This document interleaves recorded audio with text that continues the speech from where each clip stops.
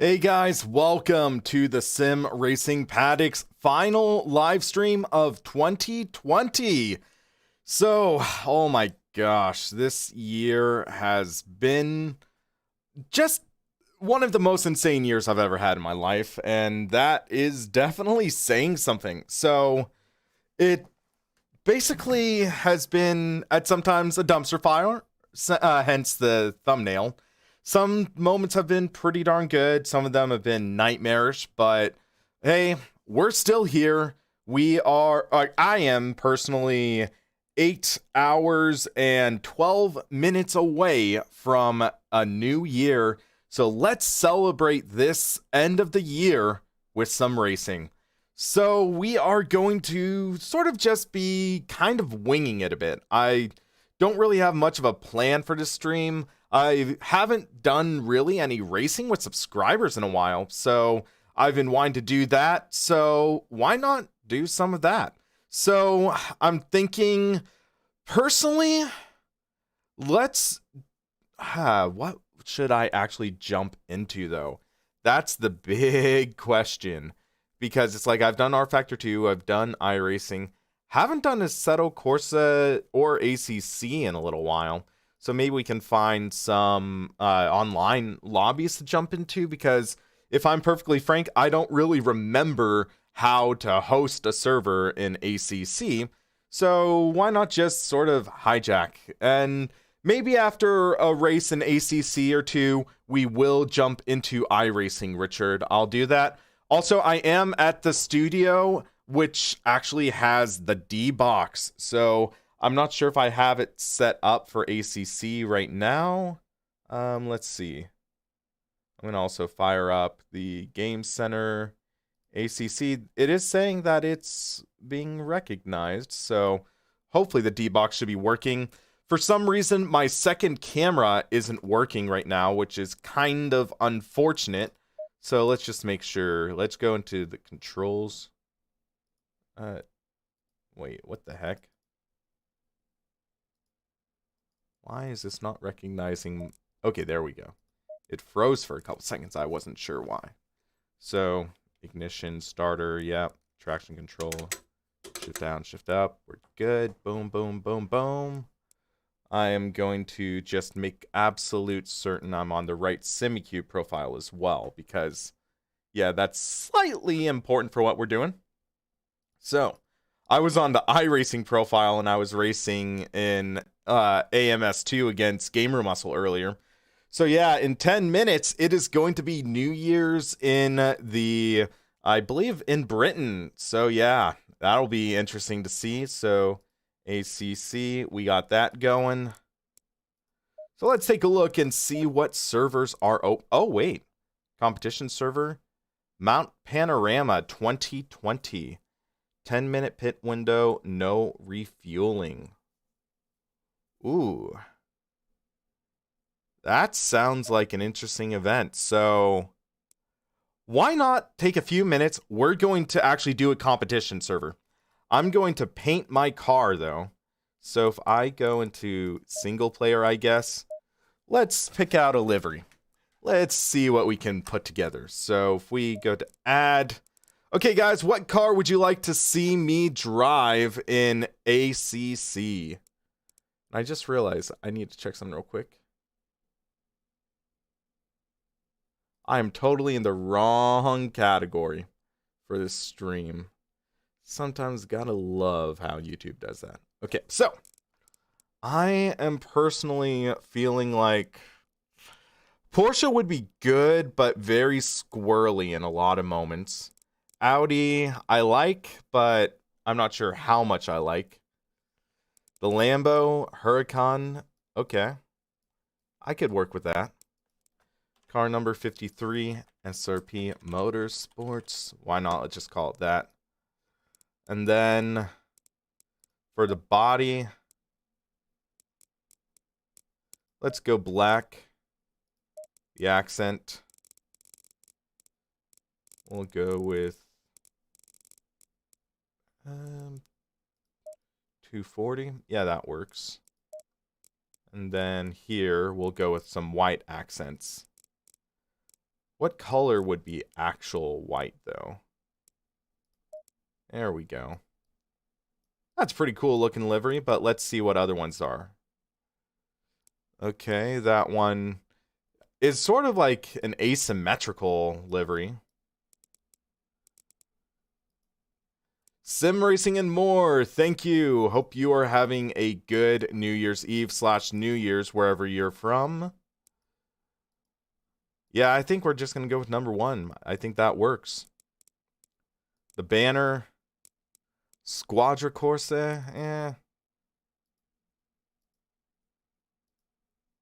Let's go with the GT World Challenge AWS, I think.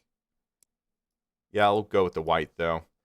It's interesting, my friend's talking about the idea of maybe migrating my website to AWS, and I just have no idea how to use that. So it's like, okay, I'm not sure, but we'll research it. So that could be an interesting change for 2021. Hopefully that solves some issues with my site.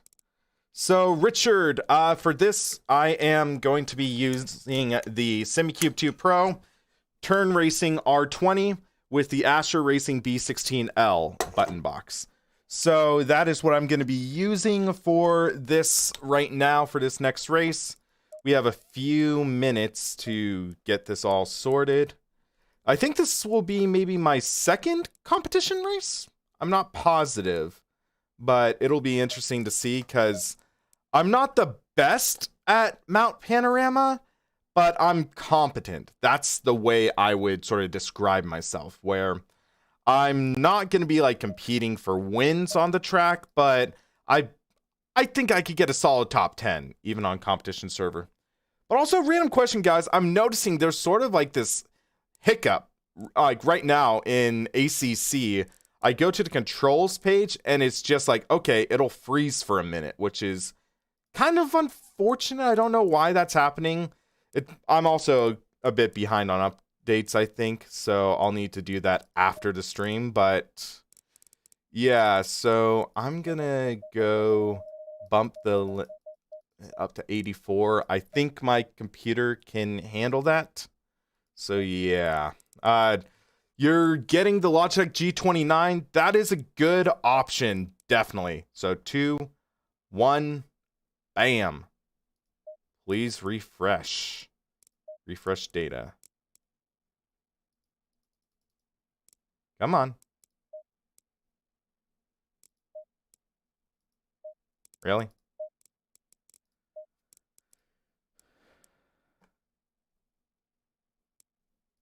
Well, my safety rating's 79, so that's good.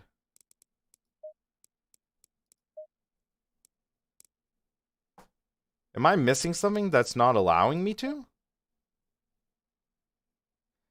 Hey, Constantine, Happy New Year to you as well.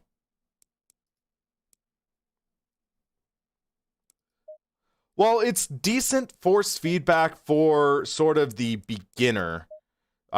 It's definitely like, yeah, it's one of the more durable wheels. I used to run the Logitech G25 for a long time.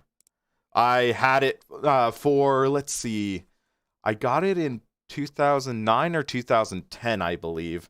And I ran that literally into the ground until like 2014. And it really was a great wheel, served me incredibly well.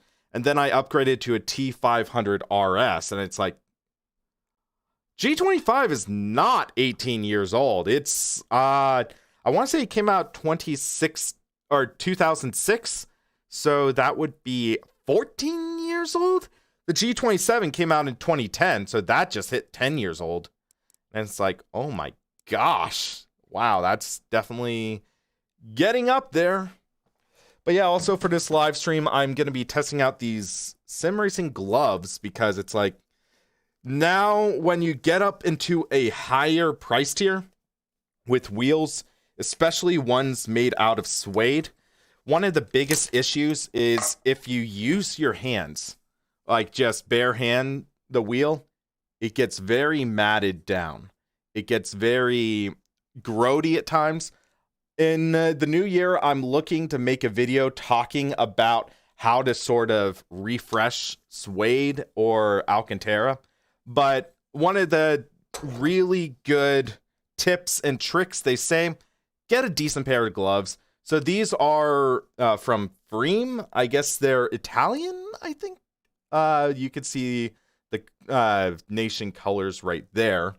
But you can use all sorts of different options. I've used cycling gloves for a while, which work okay, but in my opinion, they're a little too thickly padded to really get a good feel of the steering wheel. Mechanics gloves are also good. These are almost like, think football wide receiver gloves. So you have sort of a grippy feel, which can work. It's not the like my absolute favorite. There are some other gloves I'm going to be testing out this next year, which will be interesting to see how they perform. But these, in my opinion, are actually some of the most comfortable sim racing gloves I've had. They actually breathe really well because you can see there's all these different holes, which add to the flexibility, but also at the same time, you get sort of them being breathable. And happy New Year Pixel Therapy. And it's kind of funny, man. So this is random. You sent me a message on Facebook after you added me, and I was like, wait, I totally did not realize that I didn't connect the dots. But yeah, Richard, the grip on this specific steering wheel is made out of Alcantara. Not Alcantara, suede, genuine hand wrap suede.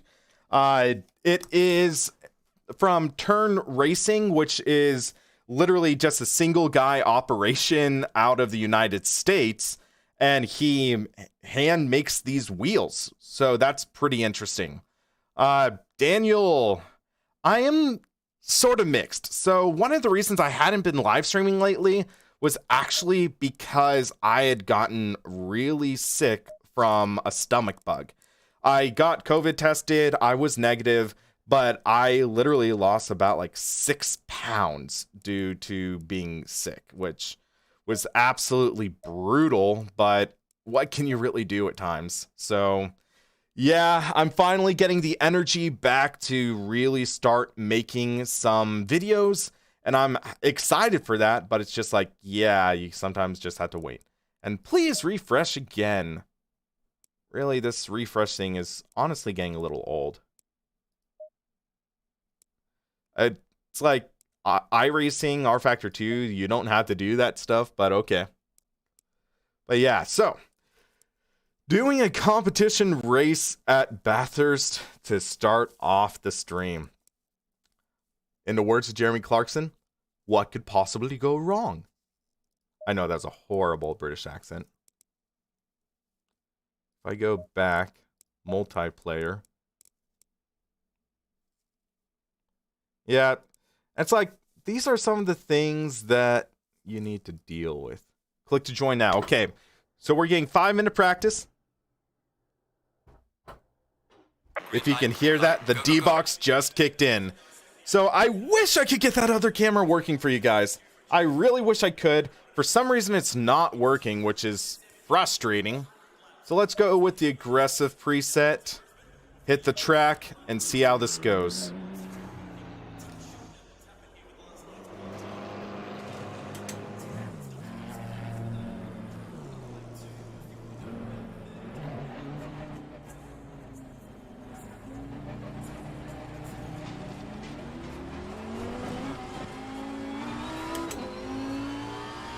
Why is the racing line on? Oh, wait, it was because I had my roommate driving. I'll turn it off for qualifying, but I'm curious to see what this suggests the racing line. And one of the things I see in the sim racing community is... Actually, no, let's just drop it out now. And that line just throws me off because it's so freaking intrusive. So if I go to assists, yeah, I had my roommate driving this earlier, and he could not hold the line at all, so I turned it on for him.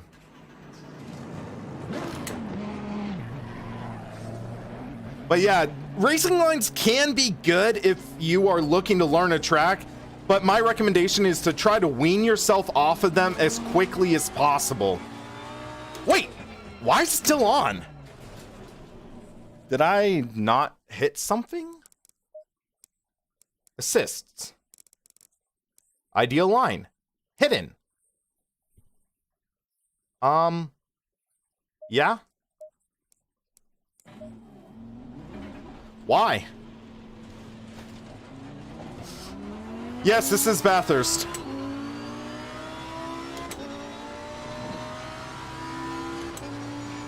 The line should be off. You saw in the settings.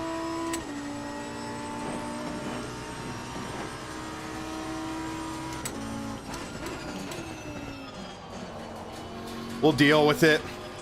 Hopefully it turns off for qualifying.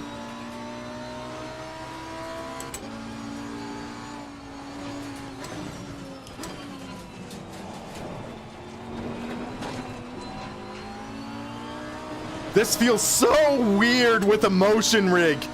So watch the wall behind me and how I'm moving.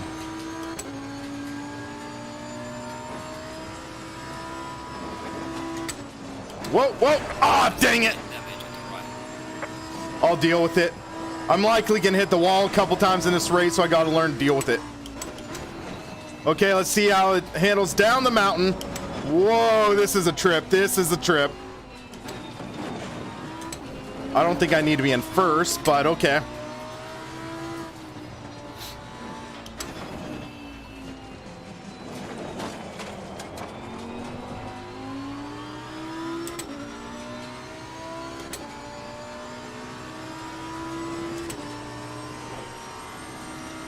It just feels so weird feeling the bumps just going through the entire cockpit.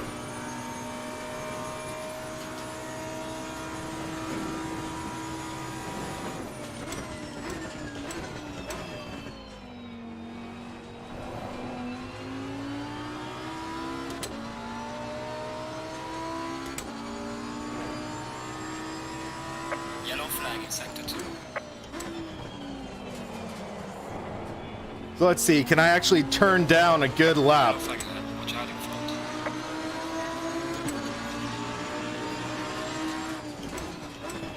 The weirdest thing is I'm having to almost force myself to ignore the suggested racing line at times.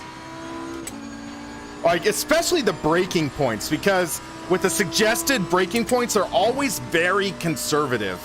They're very conservative with what they want. So it's like, okay, they're saying brake right now. I brake like a second later because I know that's my solid braking point. And then here, again, you brake later.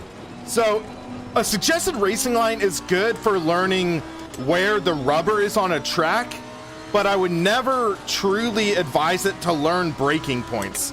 You need to get comfortable with how the car is, Yellow flag. and ultimately it's like, okay, it's a guideline that you shouldn't follow tooth and nail. Okay, whoa, whoa, whoa. Okay, that was a close call there. Yellow flag in sector 1.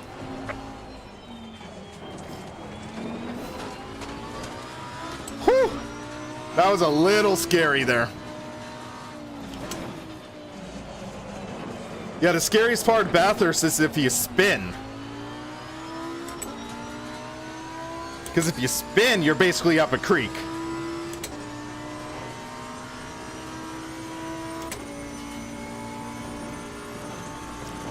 Wow, just feeling the bumps.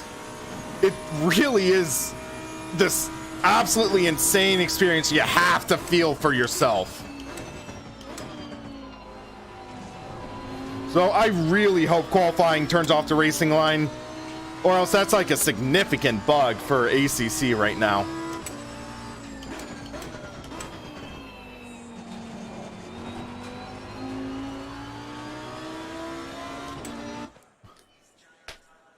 All right, time to go to qualifying. Go, go, go.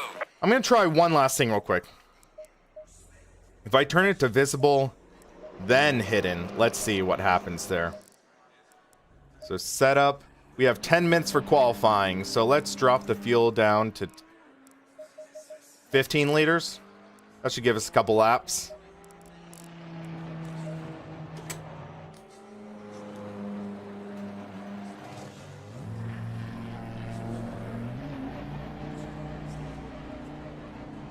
Bathurst really is awesome once you get into the flow of things. That's the thing, and I feel like I'm starting to get competent enough for it, but we'll see how it goes. But yes, racing line is off. Thank you. Thank you. All right. Time to try to throw down a good qualifying lap.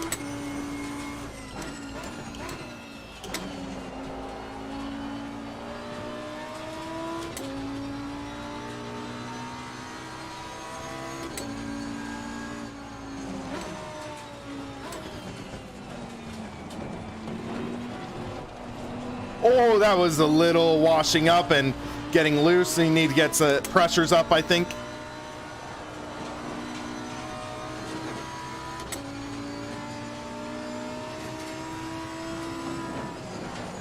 Whoa, whoa, whoa. No, no, no. Same exact freaking spot. Let's refresh the car. If I'm already in the wall there, it's not going to go any better from that. And also, I accidentally hit F1. Okay, so let's resolve this a bit.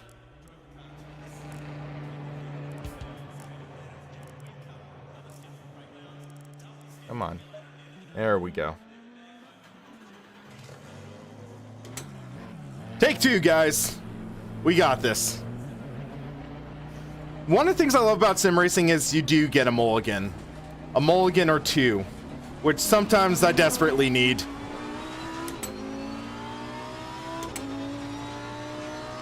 That's provisional pole sitter right now, so let's see what we can do.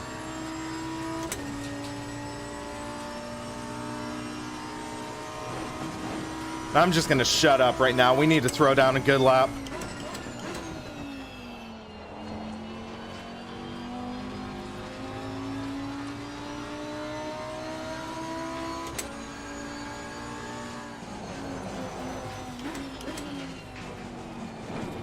I will say the motion does feel really good, intuitive, natural. It really does augment it, which in some motion rakes I've driven it with, it does feel like it detracts. So that's a huge compliment I can give for the D-Box right now. There's a slow car ahead.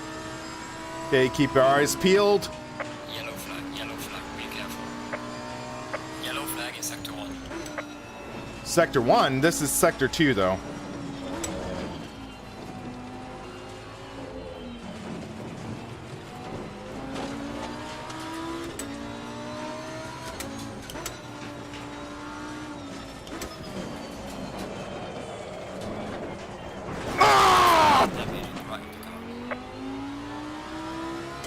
Screw it, I'm going all out. I don't freaking care right now.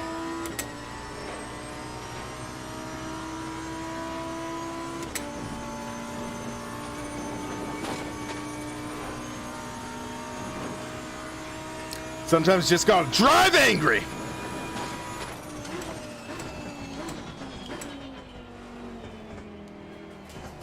Car on the left. Clear on the left.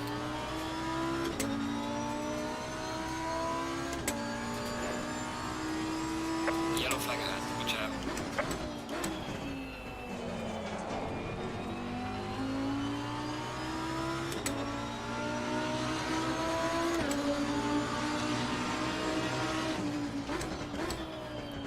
Slow car ahead.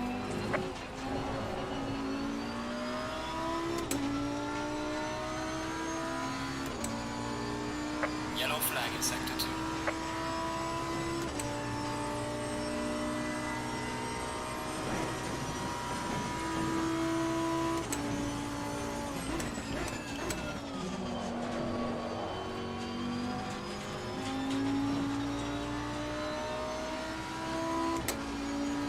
Yellow flag ahead. Be careful. You've got to be kidding me, dude. Seriously? Wow. Use the freaking brakes, man. Well, that sucked. I had nowhere to go there. Absolutely nowhere.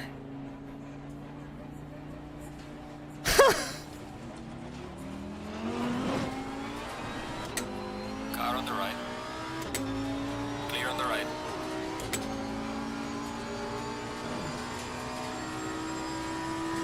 And then the guy just barrels into me. Okay, okay.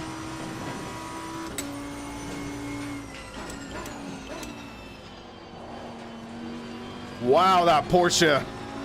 How could he attack the curb that hard? Granted, he did lose some time.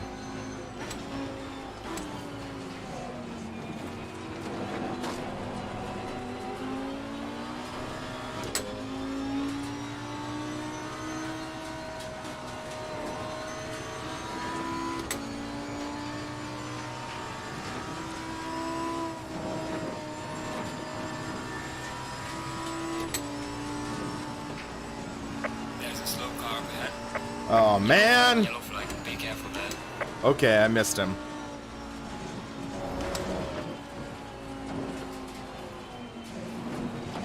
He's in the wall. I'm in the wall. Oh, no. Did I miss it or did I hit it? I don't even know.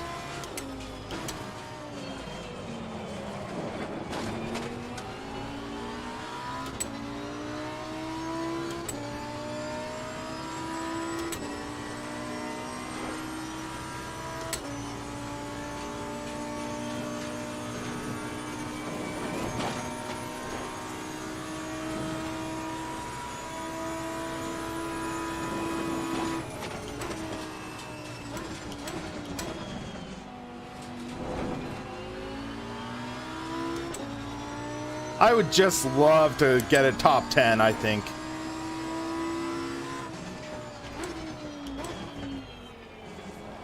Got a good exit here.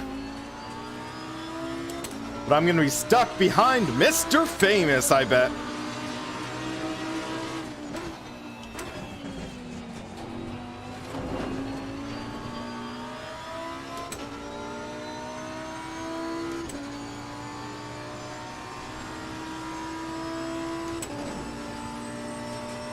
Just focus.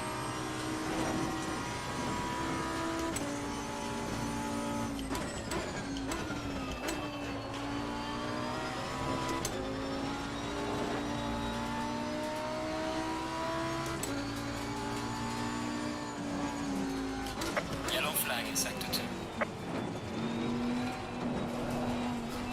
2. Okay, that was a light love tap. We're okay.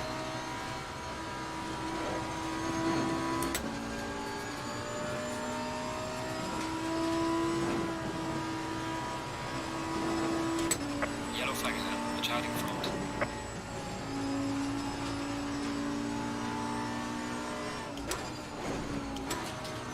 Keep our eyes peeled.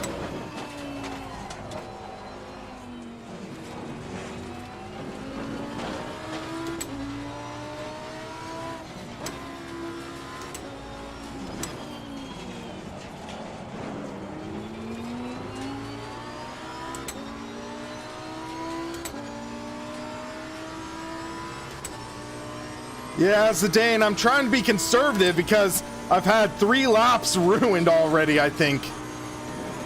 I need to at least set a lap. Slow car ahead. Yellow flag ahead. Watch out. Car on the left. Oh, wow, he just hit me off the track. Please try to stay on the track. Seriously? On the left.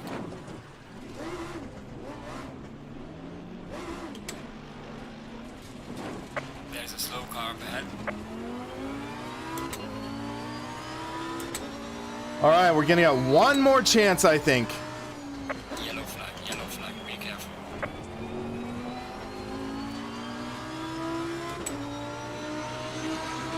Slow car ahead. Yellow flag, be careful there.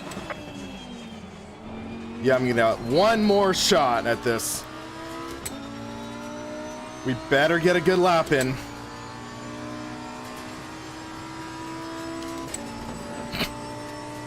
This is ridiculous.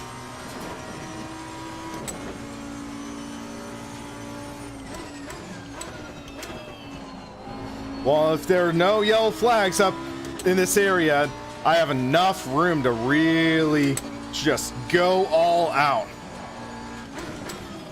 But I do have a damaged car right now.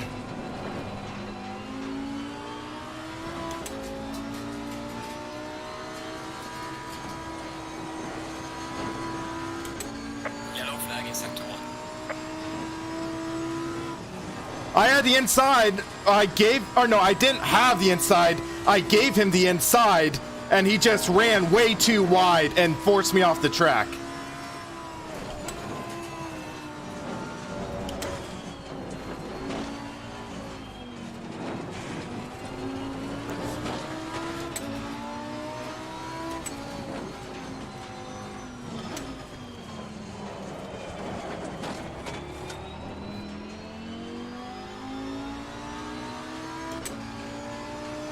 Yeah, I lost a lot of ground in that final corner down the hill.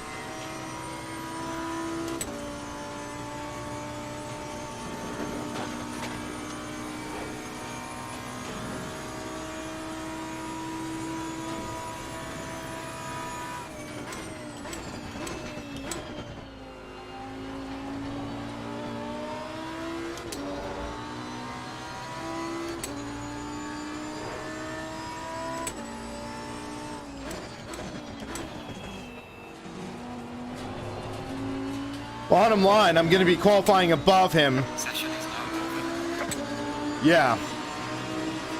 Qualified 11th with a busted car. I'll take it.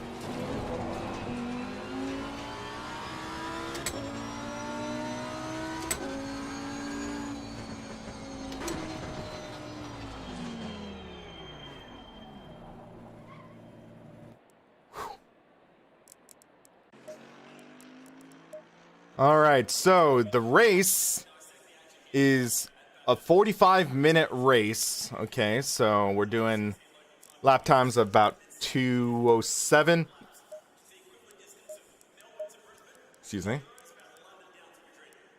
So let's see, 3.6, 20. I'm just trying to think because we need one pit stop. And we have to stick with the same tires, I think.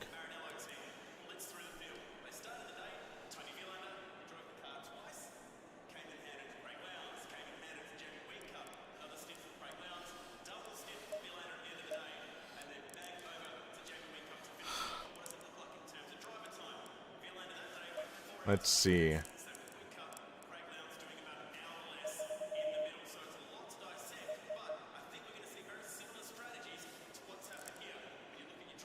Hey, Lanid, I let the community decide for me, so yeah. We'll see how this goes. I'm not sure about all night, but I'm gonna see how long I can do. I'm still recovering from being sick with a stomach bug, so yeah, it's been kind of tough lately.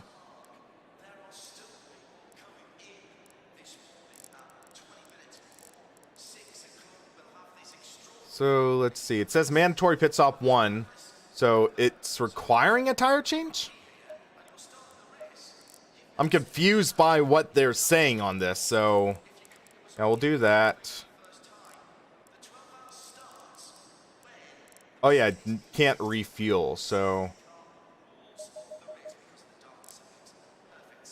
we were doing 8.5. Okay, or we are doing 3.6, so 85. I believe that will be enough for our fuel. Yeah, it's mandatory to change tires. Okay, that's what it's saying. No driver swap, no refuel. So let's just make sure our strategy. One stop.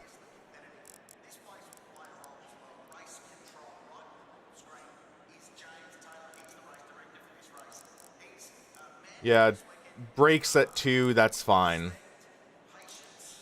1 could give us a little more, but with what I need, I think I'm okay.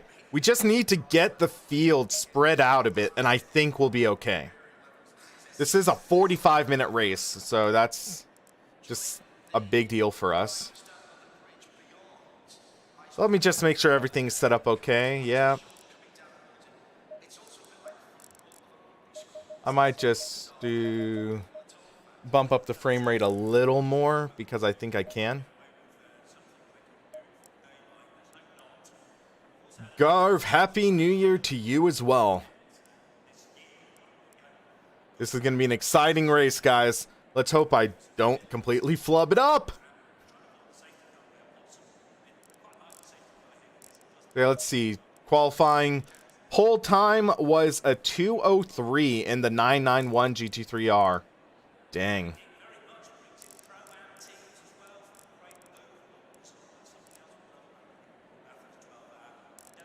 So yeah, I was a good 2.2 seconds faster than Mr. Famous.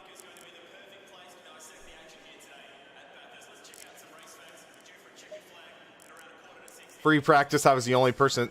So I threw down a 2:11 in practice. A 2:08 in qualifying. But that was also me getting held up. This is going to be a bit of a tricky thing. Looks like I'm in second split out of 2. So that should be exciting. Let's hope it goes okay. My goal's top 10. I would love a top 10 in this race.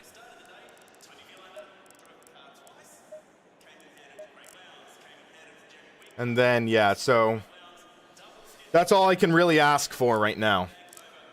And we'll see what happens. I'm just going to try to drive my race, keep the car clean, keep the nose fresh, and we'll see how it goes from there. In about, I think, 20 seconds, we'll be able to jump in. Yeah, basically, I just have to trust that people know what they're doing. And at Bathurst, it's a total crapshoot. You never know. 30 seconds. All right, 30 seconds. Whew. Oh, yeah. You can legitimately feel the rumble behind you in this D-box. You can feel the engine behind you. It is a surreal feeling.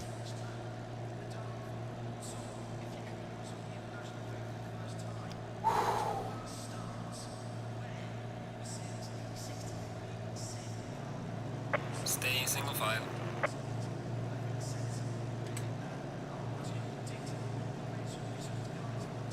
I'm going to try to keep my distance. We'll see how it goes. Adios, Reaper. Have fun. Low tire pressure. Stay away from curbs.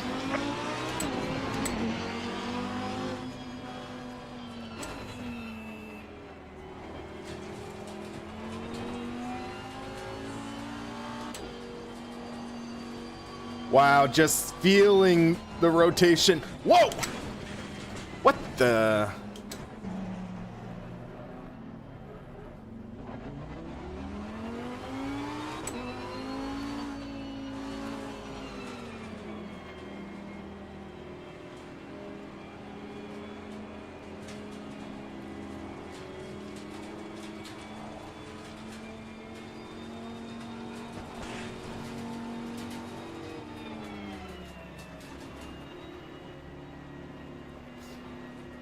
So pace lap up the mountain as well.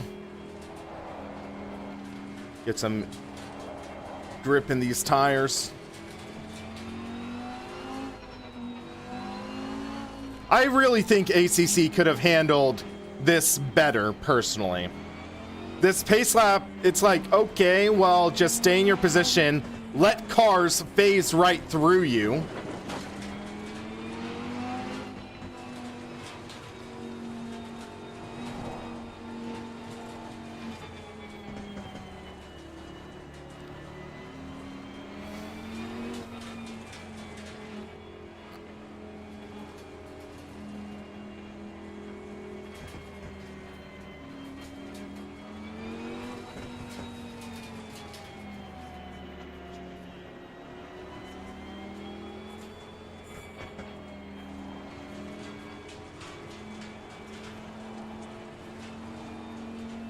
Thank you, Dragon.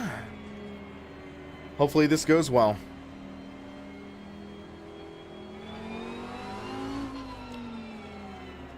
We are getting the heat in.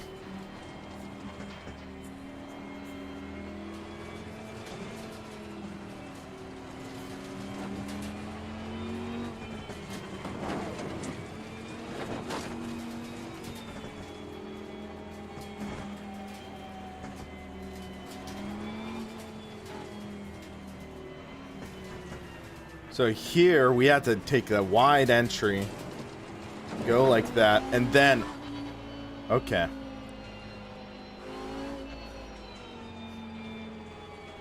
Yeah, I'm thinking I might do AMS2 later in the stream.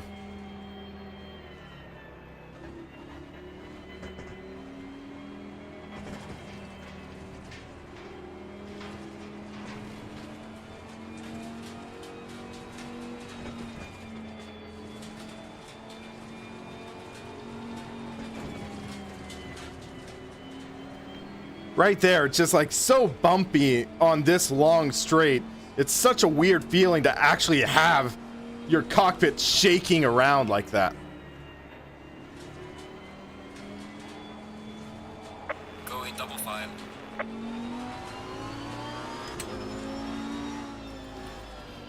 And then again, you're just like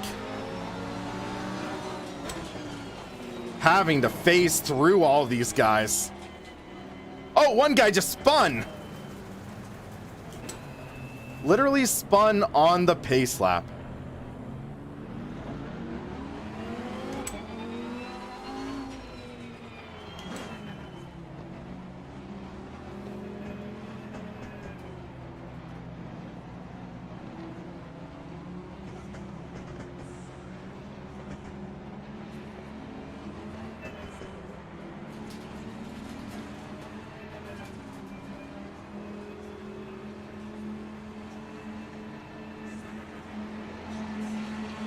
Green light, give it all you can.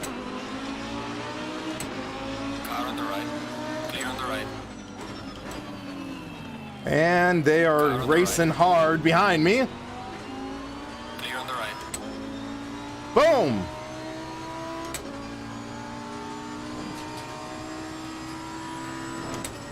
All right, let's see how this goes.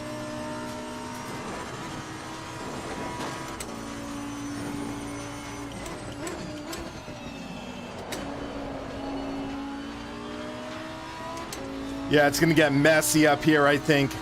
I'm just gonna hold up a bit, short shift a hair.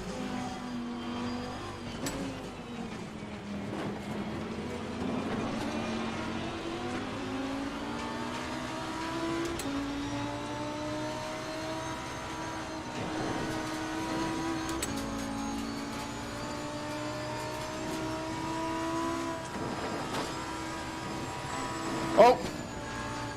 Stay there, stay there! Okay, we're good, we're good. That's 2 spots. Oh, in the grass a hair.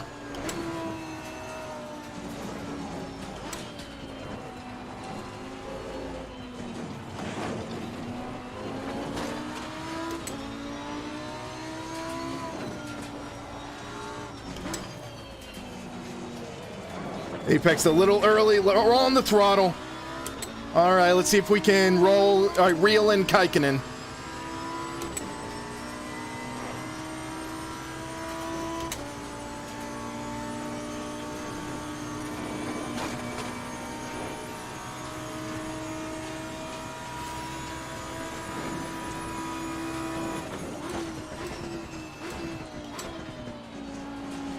Kaikkonen's going around. There we go. Thread that needle. How about that?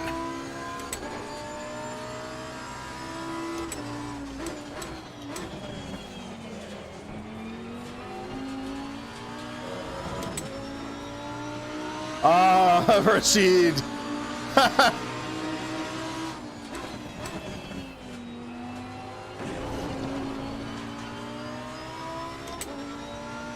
We're up in 5th? Wow.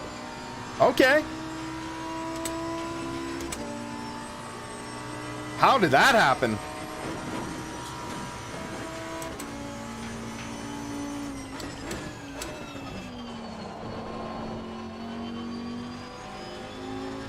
So I have a 3.5 second gap. I can be conservative right now. Whoa, a little loose. Okay, that's not good. Gotta be careful.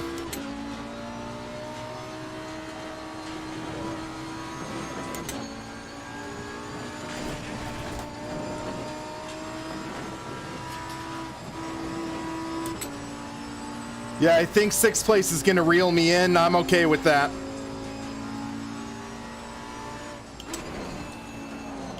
Whoa, whoa, we just got loose.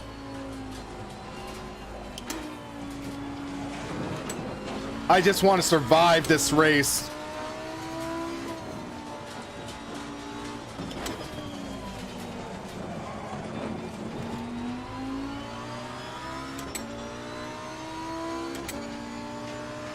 I'm just gonna let him by.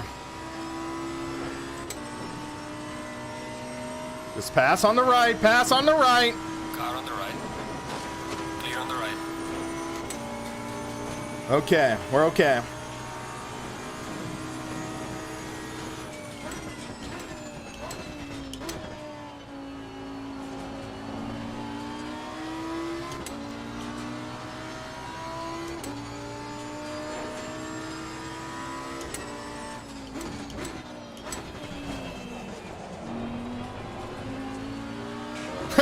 Thanks, Richard.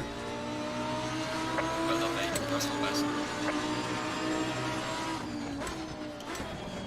I just don't really want to race anyone right now.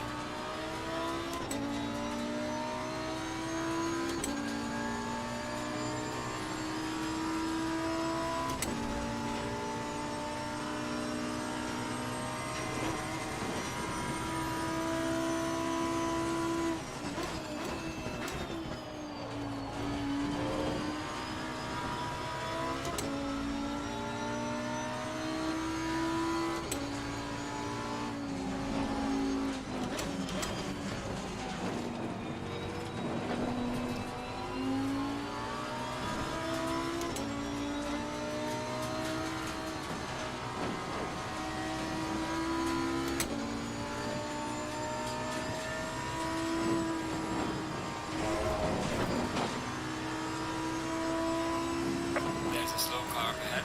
Keep our eyes peeled. Flag ahead. Good job.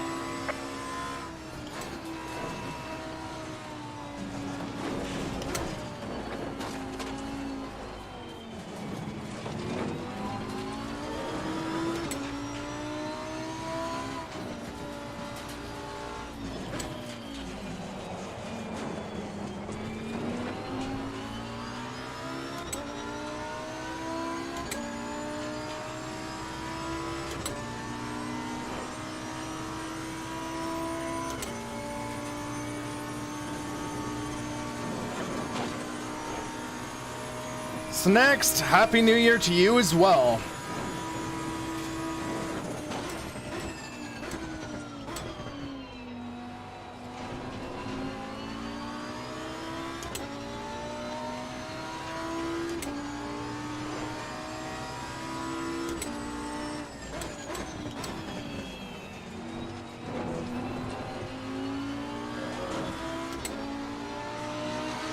Well done, mate. This has been your personal best.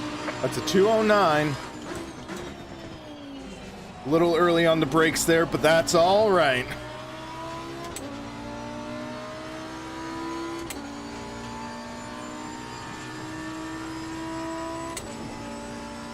So weird feeling the actual full complete cockpit just bouncing.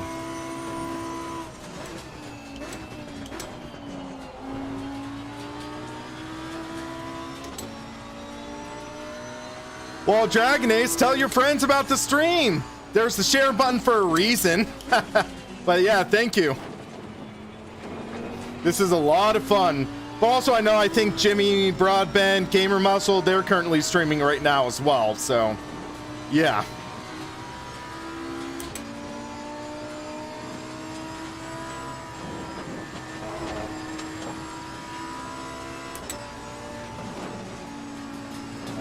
Okay.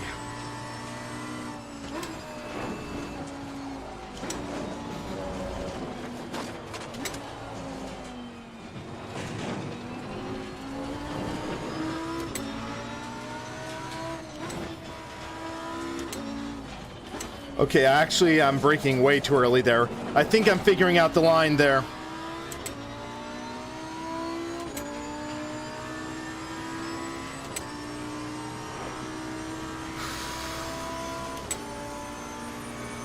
Just hit your marks, Will. You got this.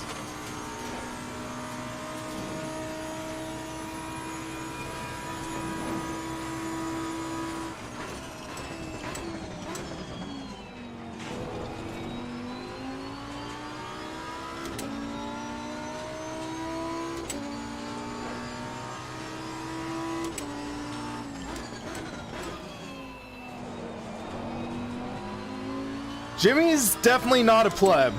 He has a very energetic, eccentric personality, but he's a great friend, and he's actually a really good driver.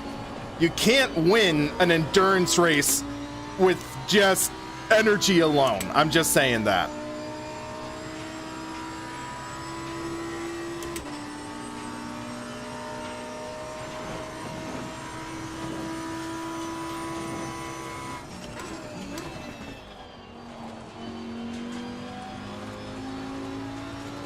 I know, Snacks, I'm just saying, a lot of people love to, like, pick on Jimmy. Whoa! Oh, I almost just lost it there. Oh. Gotta get back in the zone. I'm gonna turn up TC up 1 click, I think. Richard, I'm seeing, like, yours, but yeah.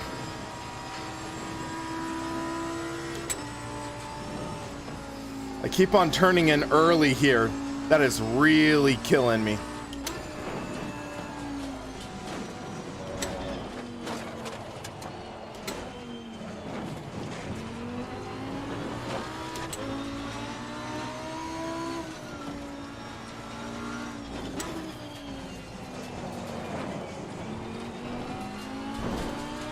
Little scrape.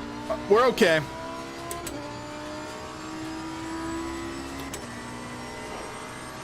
Whew.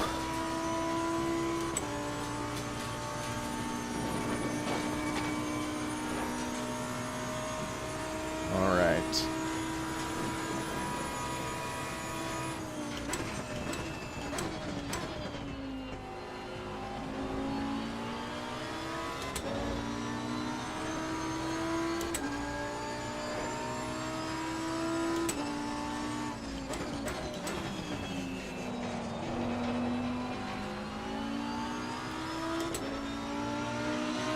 Well done, mate. Personal fastest lap.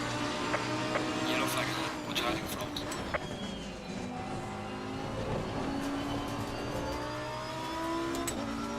James May is the perfect representation.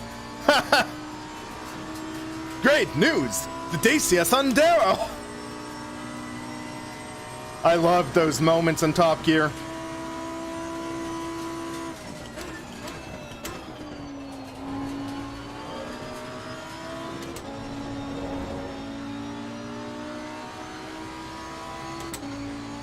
Alright, let's take it easy here. This is where we almost lost a car before, I think.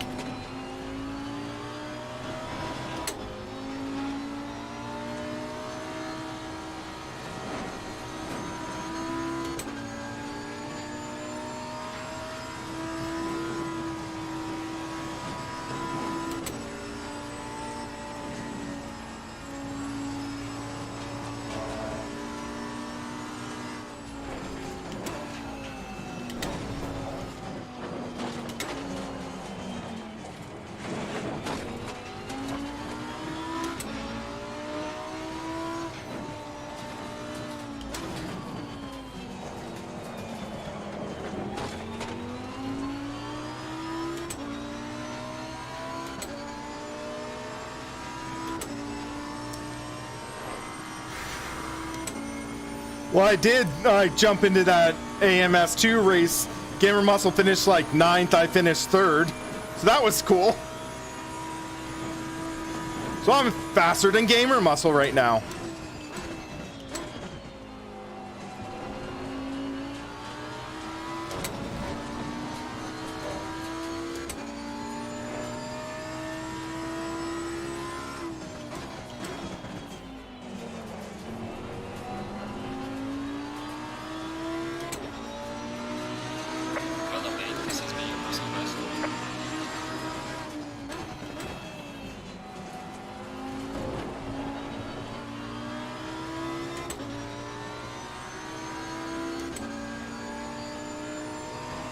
Yeah, I can't really remember exactly how long I've been subscribed to Jimmy, but we've been friends for like 6, 7 years, I think.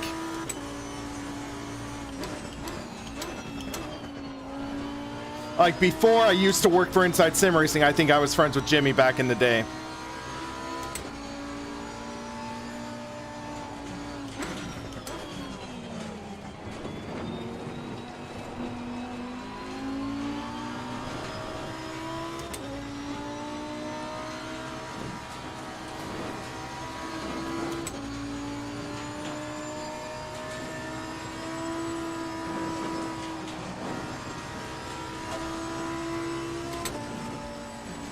Chopped off my entry there. Okay.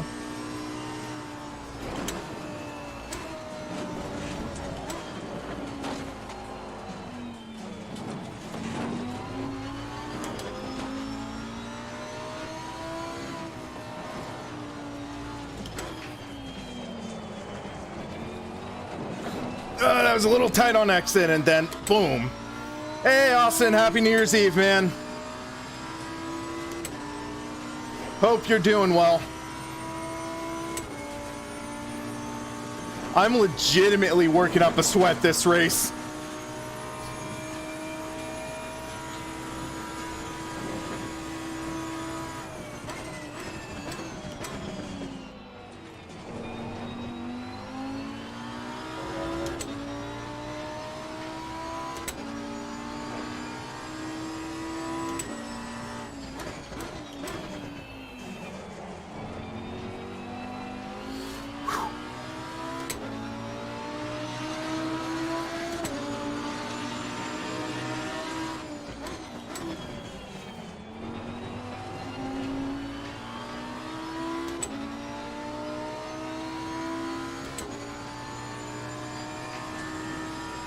In a tight corner before the straight, you need to be inside. There's no grip outside the corner.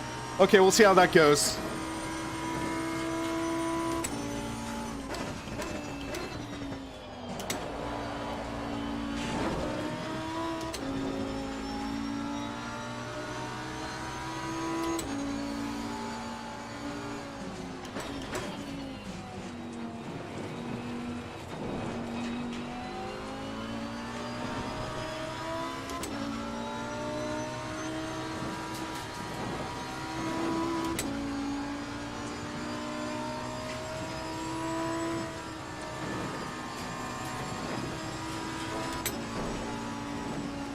I chopped off my entry again there. I'm like, eek.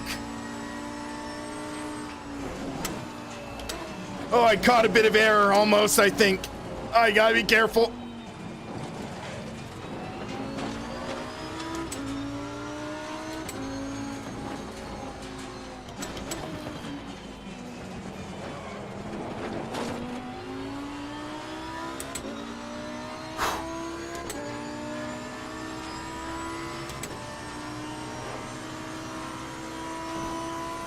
Man, I forgot how mentally taxing Mount Panorama at Bathurst is.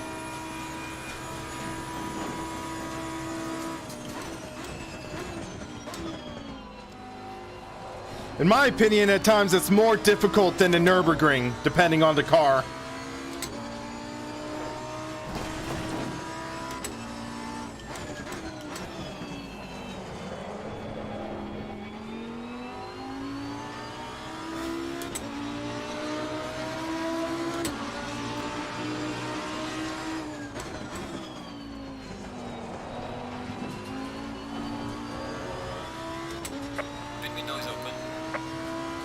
All right.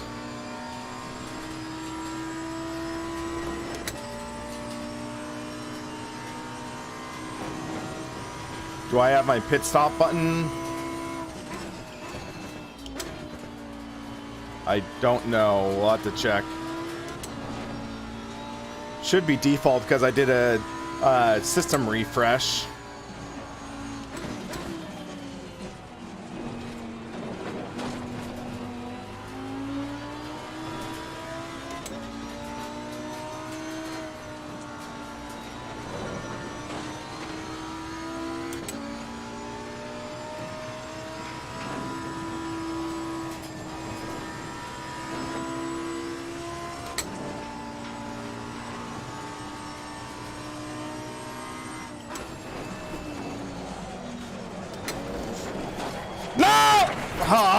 Yeah. In front of the car. I could not save that. Okay, gotta feel out the car. Did I get fortunate there?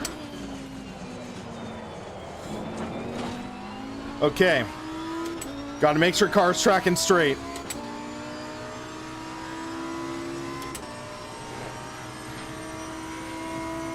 Car's still tracking straight, that's okay. We might have lost a little top end.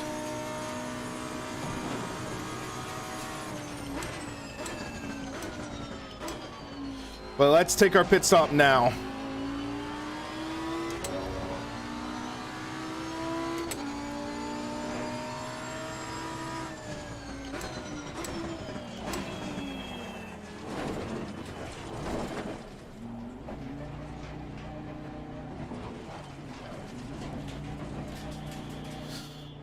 So yeah, we're okay, we're good.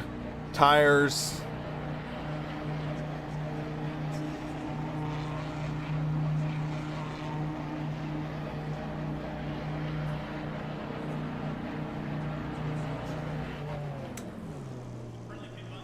Just taking it easy.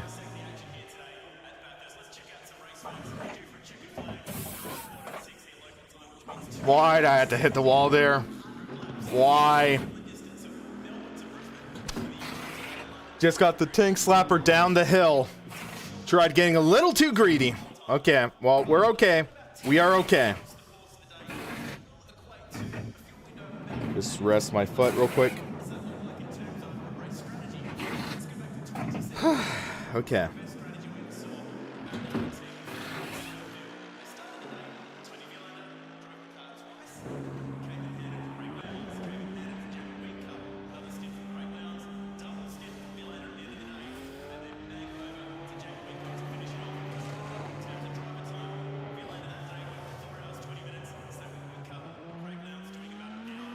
Four, three, two, one. Mandatory stop is not clear. Come on. Let's go. Looks like Meyer jumped ahead of me. Okay.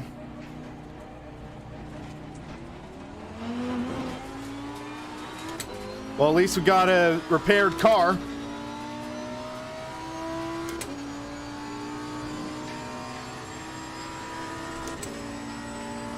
I think I'm faster than Meyer, so it'll just be our finding the right time to get past. Cold tires. Okay, we need to build up the pressure.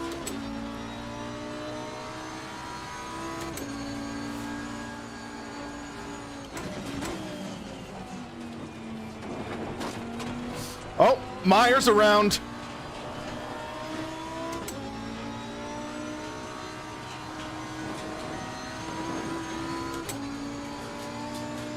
Okay, well, just take it easy.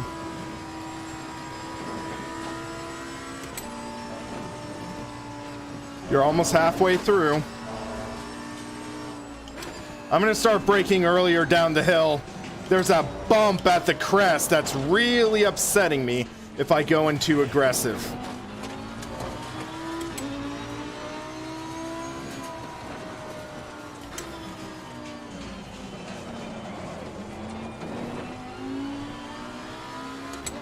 All of a sudden, we built up a 3-second gap on BBJ. Okay, I'll take it. Halfway through, keep pushing.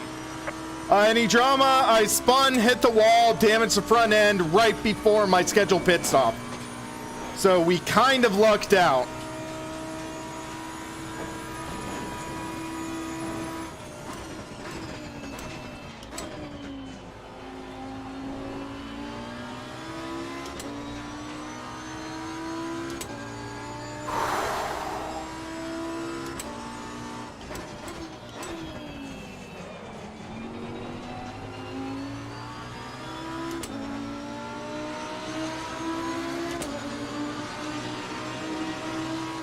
There's a car exiting pit lane.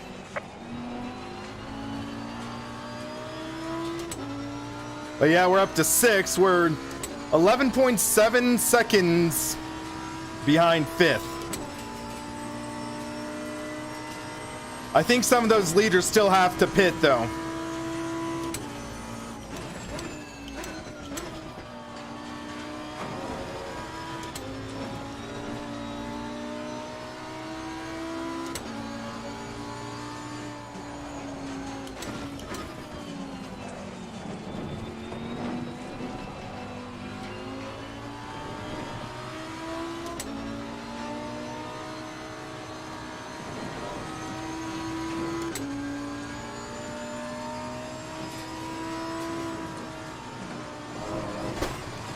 Oh, that was a big bump.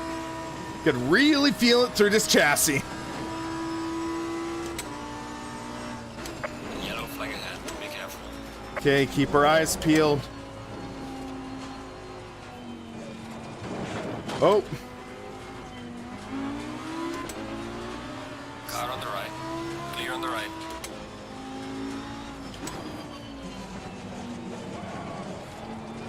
So Raz will likely have some damage.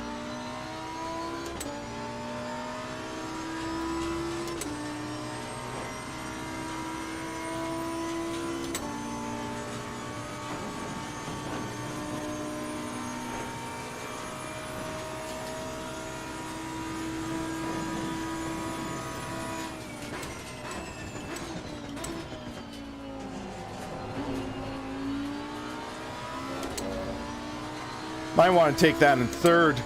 I'm not sure though.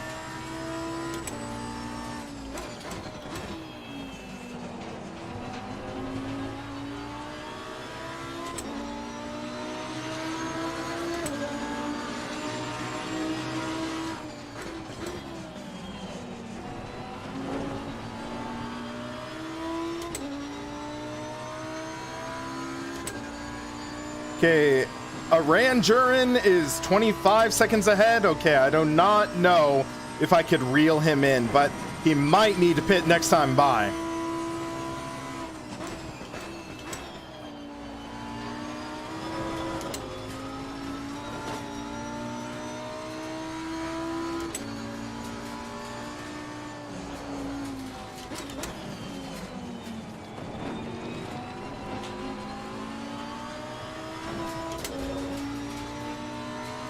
Aw, dang it.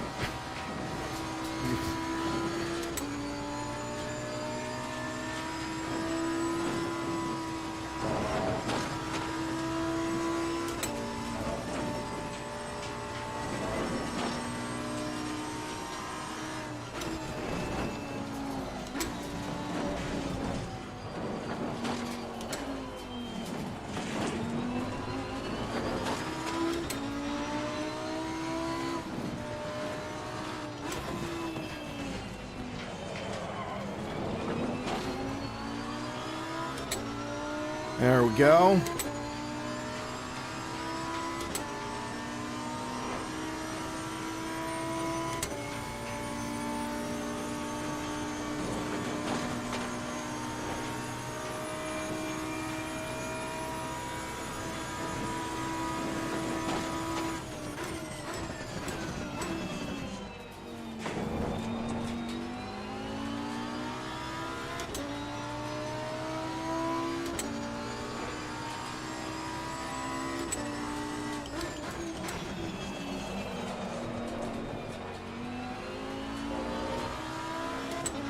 When am I going to start making ground? I just made a lot of ground this race. Pit window is now closed. Yeah, I've made a ton of ground. I started like 11th out of 20, and right now I'm 5th, man. I'm trying to make up ground, but I think they have a better setup. I'm just running the baseline.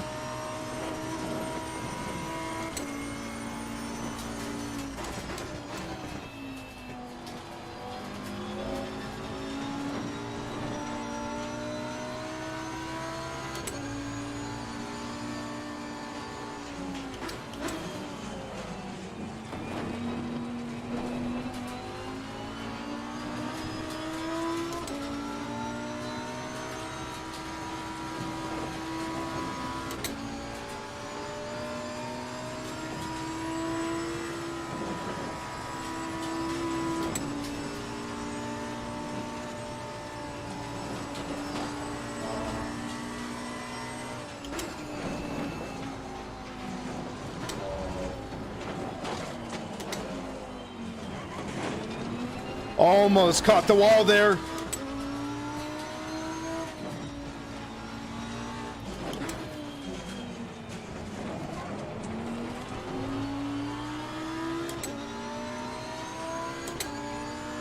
But yeah, Laned, I think another reason my Delta jumped up was I dropped the traction control down one click. Gave me some better drive off in a couple of the corners. That really helped.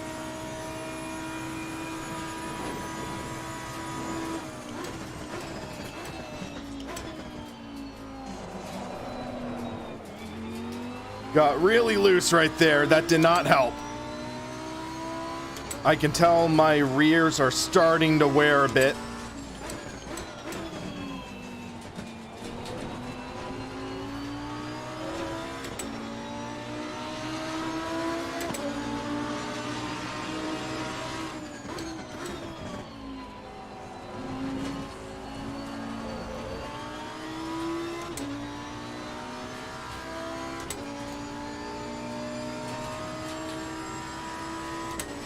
Well, I'm not an alien. I'm just an average guy. I'm a mere mortal.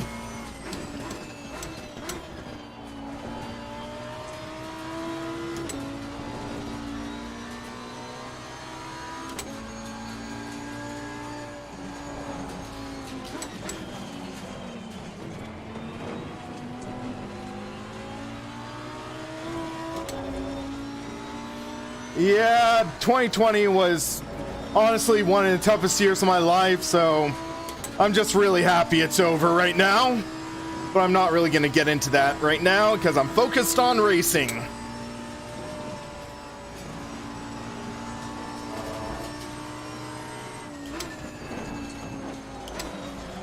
Oh, got really loose under trail braking. Should not have gone into first there.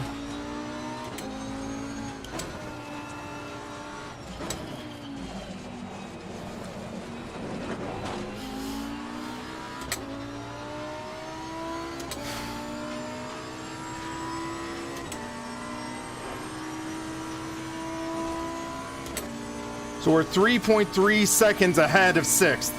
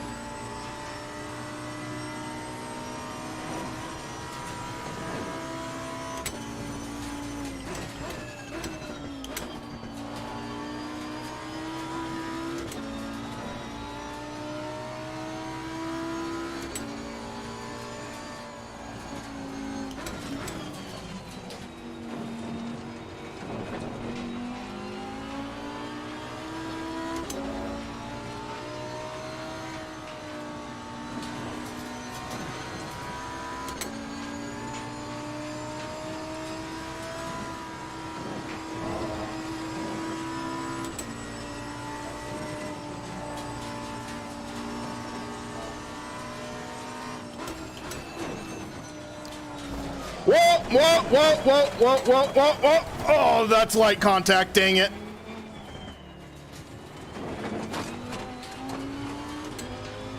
Okay. That just allowed him to come closer in. There's that bump right as you start going downhill. Ah. And it'll upset the car big time. Still tracking straight. We're good.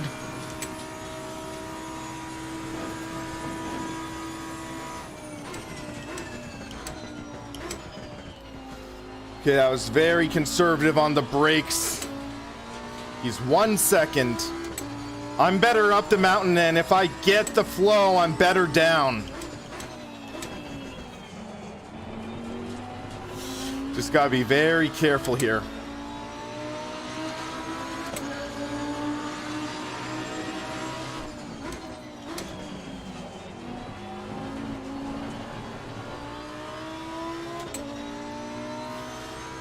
Yeah. I've wrecked there multiple times. I'm like, eek!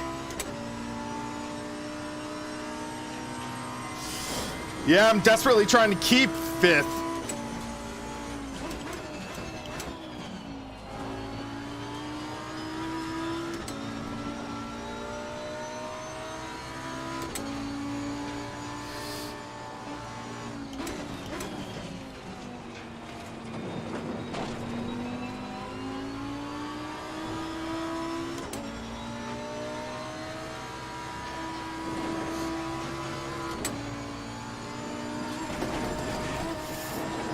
I was in the grass.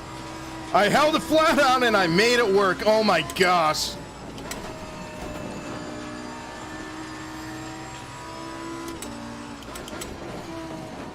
Please be careful. Please be careful.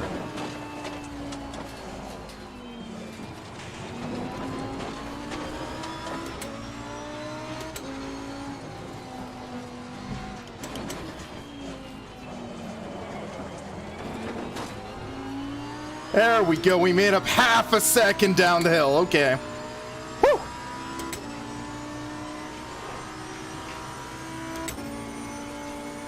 Yeah, pretty wild's one way to put it.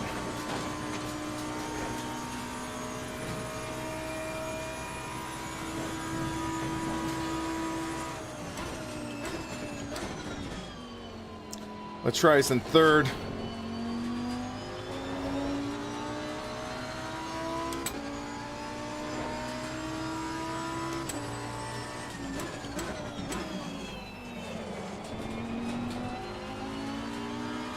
Nine minutes to go.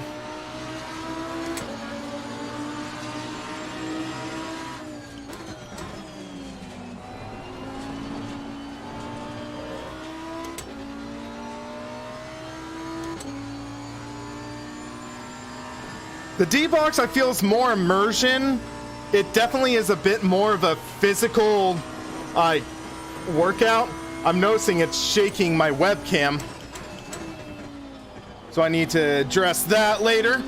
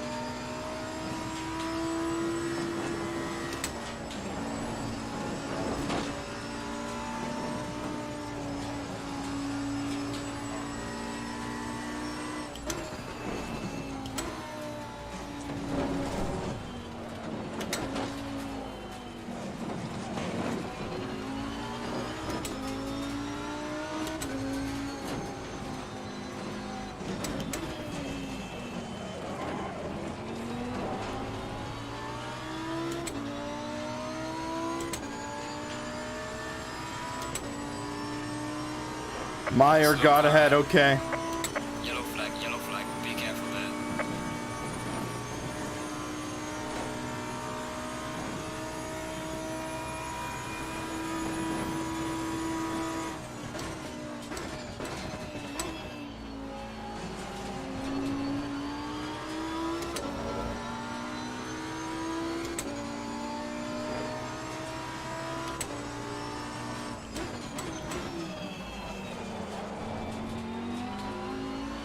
How the heck is Meyer that fast? I don't get it. Yellow flag in sector 3. There's a car leaving the pit lane, watch out. Whoa! Are you freaking kidding me? Really?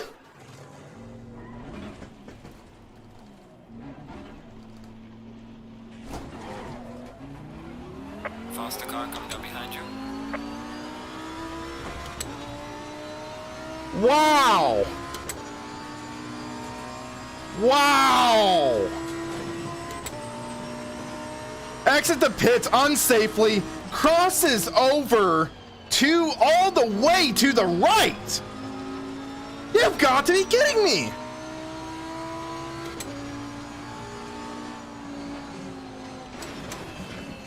I mean... If I was any more to the right, I was in the grass.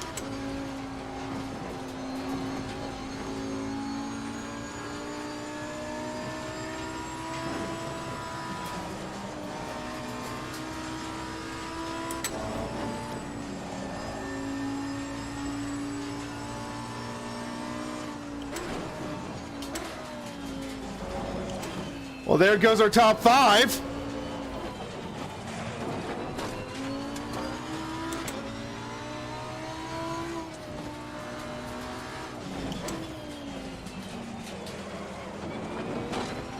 Let's see, does car still track straight?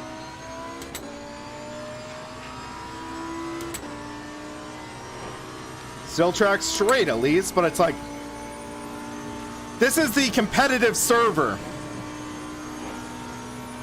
40 minutes into a competitive race, and to just get taken out like that. There's a slow car up ahead.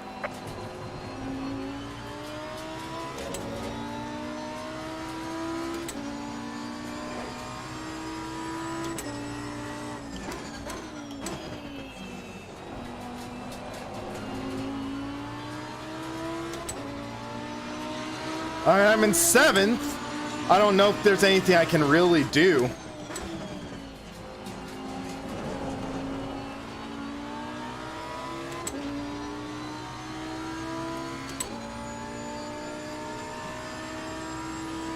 It'll be interesting to see the replay there.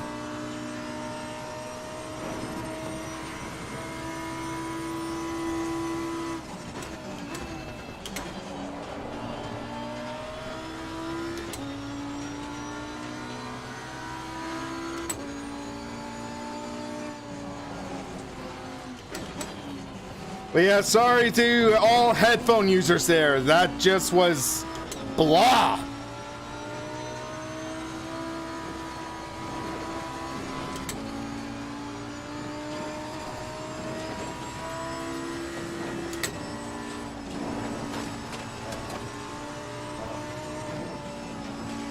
Slow car ahead.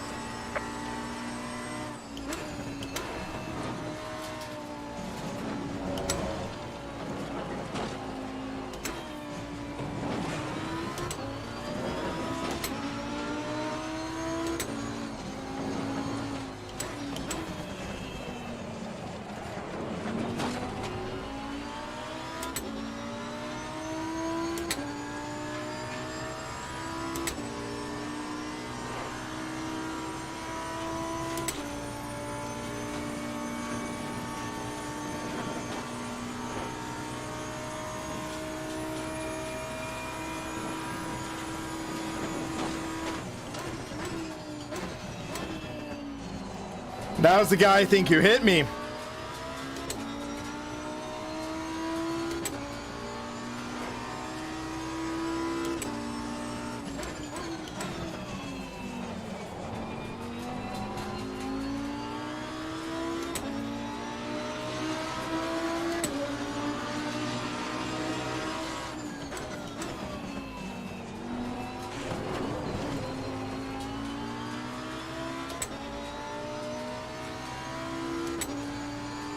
I'm not sure. It was some lap down car.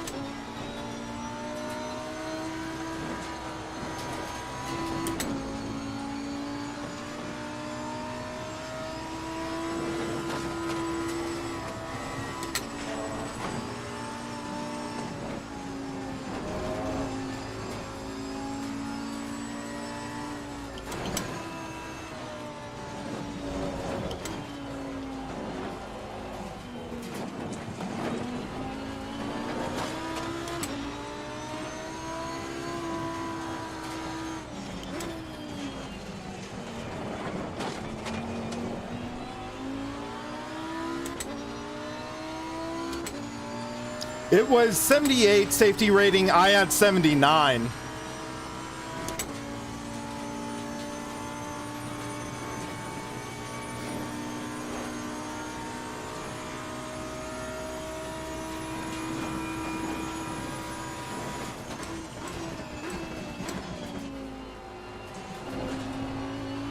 There's a slow car over there.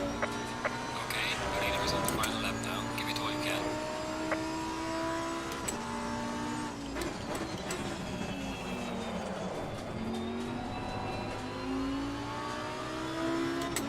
It's gonna be very close, guys.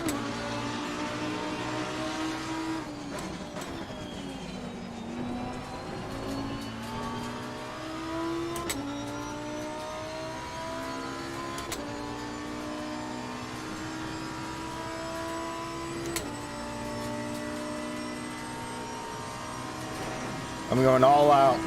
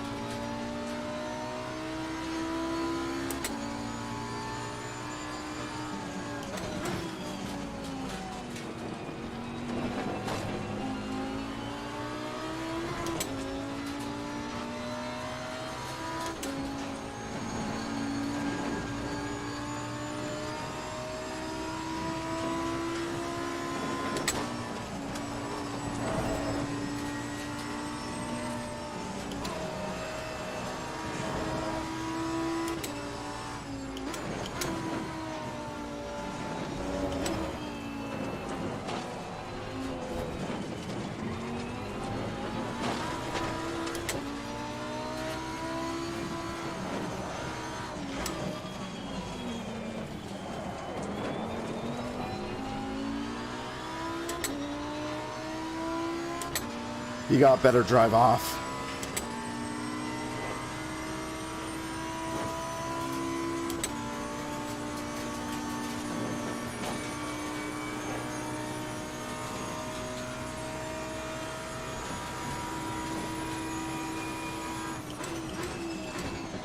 Slow car ahead. The leader has finished the race.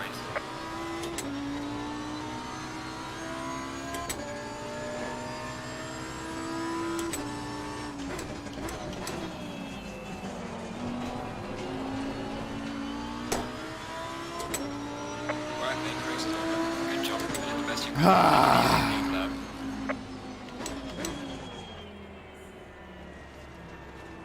Well, that was a depressing end.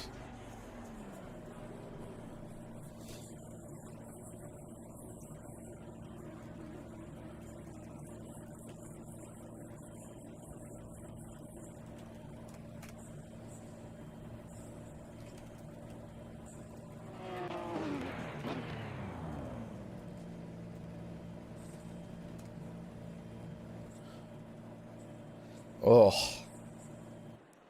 So let's see what happened there. I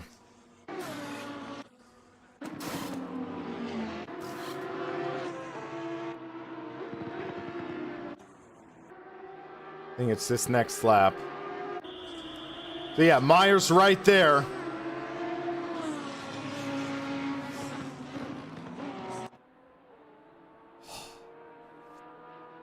Yeah. Actually, hold on a second. So I'm on the curb. Okay, so this is textbook unsafe track entry. So watch this. So you see that Porsche Raz coming out of the track. When you leave the pits, you're supposed to follow this pit exit line. That double line is there for a reason. He swings out across the entire track. I'm trying to get back onto the track, and he just, completely pulled. I hate to say, that's one of the biggest boneheaded moves I've seen. Like, just putting it bluntly. It's like, yeah. I'm just like, okay, well, I mean, I was set up for a great three-way battle. Well, Itchy, the problem is that no idea you're there. That's one thing. But when you exit the pit lane, you're supposed to follow this exit route. In a professional racing series, which this is supposed to be competitive, you're supposed to follow that exit line and enter the track safely. That is just no.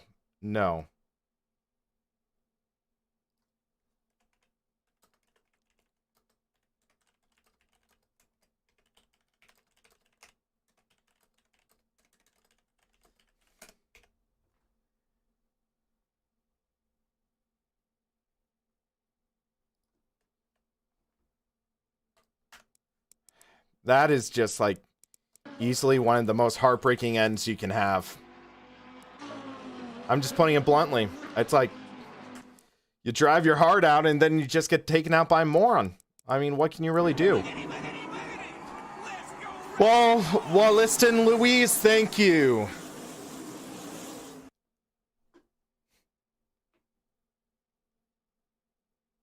So yeah. And Uncle, thanks for the sub. At least removes a little of the sting.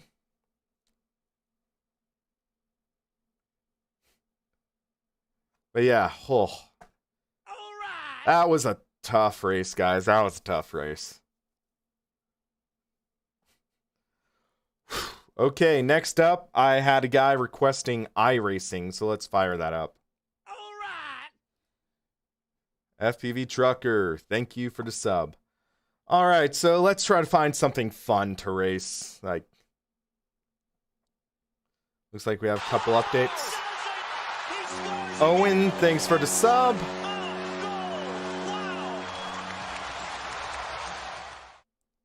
Actually, real quick, while this is downloading, guys, I'm actually going to grab some water. I will be right back.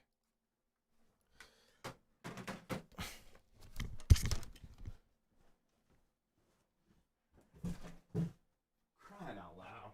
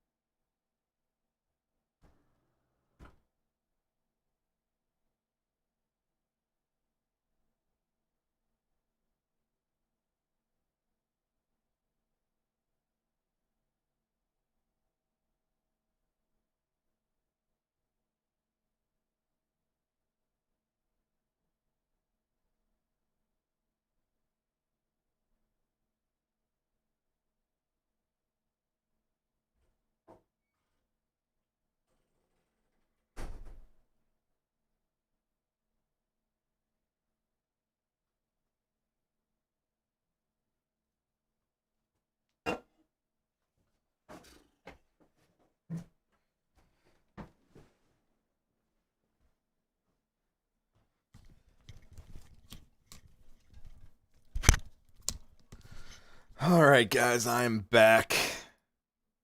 Looks like download is complete. So if we go to the iRacing UI. Oh, that was a heartbreaking end. Guys, I'm just saying that. That was a rough finish. Okay, so let's see what's up next. GT Challenge, that is in 22 minutes. 7 minutes for Grand Prix Legends, but that's always a ghost town. Excuse me.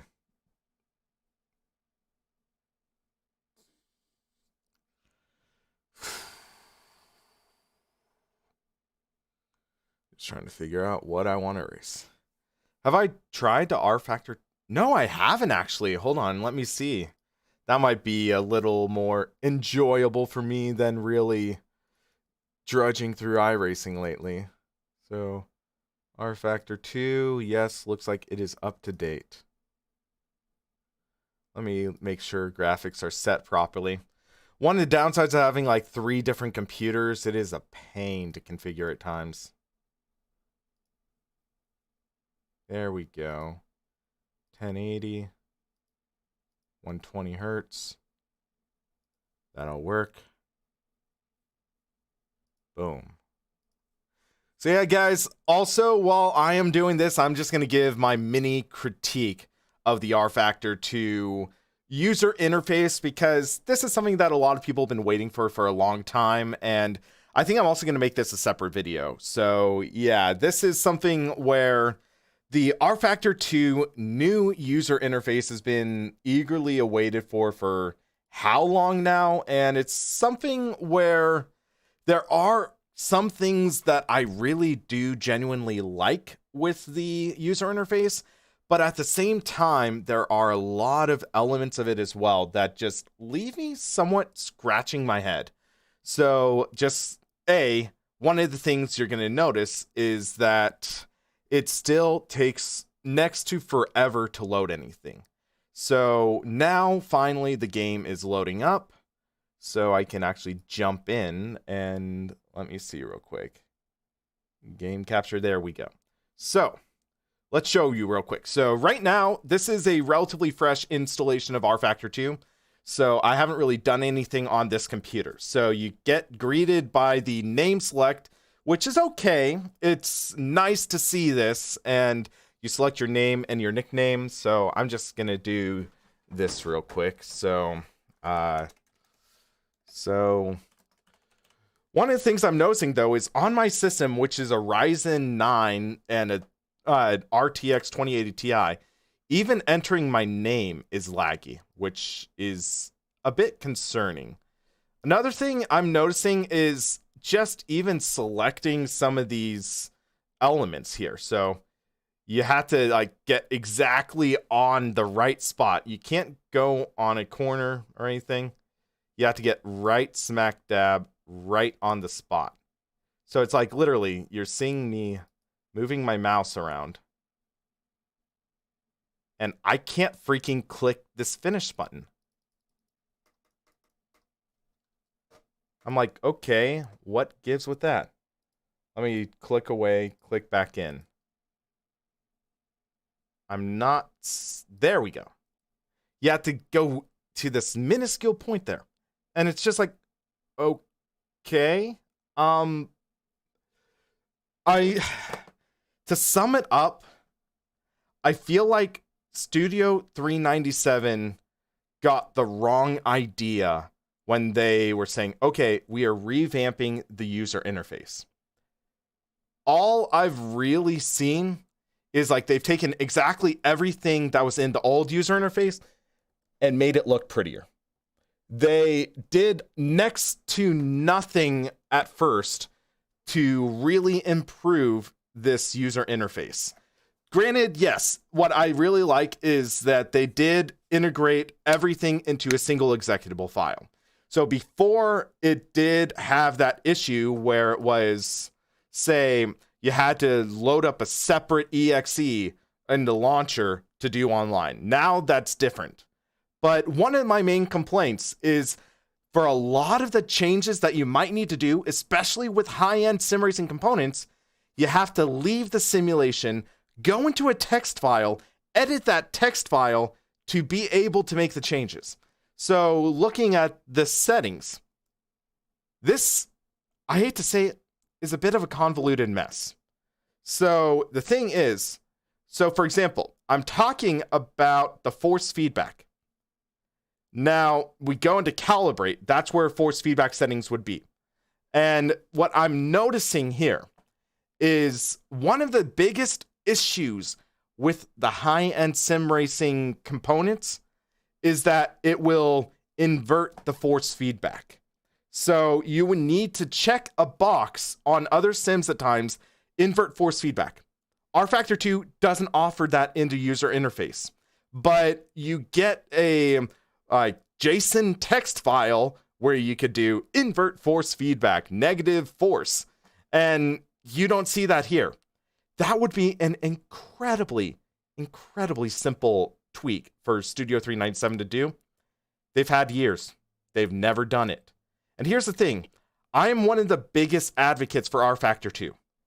But these are things that they overlooked that, in my opinion, are next to inexcusable. So yeah, there's that.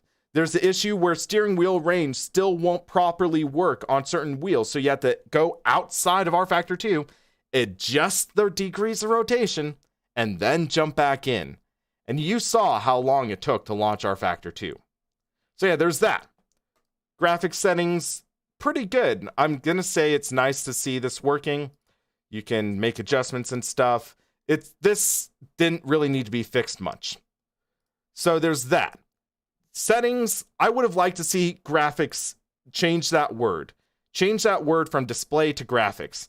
This should be display. This should be graphics.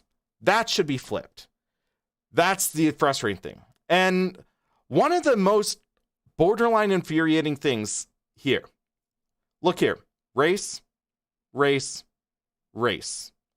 These two do the same thing. This does something different. This is a mess of user interface. So you click here, it works, but the thing is, they could have streamlined this so much better. Then watch. Okay. Replays. It's like, this is a convoluted mess that they keep on saying, oh, this is something worth waiting for. And all it is they dolled it up a bit, to be blunt. And then the exit game on the bottom right, it always feels counterintuitive. And then if you go into any other window, it's gone. It's gone. It's gone. And it's just like, okay, well, why? Like, any other sim usually has exit on the top left, top right. And it leaves me scratching my head. Why are they they've proven they are competent at making a aesthetically pleasing user interface. In some ways, this is aesthetically pleasing, though I would have loved to see a dark mode. Like, at some moments, this just gets almost blindingly bright depending on the display you're using, especially if you're using an HDR display or something like that. But yeah, then the thing is, what I would have loved to see, this be called home, or this be the home button. Like, there needs to be a button that says home, because it's like, oh, what are you doing? And then I would have loved to see this be the single player tab, this be multiplayer, or something like that. Or this be multiplayer, something, because it's like, okay, it gets rather convoluted, it gets messy. And that's the last thing Studio 397 would have wanted. And again, user interface froze up. It froze again. And I'm like, okay, well, I can only make so many excuses for Studio 397. And then the other stuff that just has these issues. So again, click customize. 1 Mississippi, 2 Mississippi, 3 Mississippi, 4, 5, 6, 7, 8, 9, 10, 11, 12, 13, 14, 15, 16, 17, 18, 19, 20, 21, 22, 23, 24, 25, 26, 27 seconds to get into the customized screen. Assetto Corsa Competizione loads a full race in 8 seconds. To customize the setting on a car, let's try that again. 1, 2, 3. Okay, 3 seconds is a little better, but now notice this is loaded up, and I'm like, okay, well, why did that not load the first time? And it's just like, okay. The thing is, if you're going to make a new user interface, if you're going to pitch an overhaul to your simulation, overhaul it. Don't just paint the turd. And the thing is, there are some bright diamonds in that turd. But it's like, okay, well, what are you doing with this? What did you spend years working on? Just making this look better? And then the car selection. Consider, this is no longer beta. This is no longer a beta. This is the public release. Now you have to opt out of this. It's not opting in. You have to opt out of this user interface. So let's see. AC cars, first party car. Boom. You don't get any, look. Yeah, I would have liked to see that overall. Granted, that's a few years old. That is a few years old, so I'm willing to forgive that. So, it's like, but at the same time, again, it's like, okay, well, let's look. All cars. And let's look at Acura. So the Acura ARX 05. That looks okay. I'll admit, that looks good. This looks good. But at the same time, it's like, okay, I would have loved to see more information about these cars. I would have loved to see horsepower, drive. I would have loved to see something along the lines of just specs about the car you're jumping into. And then tracks. It's the same thing.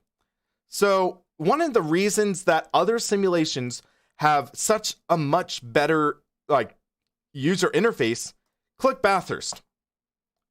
You don't get any location on here. It just says Bathurst. And you're being forced to essentially take this on its name alone. Even just freaking say it's in Australia. Circuit des Jeux, Monaco. It's like, okay. That. Indianapolis. You could have easily just put something in that says it's in Indiana, USA. You could have done the same for Long Beach, or at least provide the support for modders, to add that in or something like that. Nürburgring, yeah. I mean, sure, anyone who's a car enthusiast will know what the Nürburgring is, but the thing is, the problem I see it is, we're spending money on this. We're spending, I think it's $15 for the Nürburgring. Granted, that's half the price of iRacing or something like that. But compare it to what iRacing gives you, it's a polished experience. Granted, the load times, I have the same complaints about it with iRacing. But R Factor 2, they're literally doing minimum effort. Sao Paulo, Brazil, you could have at least said that.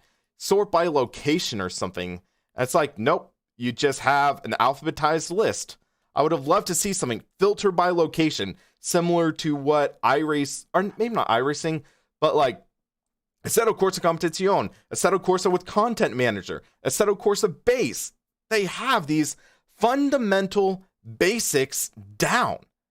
And it's like, okay, well, R Factor 2, yeah, what gives? And then, okay, let's try the competition. I'm very curious to see how this goes. So this is my raw first time jumping into the competition model. So it's like, yeah, the basic EULA agreement. Well, Laned, the problem is we're talking from the perspective of sim racing experts. I'll proclaim myself to be a sim racing expert. I've been sim racing ever since I was 6 years old. I know tracks. I know cars. But what happens when the person who doesn't know cars? For example, my friend Daniel from high school, he just messaged me buying R Factor 2, and he's like, okay, I'm really confused. Actually, yeah, let's just do my personal email. I don't really give a rip. But yeah, so it's something where you literally see all of this, and I'm just like, okay, well, why? It's like, this looks really, really nice. I'm going to say that. This looks nice. But it's like, okay, well, what's going on? So it looks like right now they're doing Imola in 45 minutes. So let's just load up a GTE practice session, but it's also saying I'm not subscribed to the content, which I believe I was. So, or I'm subscribed on my other computer or something. So let's see. Subscribe to content. Okay, it's downloading right now. So that at least is seemingly working. But the problem is the sim racing beginner, the sim racing amateur, they're going to want to find out interesting tracks. They're going to want to learn about these tracks. The problem is R Factor 2 is, in my opinion, still the best driving simulator out there. The problem is it's the worst sim on the market to learn. That's my big complaint with R Factor 2. It's like basically for a new sim racer, I'd recommend GTR2 over R Factor 2. I'd recommend them go to a 15-year-old sim racing title, then go to R Factor 2. Because the user interface is simply a mess. It's a mess. You don't get to learn about the sim racing experience. And it's like, yeah. Ultimately, it's something where, I'm trying to defend this, but I'm finding less and less reasons to. And that just kind of hurts. So, okay, we are doing the race.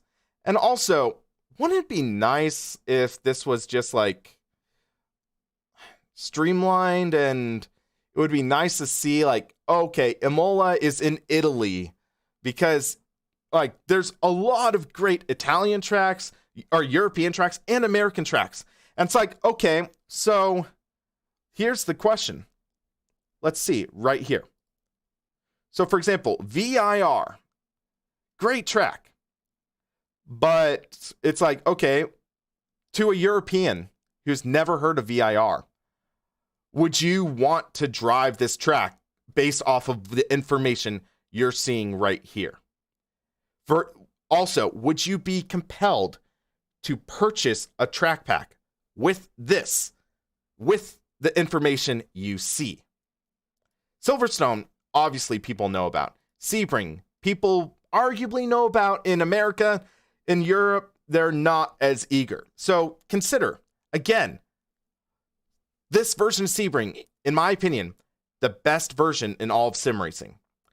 But ultimately, it's something where, okay, what is going to compel a sim racing newcomer or intermediate guy to pick this track?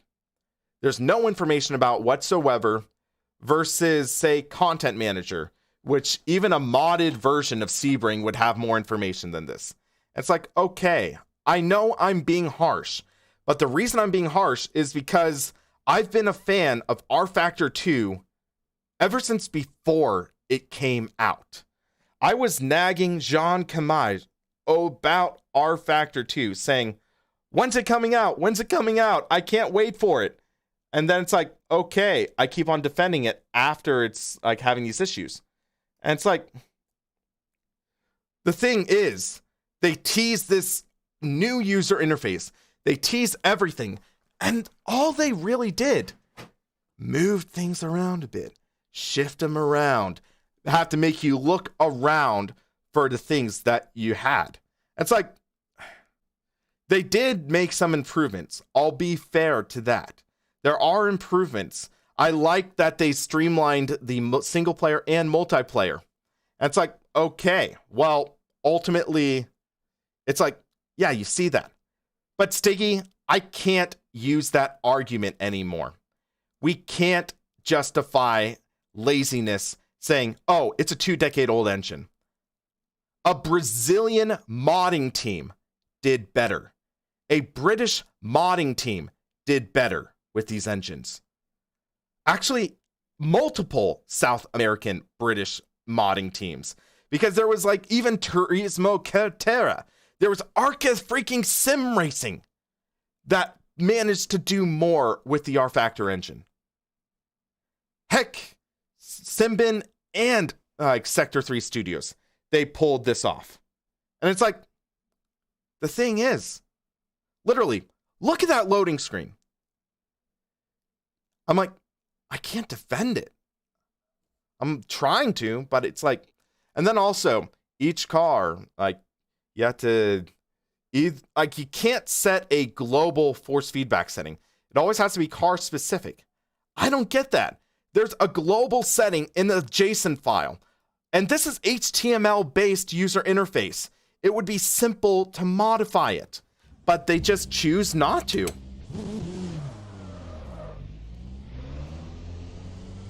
Just doesn't make sense.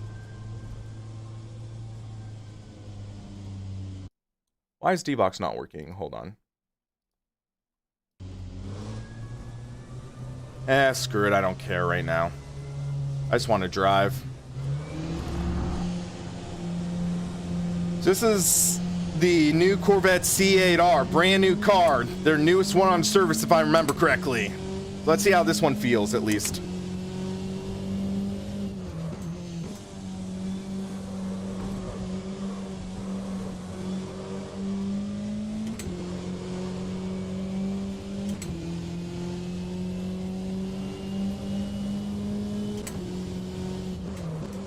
Actually, I think I set the force feedback too low. Hold on. Let me change SimiCube settings again. Yep, had to max that out. Okay.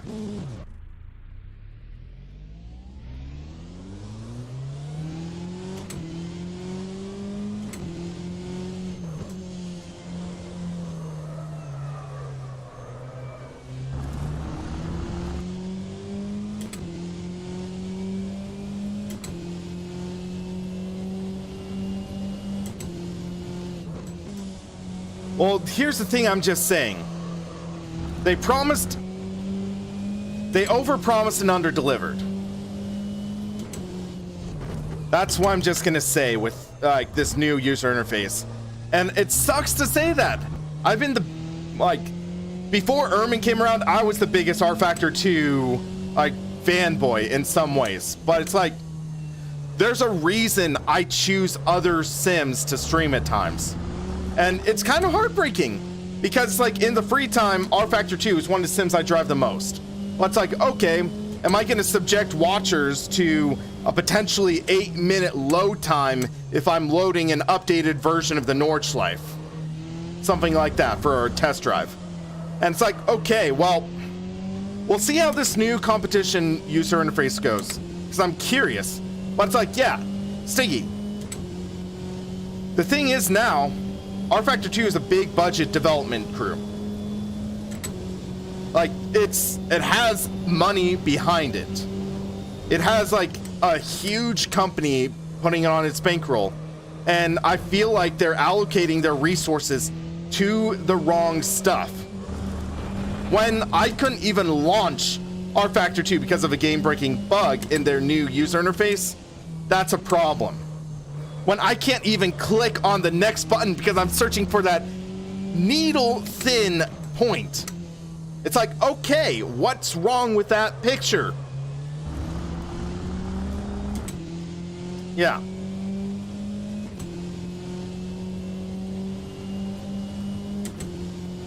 So yeah, I'm gonna make a review on R Factor 2, and it's like, they're heading in the right direction. They get the content, but literally, I was running into game-breaking bugs with R Factor 2. And ultimately, it's something where the thing is, when I say, when people ask me what my favorite sim is, it hurts to say my favorite sim is R Factor 2, but for you I'd recommend something else, because it's like, it's becoming like Microsoft Flight Simulator, not Flight Simulator 2020, but Flight Simulator X. There's all these mods, resources that you have to pay up the nose through, and it's like, well, the back-end experience is lackluster. And I'm just having to be honest with what I'm seeing. But again, it's like, if you can look past that, you get one of the best driving experiences possible. It's like, okay, well, you can't build a consumer-grade simulation title on driving alone. I hate to say it. It's like, yeah. And hopefully, like, we'll see what happens with this new competition model. It's like, yeah, like, there needs to be a lot that needs to be done, especially if now for the complete package for R Factor 2, you're looking at well over $100. That was a big mistake on my end. Got a little too greedy. It'll be interesting to see how this competition model works.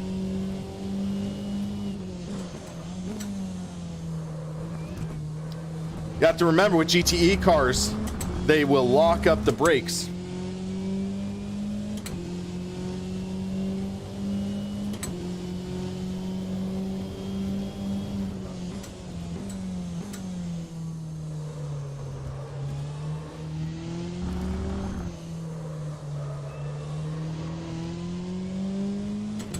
Yeah, there's some very serious leagues. There are some of the, like, I'd say some of the most hardcore leagues in R Factor 2. There's the, was it VEC that Jimmy Broadbent used to race in that did like the 24-hour Le Mans events? That's like, R Factor 2, they're trying to market themselves as like the hardcore racing simulation. And in some parts, they market it incredibly. The Visa Vegas E-Race could have been the huge moment, the huge boost that R Factor 2 needed. But due to back-end issues, it went wrong. The WEC official race, 24-hour Le Mans, could have been the biggest boost R Factor 2 could have ever gotten. But due to back-end issues, it went wrong and ended up getting insulted by Max Verstappen, one of the biggest names in racing right now. That hurts. That would hurt any company. I mean, iRacing even got hurt, but it's like literally when you get insulted by the arguably one of the biggest race car drivers in the world, yeah, that's a problem. I'm not trying to blow things out of proportion. I still love R Factor 2. I'm still gonna race it often, but it's like, the issue is, what is gonna happen in a couple years from now? It's ending up into the sort of like conundrum that, say, iRacing is in. How are you gonna make that huge leap as a simulation without pissing off your fan base? Because I had to say it like this, but it's getting to a point where this decade, we need an R Factor 3. R Factor 3 could be massive if they play their cards right. Or even if they titled it something different. If they made a true next generation simulation title with modding support, that would be massive for the community. And I think it could be an ACC killer. R Factor 2 has the like base mark, but if they make core engine changes, but keep day to night transition, keep weather, keep the driver swaps, make better documentation, then they could easily make R Factor 2 a better title.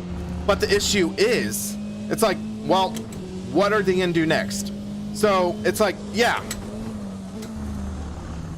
there's a lot of questions, but I think in the next couple of years, Studio 397 needs to move on to the next project, or else they are going to crash hard, because they keep on trying to inject more and more and more and more into a bloated, antiquated engine. And there's so much that they have done, but it's something where, yeah, they need to improve it. They need to make it better. And right now, there are maybe 3 or 4 things this new interface does better. There are about a dozen things it does worse. That is the problem. The lap was a 1:44.10. So yeah, I'm just gonna do a lap right now and shut up.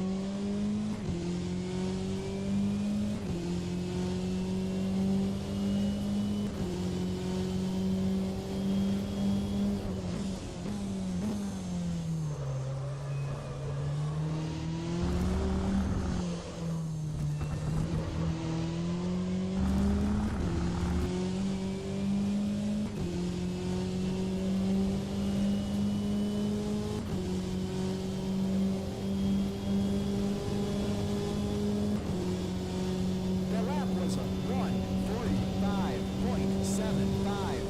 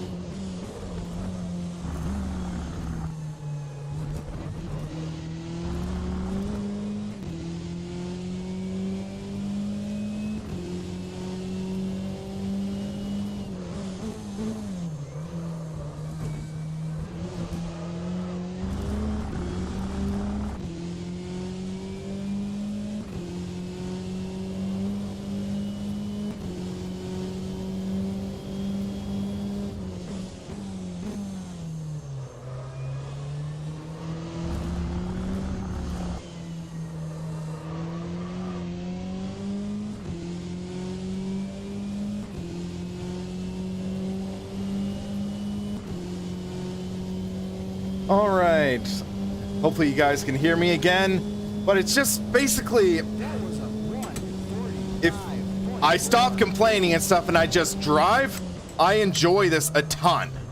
But the thing is, I have tons of issues, tons of problems, even getting to drive at times. And that is where the main hiccup is. So I'm going to be making a full review of this in January, like sort of dissecting it, kind of getting nitpicky.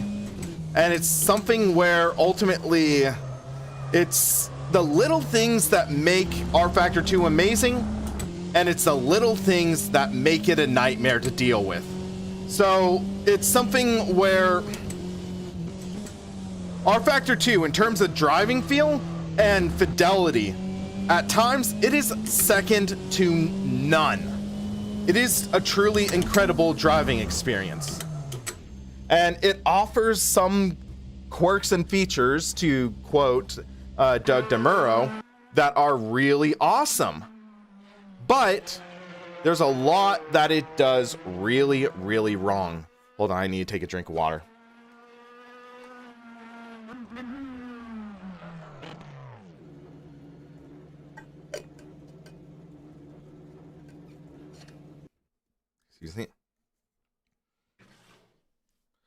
So it's something where basically look at this menu. Also note here, imagine doing this at night, going from this gray, bright flash of white, and then boom, everything throws in. And it's like, okay, well, easy, fix, throw in a dark mode.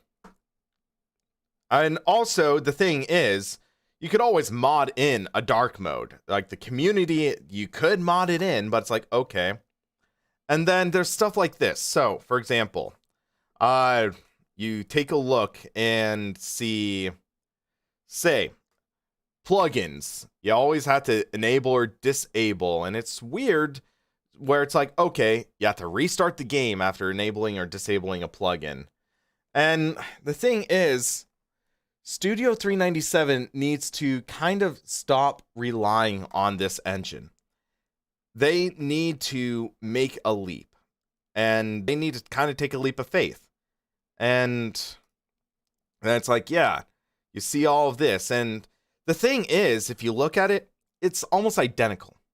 And something I kind of find frustrating as well, I do not like how this is laid out at the very bottom. So, for example, it's like, yeah, so where's the setup screen? You can't see it on the, like, sort of, like, watch screen. Like, so, yeah, but it's hidden down at the bottom. If you have a steering wheel set up properly, you're gonna block the setup screen. So you always have to go into it kind of blind. And it's like, yeah, you look here, and it looks decent. This part looks decent. I'll give them credit. I like how this setup screen is laid out. But at the same time, it's like, okay, things that other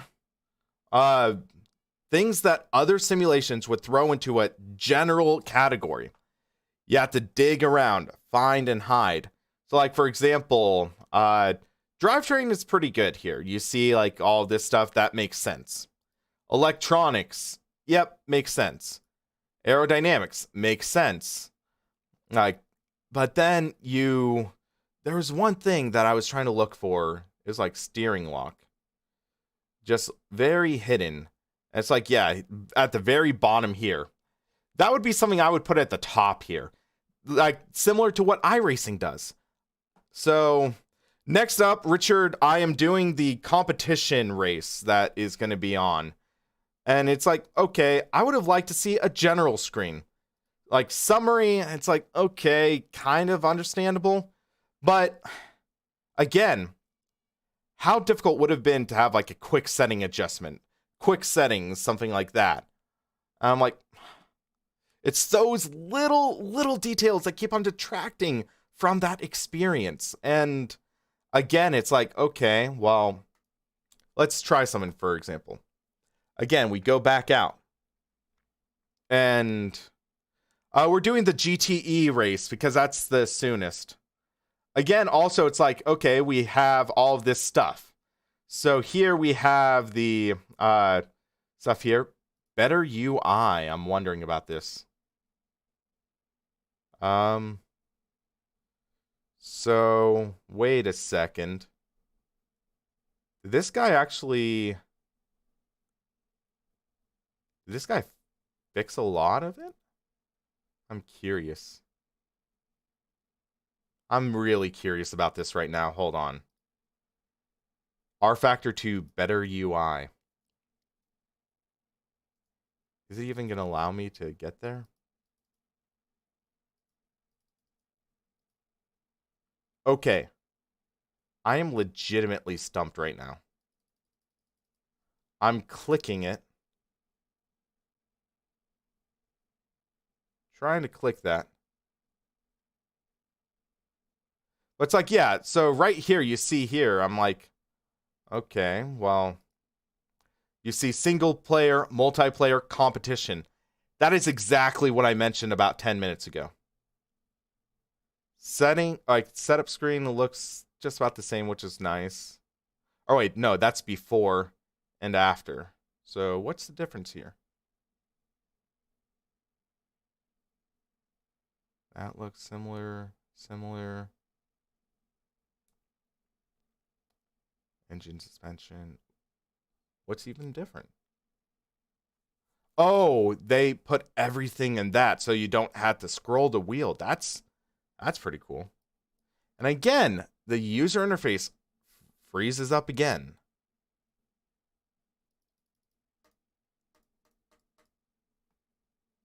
I'm just like, so yeah, it's saying features, password, 2 big tiles, left and right narrow. Z index issue with exit game, add left and right arrow. So they did some simple things. Granted, like, yeah, it's something where they really need to work this out. And it's like, I hate to say it, but this is going to be in the top 3 for my disappointments of 2020. They've been teasing this for over 2 years now. Yeah. And I know it's like anything hyped up is going to end up somewhat being a disappointment, but it's like, literally, I can't even click this right now.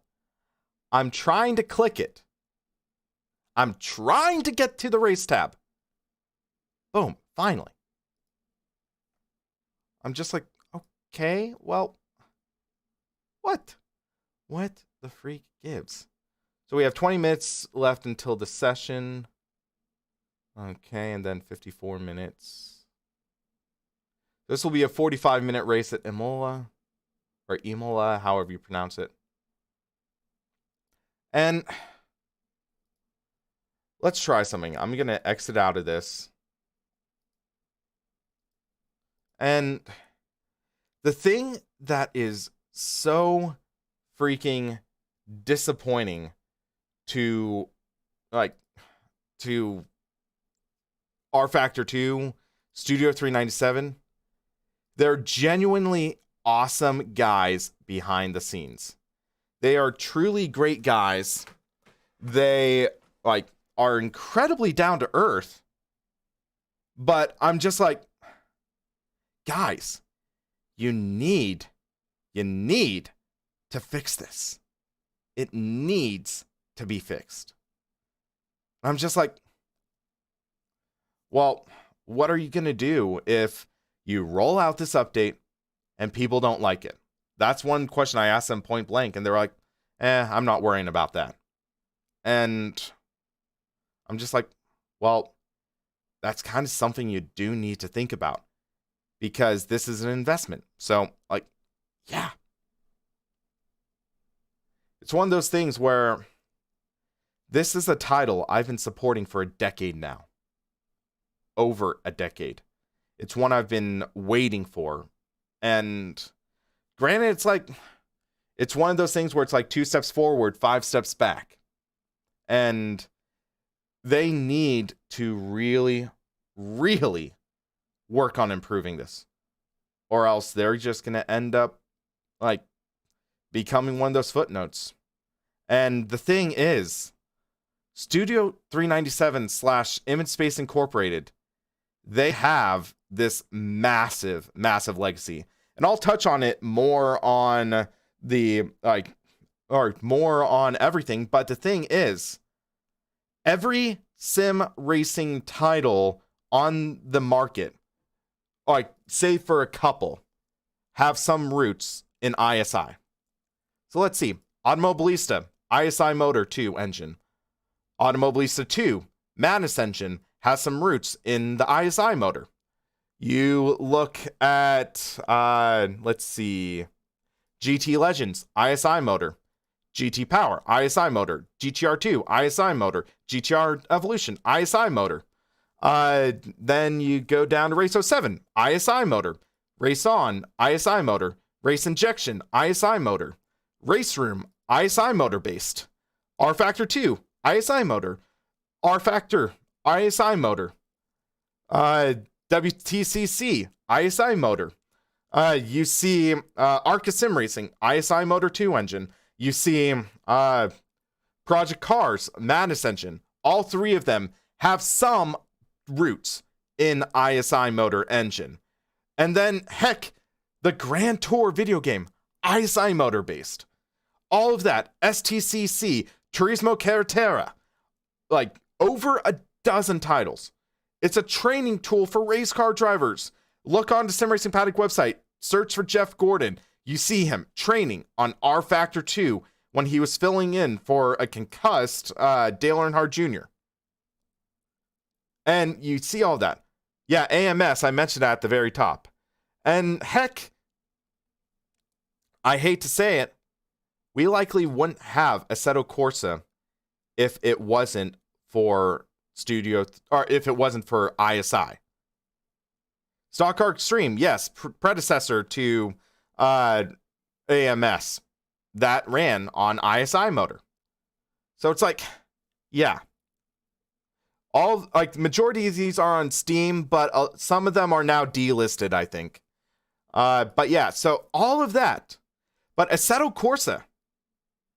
Fun fact, I talked with Stefano a few months ago. He almost got a job at ISI in, I think, late 90s, early 2000s.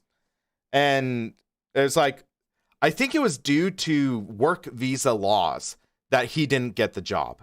So it's like not something like him, but it was something where it was something to do with work visas. So instead, he decides to start Netcar Pro and Assetto Corsa.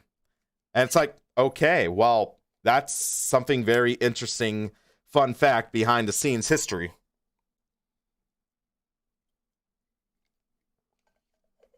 But the thing is,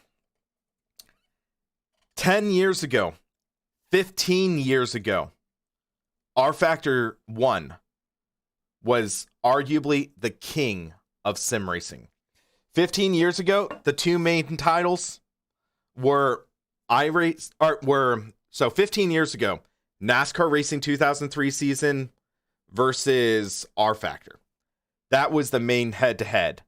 Then it became R Factor versus iRacing. Then it became R Factor 2 versus iRacing versus Assetto Corsa. Now it's something where we're entering this next generation. What is R Factor going to, or what is Studio 397 going to bring to the table to bring R Factor 2 to the next generation?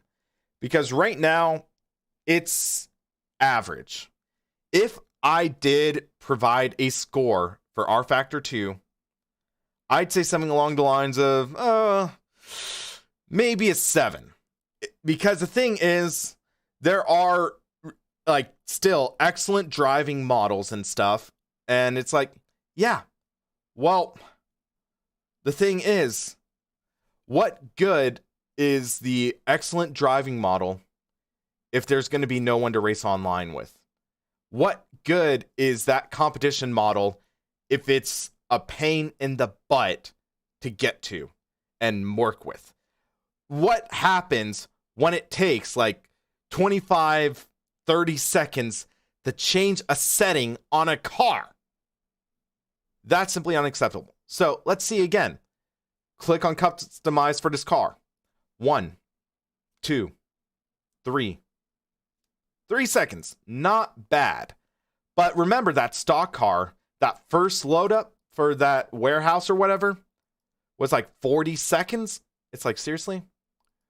And then it's like, when I did the fresh reinstall on my other computer, which is an Intel i9-10850 with an RTX 3090 and 32 gigabytes of RAM, took me 8.5 minutes to load the Nordschleife in a single car practice session. That is ridiculous, if I say so myself. A $3,000 computer takes almost 10 minutes to load a single car and track. Yeah. Granted, the second load was 4 minutes, but I'm dead serious when I'm saying this is something that needs to be addressed, or people are going to take a look at R Factor 2.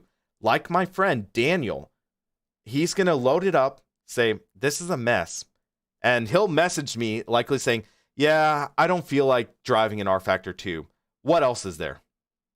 Oh yeah, also, Laneit, that was on an NVMe Western Digital Black solid state drive. So yeah, one of the faster solid state drives you can have. 8 minutes to load a track. Yeah. So yeah, that's what I'm saying. So it's something where ultimately you kind of need to work this out, Studio 397. It really needs to be improved. And I'm just like, okay, what now? But also, one question I think, I think there is some hope at least. So if we go to the race tab, and the thing is, I would have rather seen this taken out entirely. I would have rather seen this all at the top, personally. That would have been better. Have the colors at the top, cut this out, get rid of the redundancy, and work that out. Because it's like, yeah, so, granted after verifying the files, but look here. So we go to customize, here, customize. I think there's a way to adjust delivery. So you create, and then, or wait, edit. Yeah, you can possibly modify. I don't know yet. So let's see real quick. Driver name. Or create skin directory. Will that work? Yes.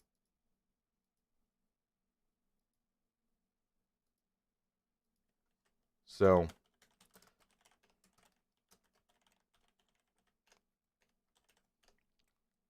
let's see if that works. So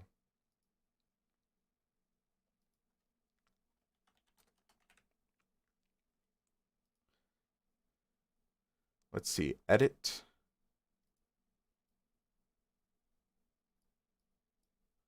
So I don't know.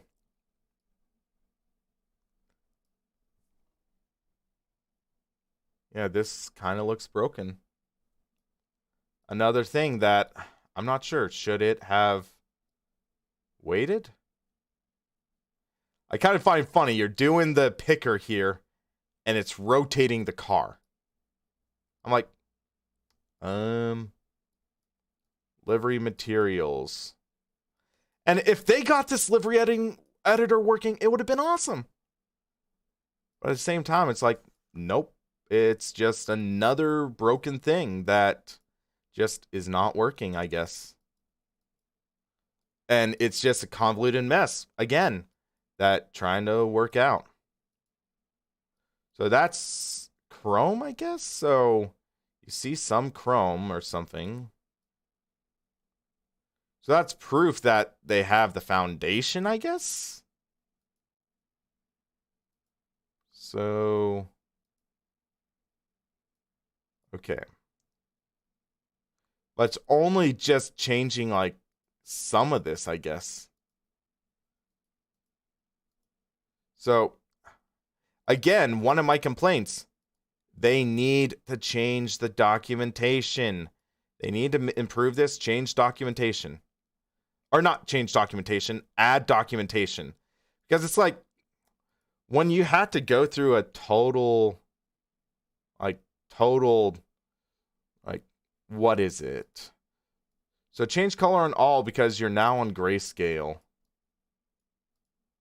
Well, where's that all thing?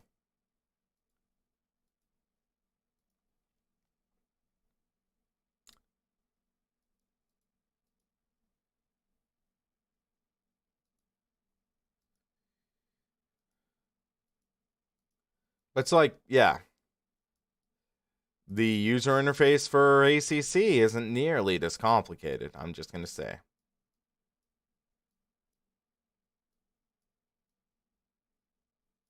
It's like literally you select one of the colors, and I'm like, so I try to change the Usingfeld logo to red,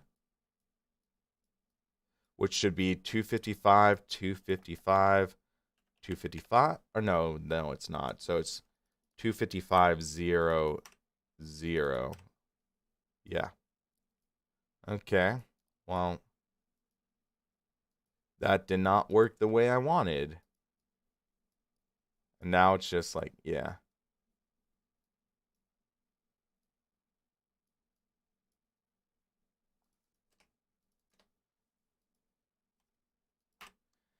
It's like, again, you change everything under the livery, or like, but it's like, yeah.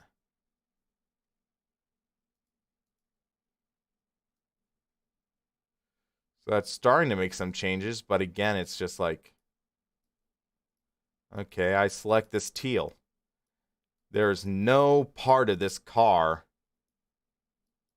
that is that color that I tried to change it to. So this red paint. Let's just try an experiment. I want to make this car white. Let's just try that.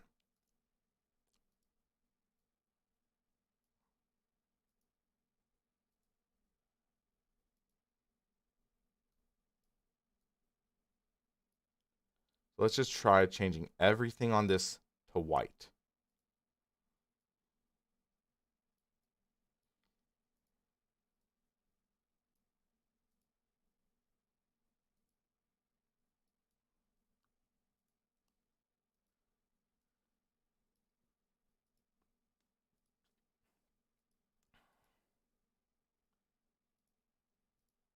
In theory, the livery should be white now.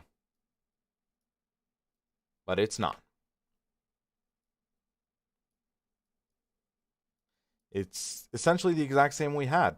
So, yeah, I don't know how to feel about that. And it's just something where, okay, well, what did I just do? I don't know.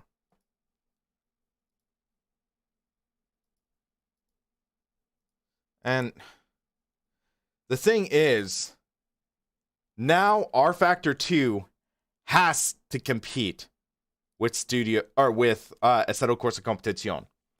Because the thing is, that's what they're directly competing with. And in terms of cars and possibly tracks, R Factor 2 has Studio 397 beat. Or no, R Factor 2 has ACC beat. They have Sebring, they have Le Mans, they have the Nürburgring. They have the big three of endurance events. And it's like, okay, well, how do you do an event?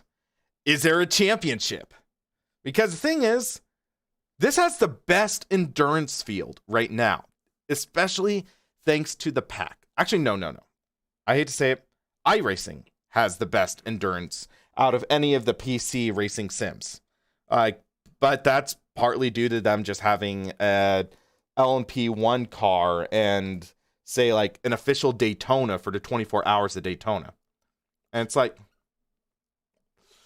it kind of sucks because it's something where I want to do more endurance racing and stuff in R Factor 2.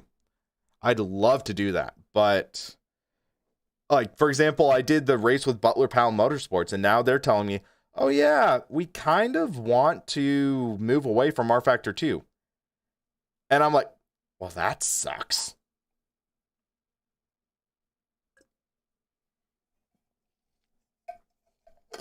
But the thing is, think about it. What does R Factor 2 offer over iRacing? Where now, I mean, R Factor 2, less expensive, offers weather, and better driving model. iRacing, better user interface, both while driving and in the menus. They also have a better online presence, but granted, they are more expensive. But tell me this. If you are going to try to race a 24 hours of Daytona event, are you going to go to iRacing, which has the up-to-date cars, the up-to-date track? Or are you going to go to R Factor 2 with the content they have, navigating the pitfalls, the convoluted driver swap system, and go through modding, which can lead to mismatches and problems like that?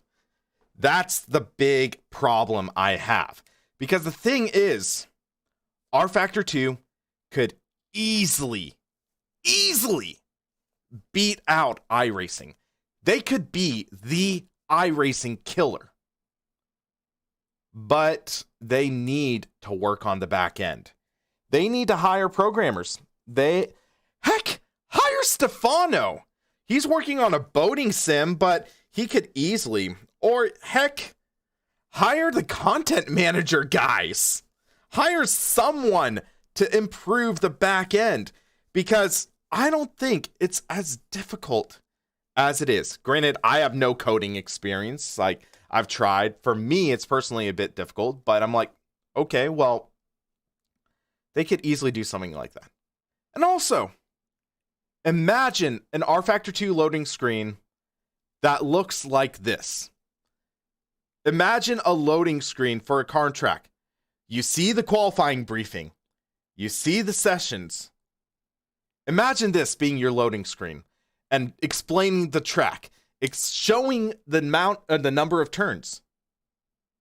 That would be really cool. It really would. They have the interface to pull this off. They just need to do it.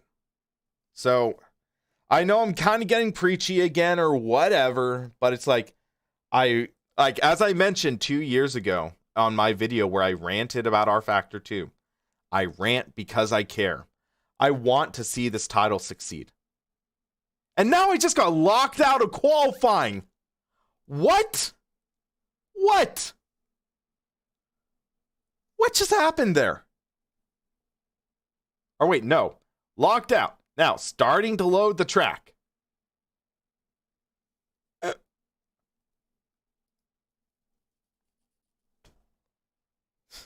I'm just like, okay, well, we're at the very least in. We are in right now. And let's see.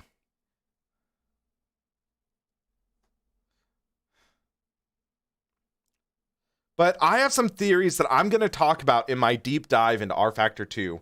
And I'm just like, yeah.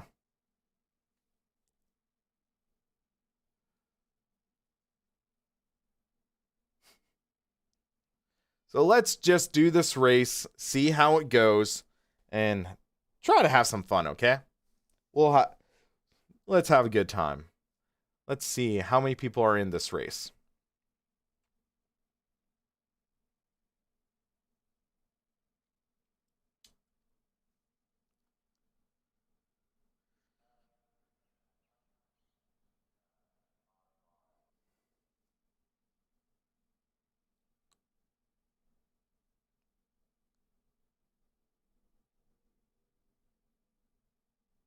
You've got to be kidding me.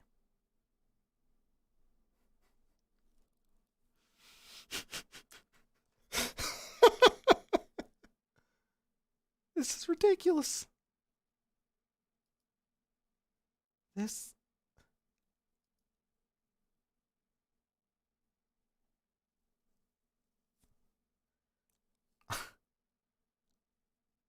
I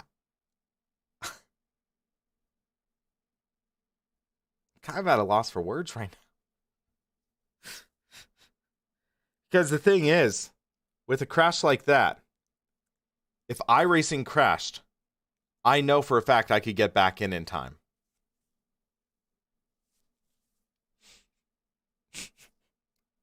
For this, I'm about 70% sure it's going to lock me out. Or at least have me start from the back of the field. I'm just like, really? Really? This is how it's going to go. So let's try this again. Race. Actually, no. You can't click that race because you can't really get in well. You have to go to race, then competition.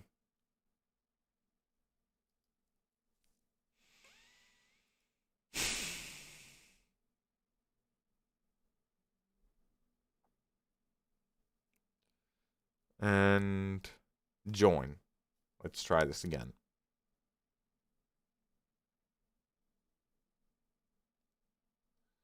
And Wreckfest is based on an own proprietary engine by Bugbear Studios, to the best of my knowledge. To the best of my knowledge, it is their own in-home designed engine. And Bugbear, the funny thing is that they are responsible for the Flatout series of games. Okay, second time. Is this the charm?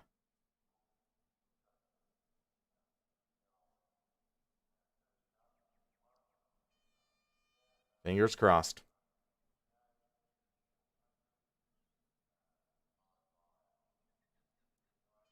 It's like we have 5.5 minutes.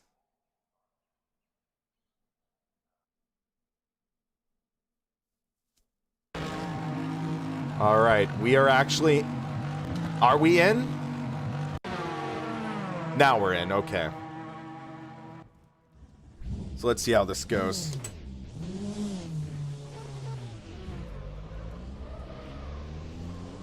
So it's like, yeah, again, I mentioned my complaint. When you get into this sim, the driving experience is second to none. But it can be a total nightmare to actually get in. Oh, and it's raining. Well, that's an interesting dynamic.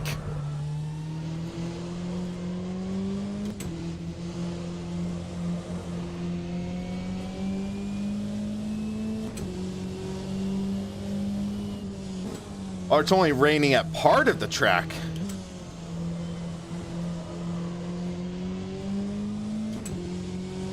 But the track is still wet.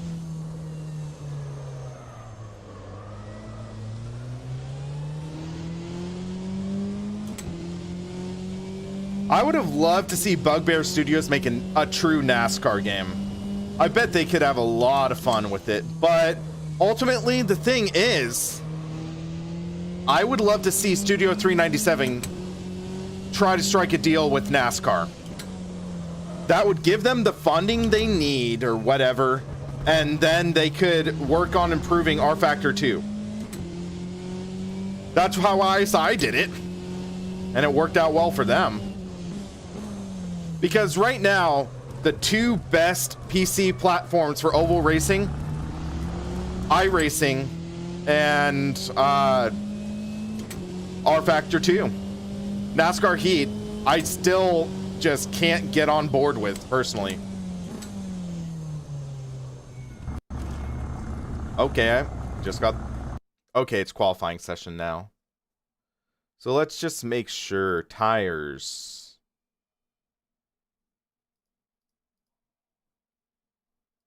Is it raining? No, it's not. Okay. Event info. Yeah, we're fine. Okay, so I don't need wet tires now. Go figure.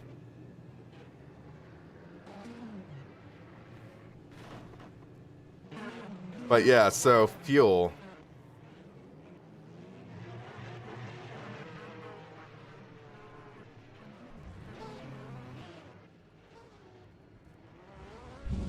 Wait, it is raining? Hold on. Weather. Rain. 0%. 0% rain.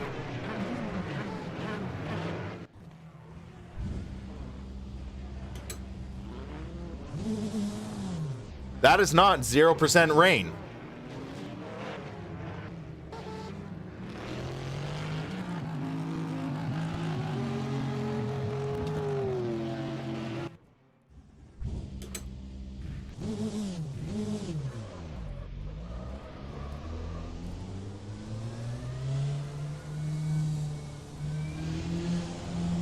Well, when you see raindrops falling on the car, yeah.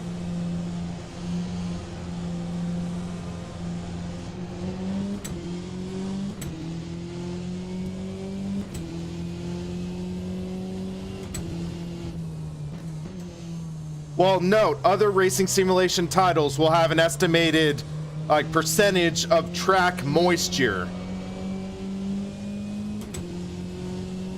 It's kind of fundamental.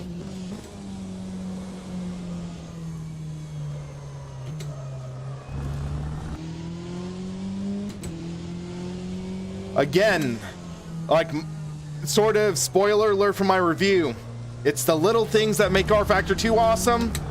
It is the other stuff that just really makes it poor. Sebastian, with a professional race team, they calculate that stuff. It's a science.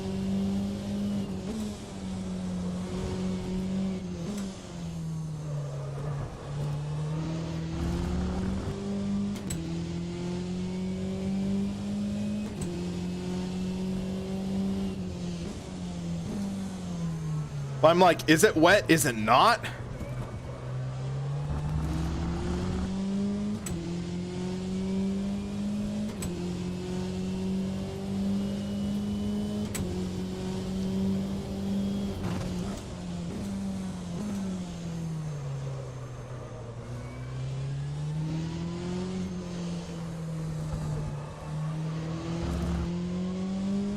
I'm guessing with how I'm closing in on these guys on rain tires, it is. It's like you legitimately can't tell.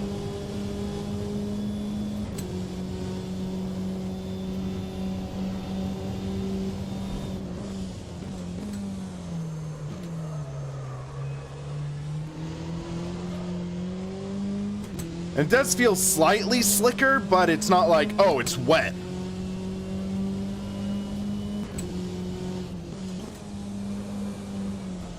Well, there's some raindrops.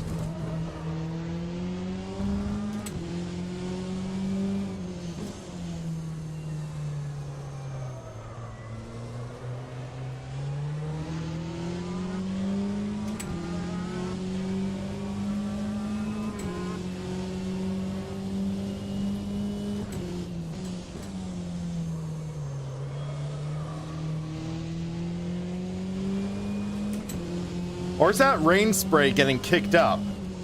I'm not sure.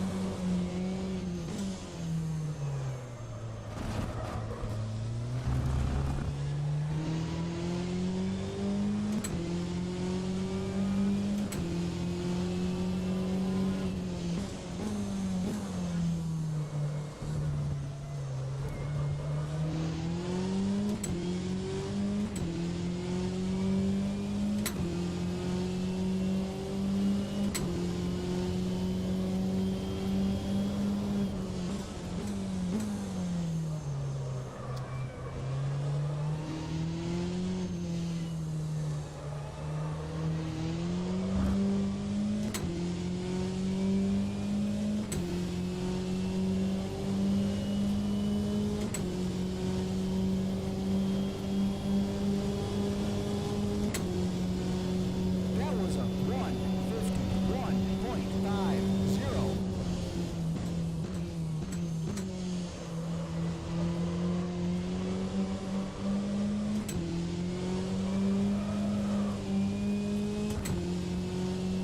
Why do I not like NASCAR Heat? Because it, like, the simplest reason is it does everything wrong in regards to a racing game. Where it's literally took, like, at least the first 3 or 4 games. They actually took the same sounds from the original NASCAR Heat. They had some of the same bugs the original NASCAR Heat had back in 1999. And it's like, okay, that's like 15 years later. Couldn't you have fixed those? And then also, like, for the first few games, they wouldn't even show you your lap time in a practice session. And it's like, okay, yeah.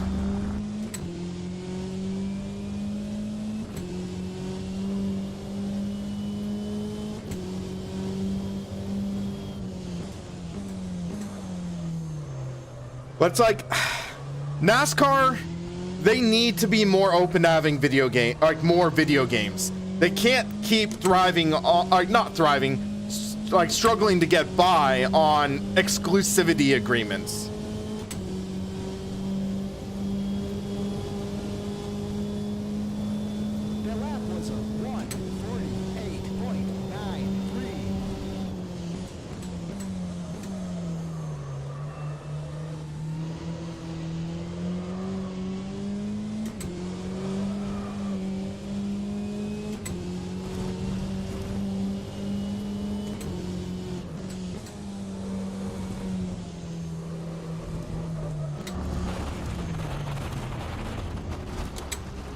In my opinion, the GT3s in some ways in the driving feel are yes.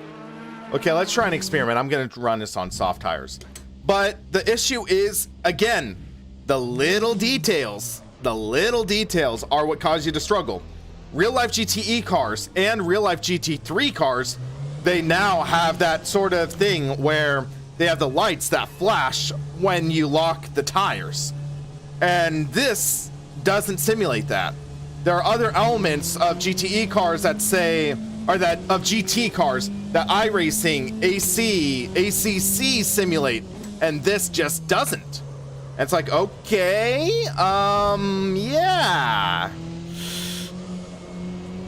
It's the little details that really are like, what's going on? But what bugs? The fact that you could wreck a car, go flip, and drive off fine. Maybe that's not a bug, but it's like, yeah, they need to up the mechanical damage, stuff like that.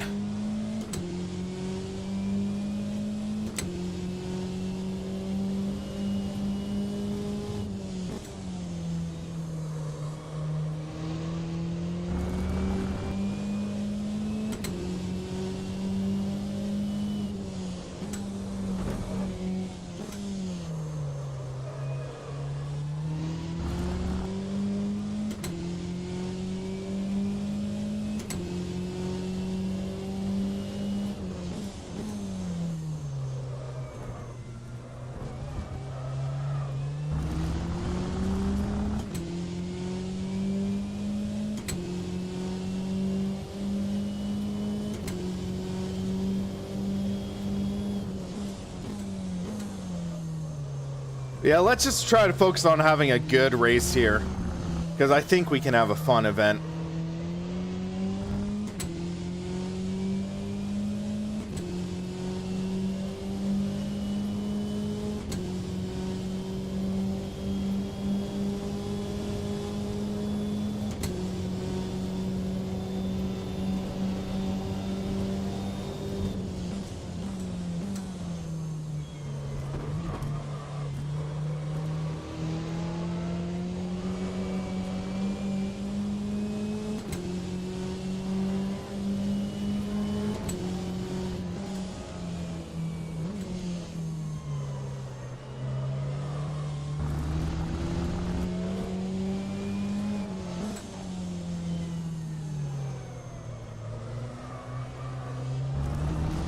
Ooh, that was a not good corner. That was my mistake.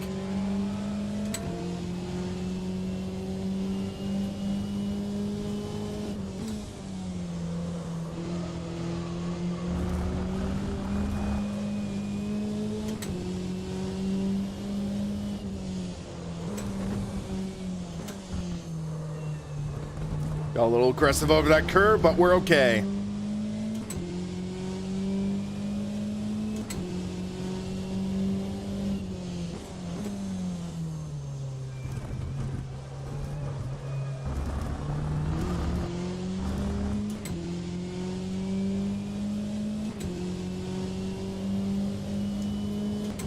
If you're getting a PS4, I'd say Gran Turismo Sport still a decent option if you're looking for racing. Assetto Corsa is a lot of fun. Personally, I can't recommend Assetto Corsa Competizione unless you have like a PS4 Pro. But even then, it's tough. Even on my PS5, it struggles. That lap was a 1:47.54.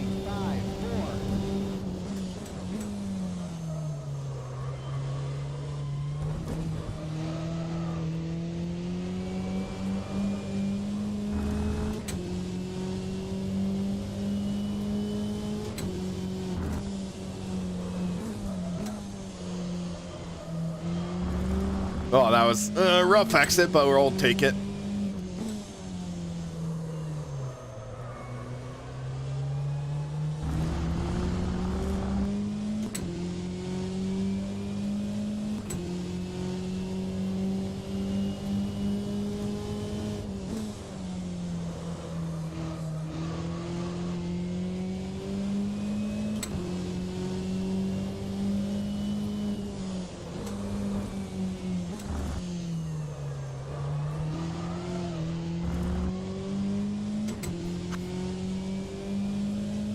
Oh yeah, Project Cars 2 could be a good option for the PS4 as well. It's relatively okay optimized.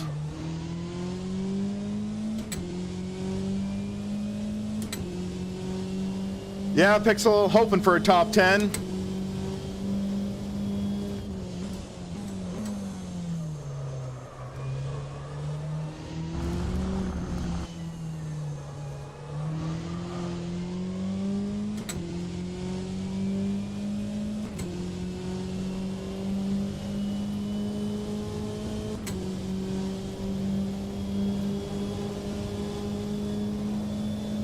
That was a 1:46.41. Fifth place, okay.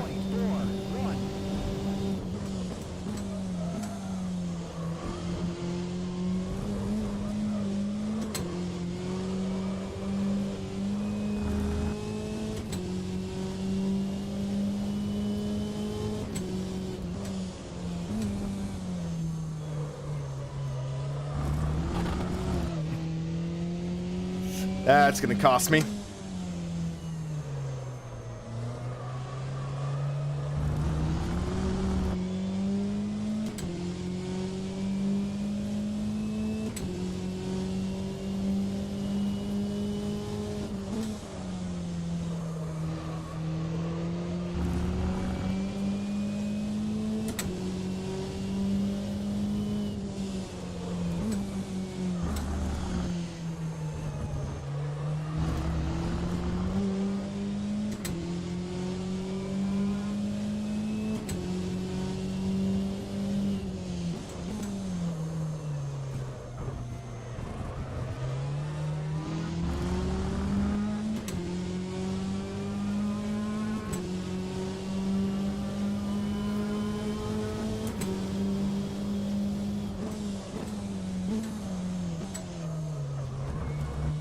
He got on the brakes way too early there. Just ruined my qualifying lap.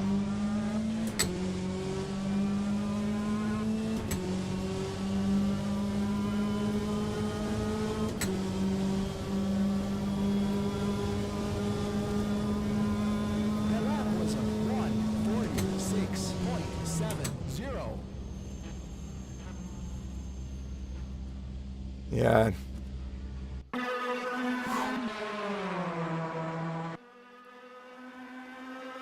Hey, fifth quick is... Oh, sixth quick.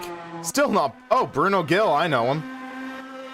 Let's see. Yeah, that's the only person I know, unless that John Cook is the same John Cook I went to elementary school with, but that's likely unlikely.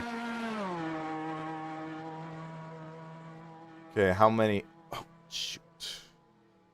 Just accidentally closed my chat window. My bad. Okay, so let's see.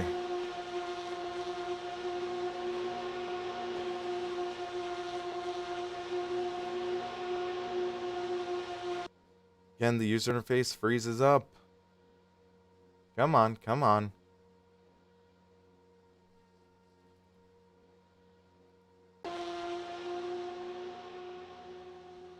There we go. Hey, Bucho! Happy New Year to you as well.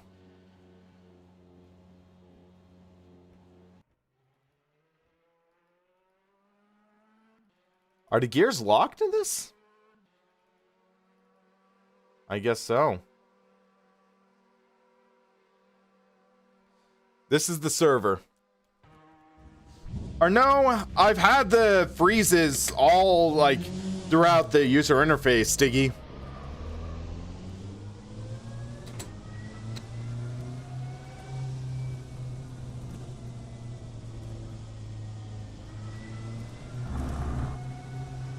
How much time we got left? Oh, we're out of time.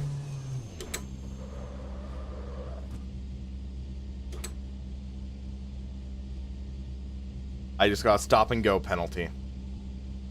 Why?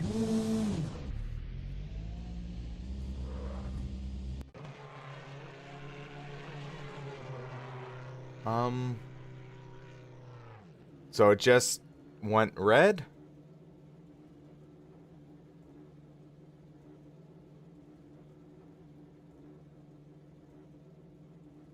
I'm confused now. So, what? Did it just...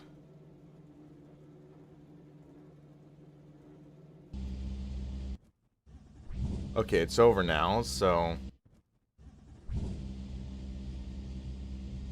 So it boots me out connection-wise. Okay, so...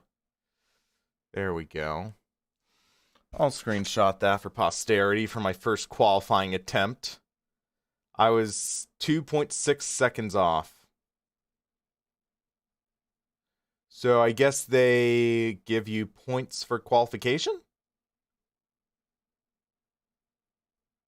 Or something? So...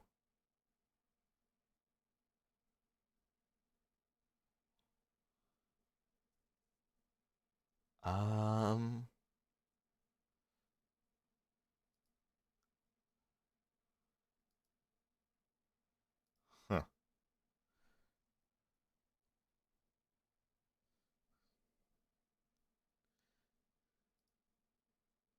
So let's see real quick. Second competition, first one. So, okay, another minor complaint I'm just going to rise. So, this is our second competition and the first one to feature paid content, all of which you need to own to compete. iRacing isn't even that strict. iRacing, you just need to own the track and one of the cars. Heck, in Forza Motorsport and Gran Turismo, you don't need to own all of the content. Actually, no, Gran Turismo, I think it's all free DLC. I'm not positive. Don't quote me on that. But it's like, okay. But yeah. So it's like literally, you have to own everything in R Factor 2. And it's like, just like an AC, but other competing sims. But the thing is, I hate to say it, R Factor 2 is not competing with Assetto Corsa right now. R Factor 2 is going to be competing with iRacing. And it's something where the way that R Factor 2 has their file structures set up, they're kind of set in this way that they would need to essentially create a new title or create a new engine to get out of. That's the big problem right there. Because of the RF mod and RF component structure that they have, that you have to put everything together, they've kind of gotten themselves typecast. You can't download the base game and have all the cars loaded in and then buy the car to own it. But it's like, okay, well, now you have to own everything to be able to race one car. You can't just buy the Corvette. You have to buy the full pack. And it's like, okay, well, it's a kind of tough pill to swallow, but kind of understandable. But I'm just like, oh man, they could have made this so much better for racing fans, and they just didn't. And I'm like, blah. And that's one of the things. It's like, okay, well, yeah. That's another thing that, unfortunately, I'd say iRacing gives an advantage. Yes, it's more expensive. Yes, you have to climb up a racing ladder.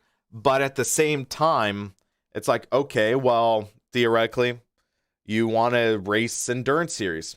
Work your way up the ladder, buy one GTE car, you're okay.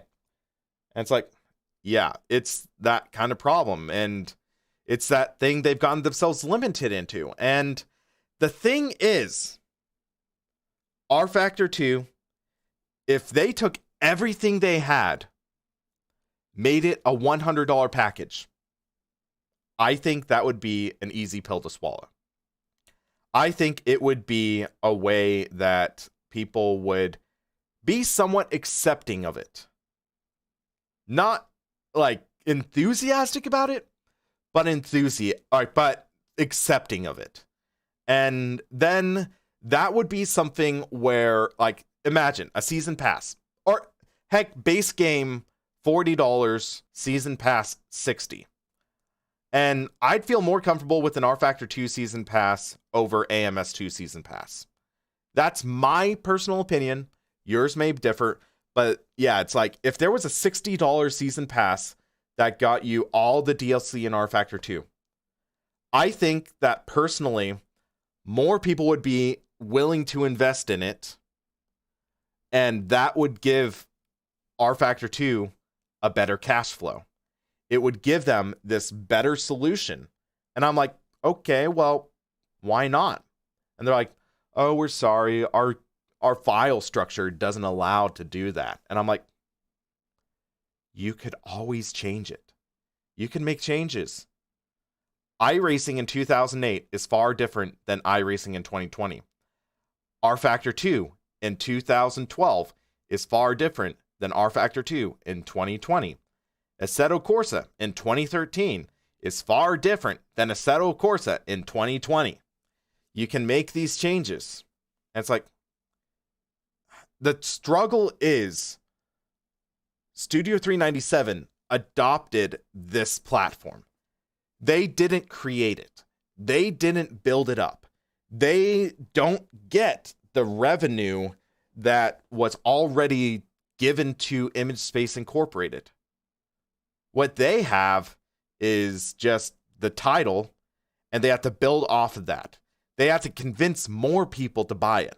And the thing is, more people would be more than willing to buy it if it was a more polished experience. But it's like, the friends who buy it, they try it out. They can't navigate it, so they refund it. That's money they lost. So that's the thing. That's the perspective that they need to take as a developer of a simulation. And it's just something where I'm wondering, how much more can R Factor 2 take? It's like, why not just make R Factor 3?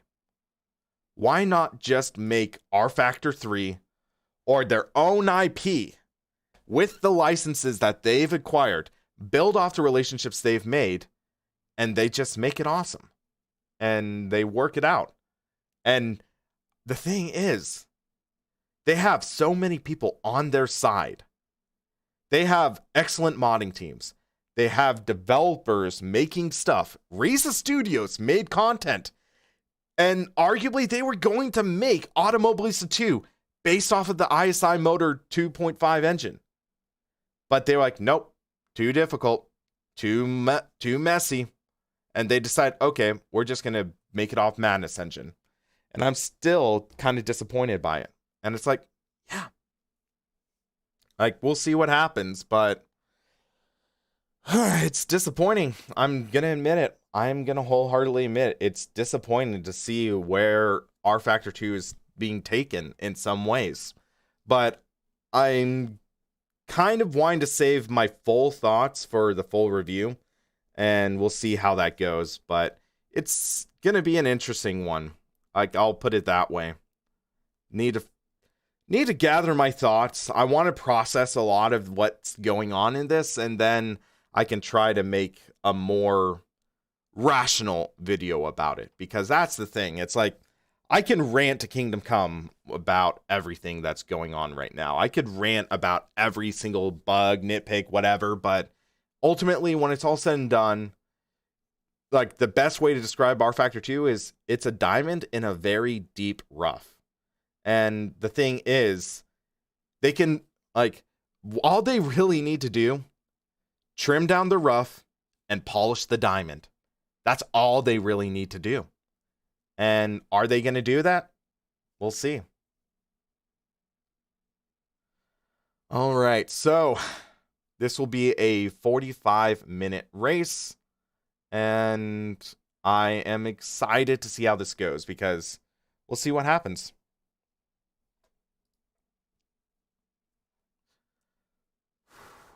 Need some water.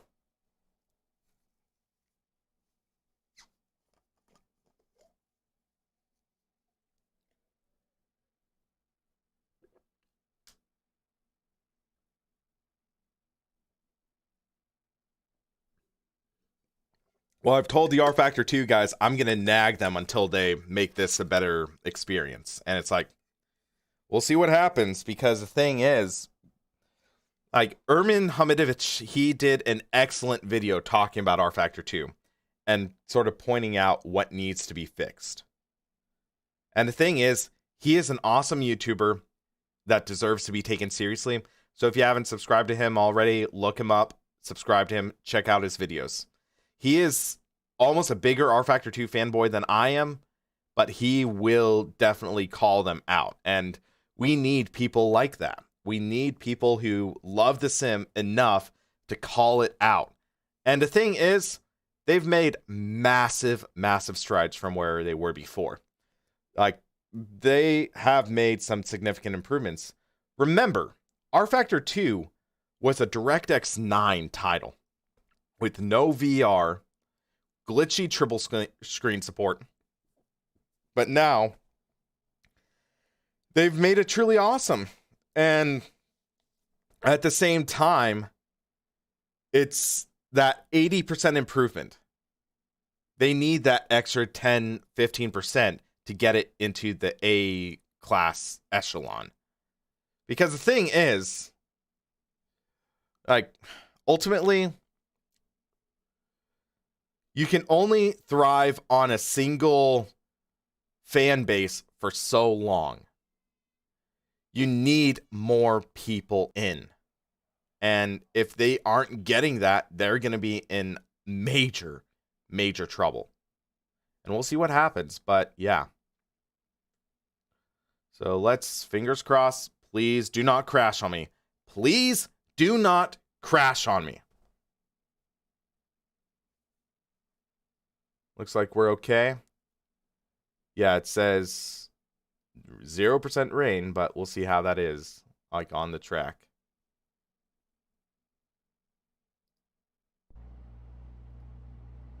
Let's see, setup.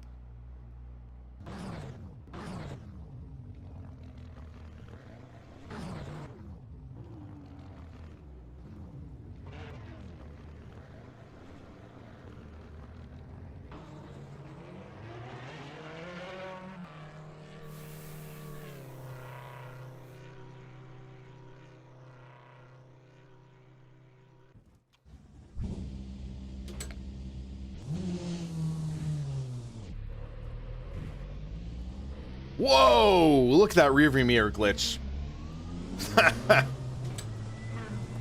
Also, here's the thing.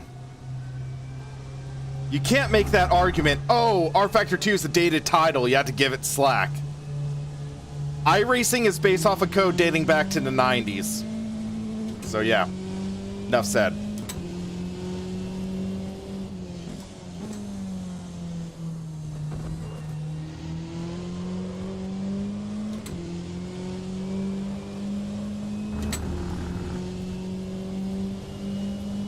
All right, let's just get this warm-up underway. I don't see any water behind the car, so yep, it is a dry track. But notice, on the bottom right of my screen, weather, rain, 0%, track, 0% to 0%. They have the telemetry for track moisture. Put that on the freaking screen, please. Thank you. Yes.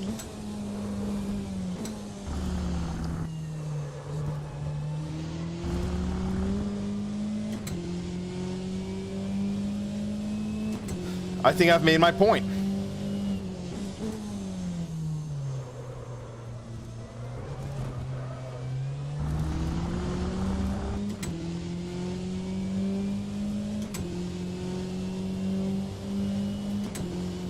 Yeah, James, I was kind of just talking about that right now.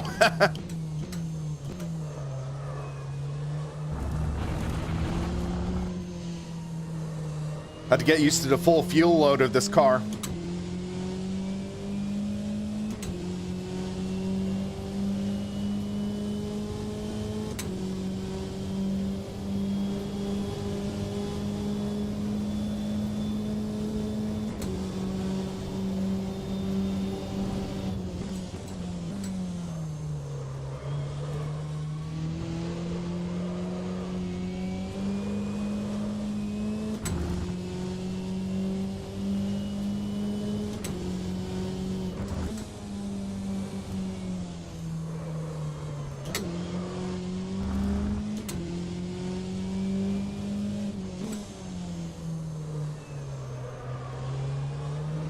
Oh man, the track feels so much better now.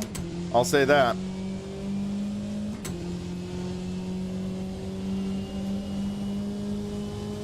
I haven't been watching the World Juniors. I've just been kind of waiting for the standard hockey season to start.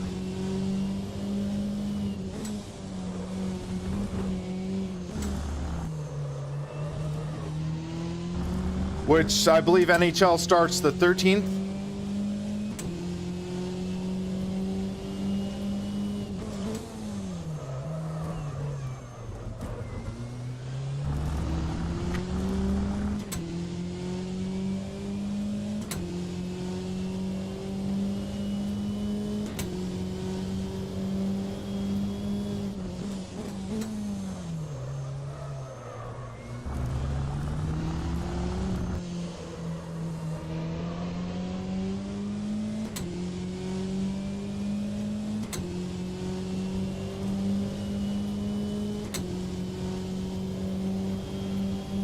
Uh, 2021 season, basically. The Tampa Bay Lightning won the 2020 championship. But yeah, I'm kind of nervous to see how the Sharks are going to do. We'll see. But apparently Brent Burns made a cameo in the latest season of Vikings, which is kind of funny.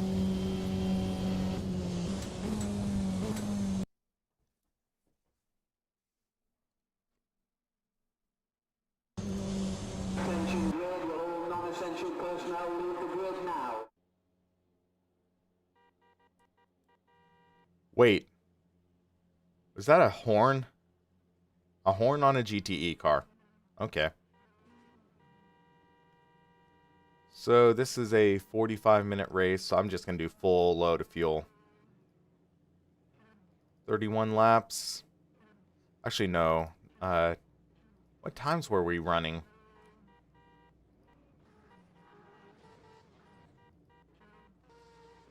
Yeah, forget it. We're just going to go and try to have some fun.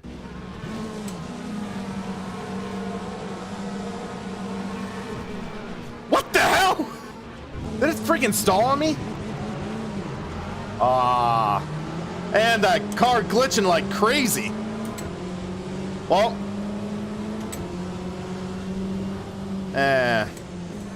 Can't always have a good start. Well, oh my goodness. R Factor 2 Drug Trip Simulator.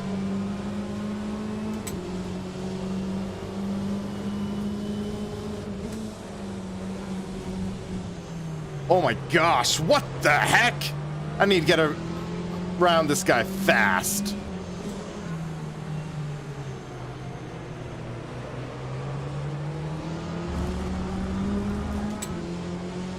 Okay, then.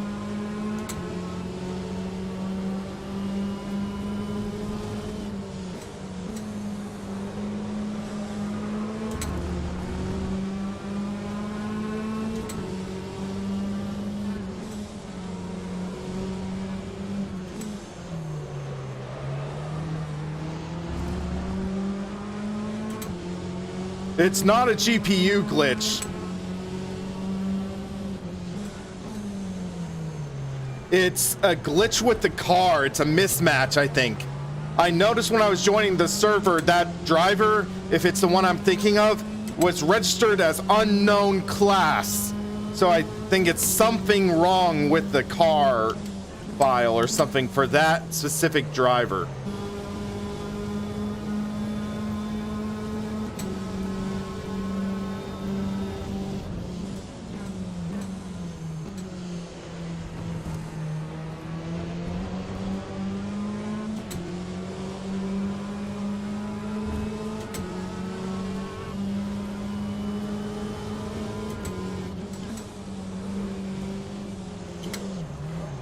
Wow.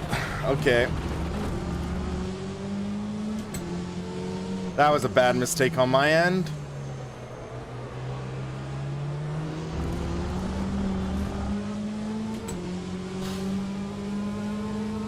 Just need to start hitting my marks.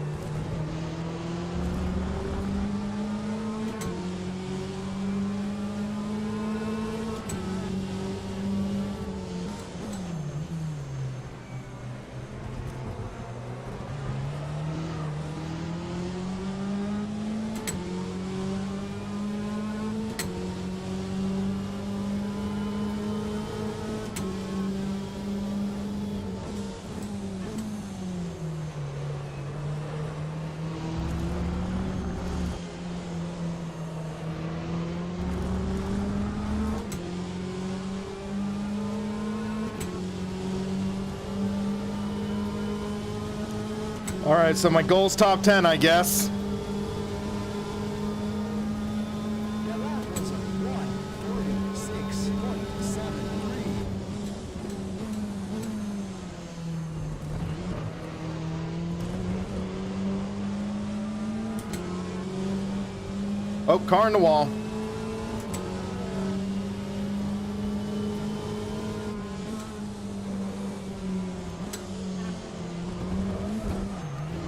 Oh, wow, I just hit full opposite lock there.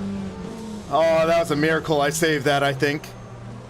And I just botched that apex. No bueno, no bueno.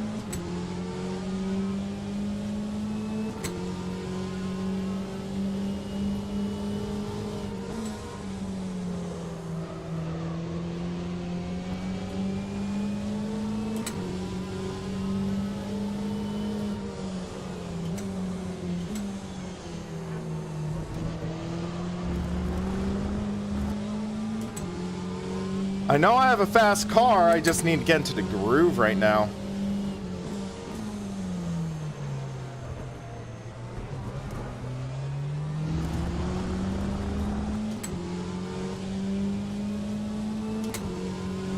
We'll see how far I am behind Martinez at the line.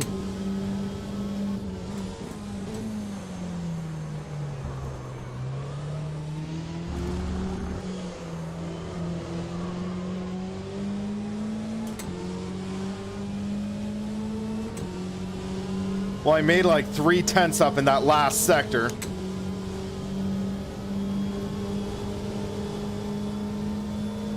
lap was a 1:46.06.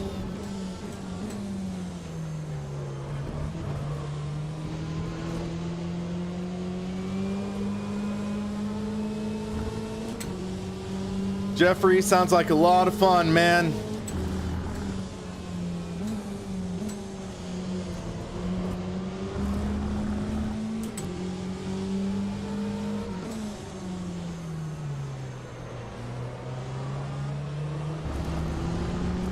He's got the inside. He got a better run.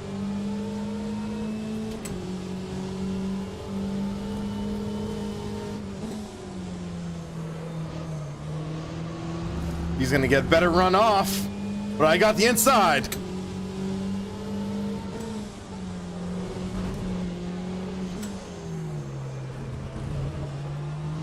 Ah, man.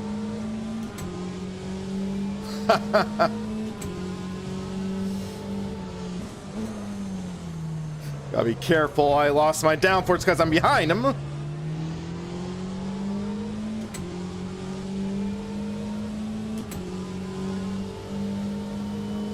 Well, I could get a tow from this guy. Yeah, I think the guys who are locking up their tires are gonna be in trouble by the end of this race.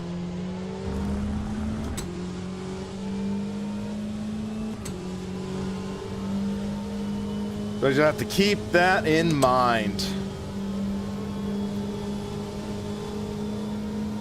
That was a 1:45.66.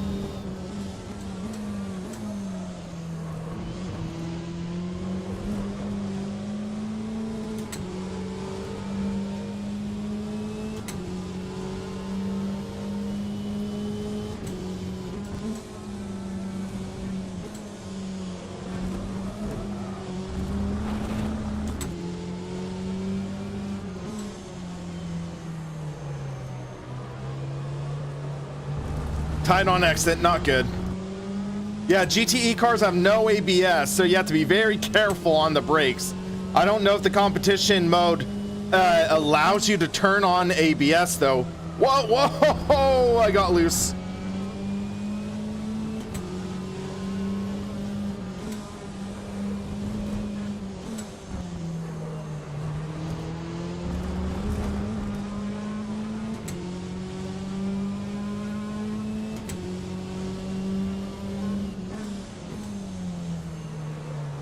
Oh, he is going around.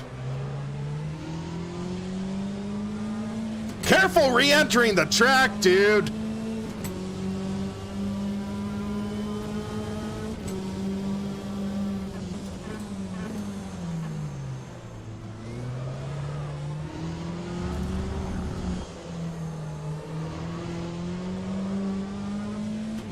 There's traction control, but no ABS. Traction control.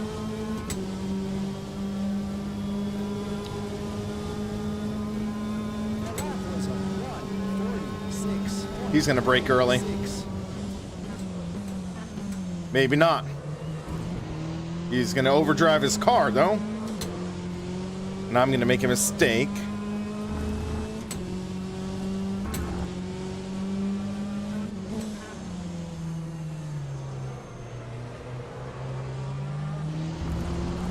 Yeah, I see more drivers making mistakes after locking up their tires.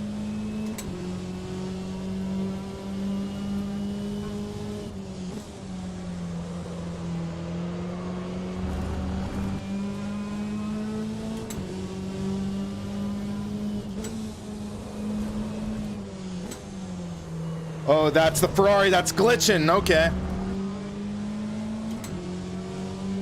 The track model for Imola is, I believe, identical to the one in Automobilista and AMS2, possibly.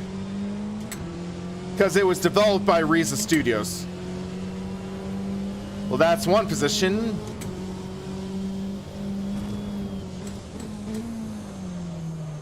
Whoa! I could not see anything for a second. Come on!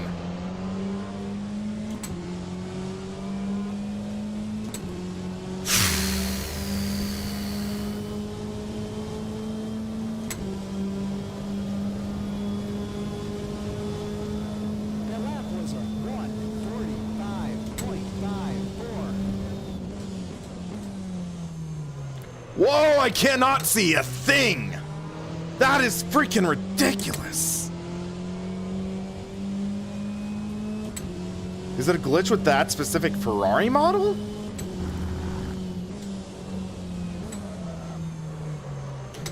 Well, hey, it's a valid defense, I guess.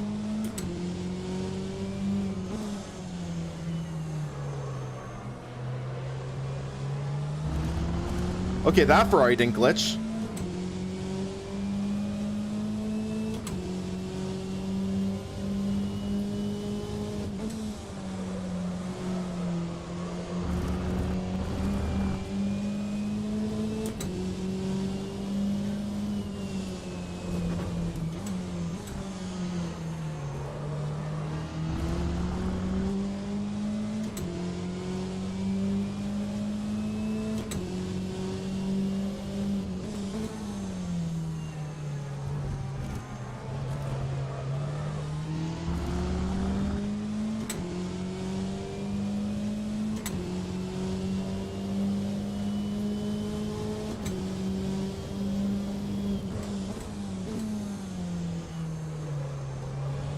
I'm literally going into some of these apexes totally blind. Oh, whoa, oh my gosh, come on!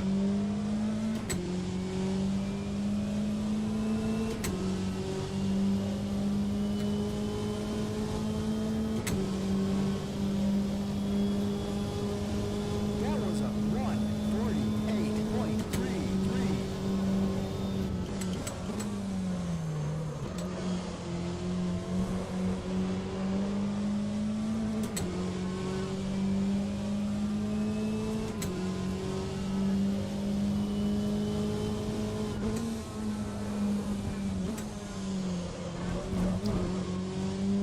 Of course, he's going to be so far ahead, I'm not going to catch him. And it's going to hurt me more than help me. Oh, never mind. Okay. Now all the glitching's behind me. I'll take it.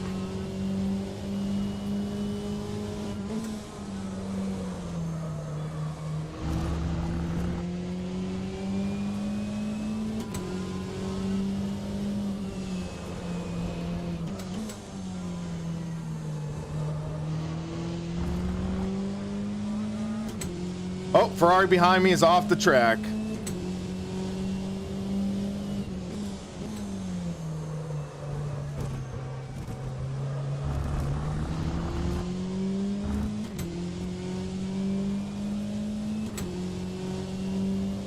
Well, I'm up to 7th. Gamer Muscle would be pleased.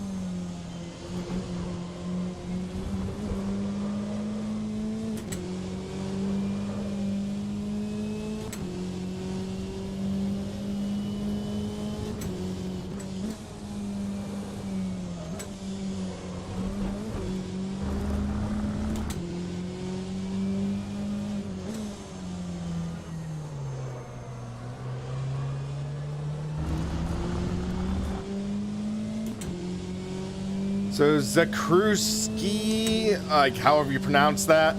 Okay.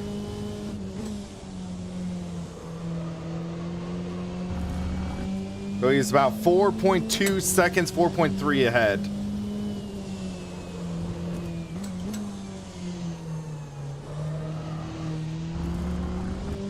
Hey RJ, how's it going?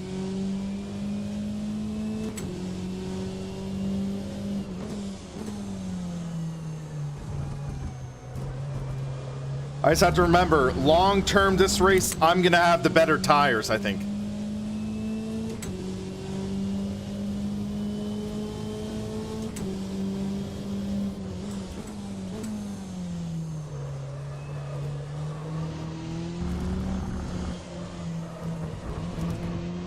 I'm seeing how bad some people are locking their tires.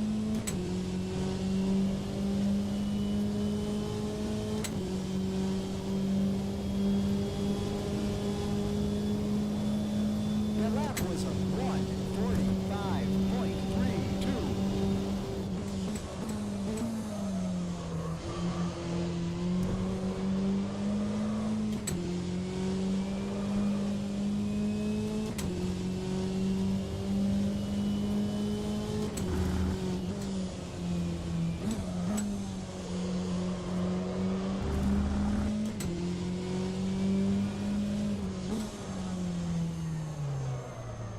A little tight there still.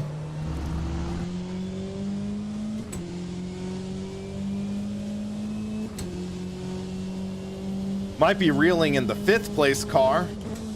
We'll see how that goes. Yeah, I was loose.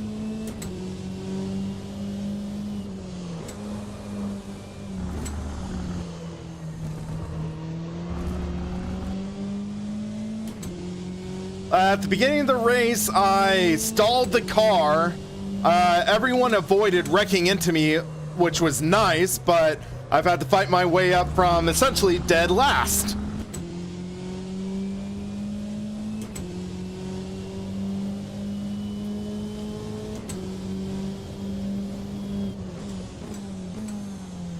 So essentially going from dead last to 7th, not bad.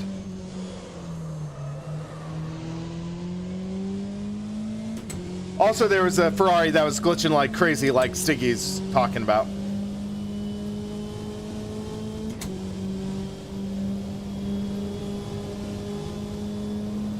That was a 1:45.14.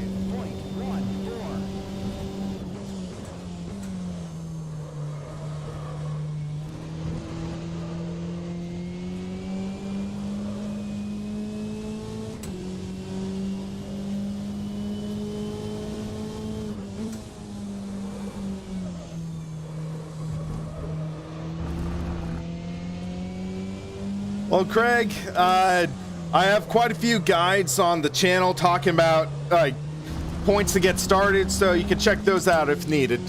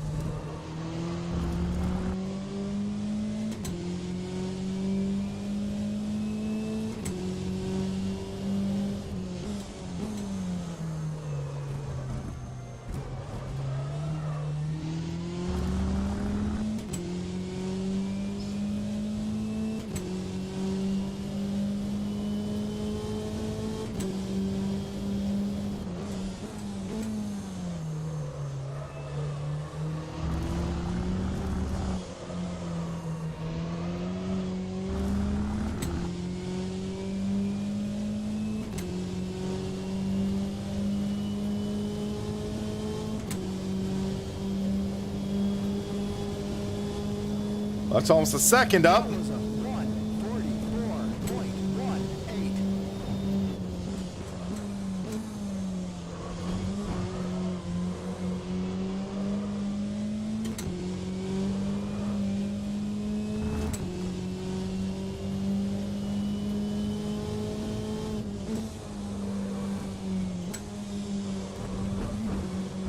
Oh, a little wide. We're okay.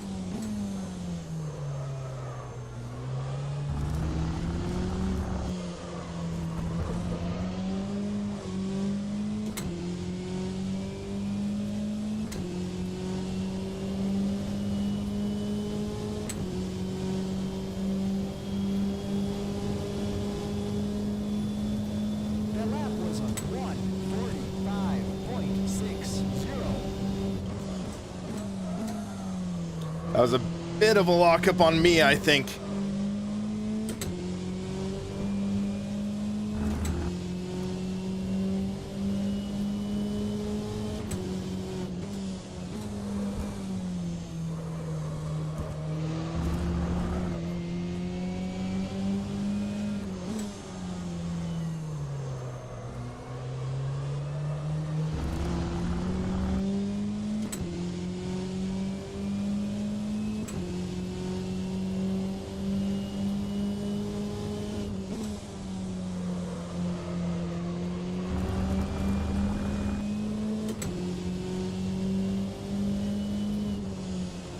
First cut track warning.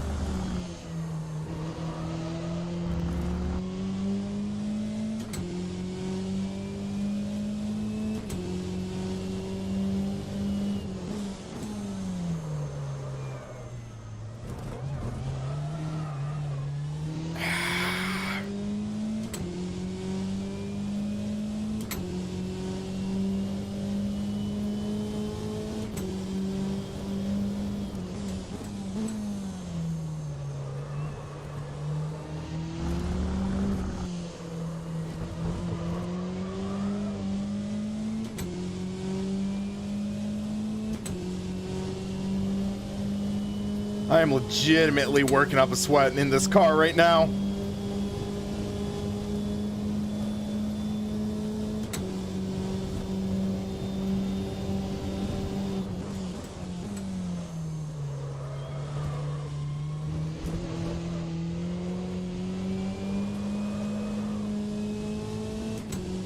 Looks like there's some hard racing ahead of us. Oh, and a car ends up in the wall. For position 2, booyah. Zakrzuski, however you pronounce it. Jan Zakrzuski, yeah, I'll just say that.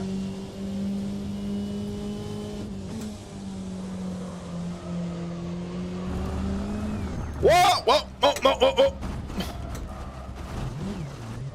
Oh, that's not good, not good, not good. Made some contact. Stay on track, stay on track.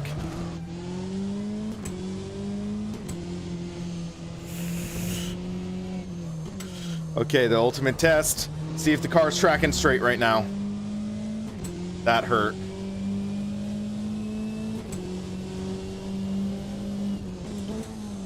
Okay, that's just cosmetic damage. We're okay, we're okay. I mean, that's gonna wear down our tires a bit, but we're over halfway through the race. Okay. So it's 6-second gap to next car. Oh, we got fortunate.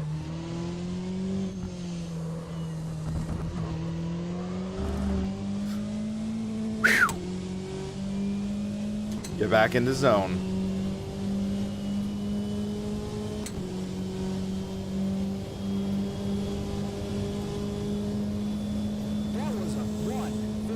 Yeah, I have a minor lockup, so I'm gonna have to be careful with the tires. Just be a little conservative. Let them sort of scrub themselves out.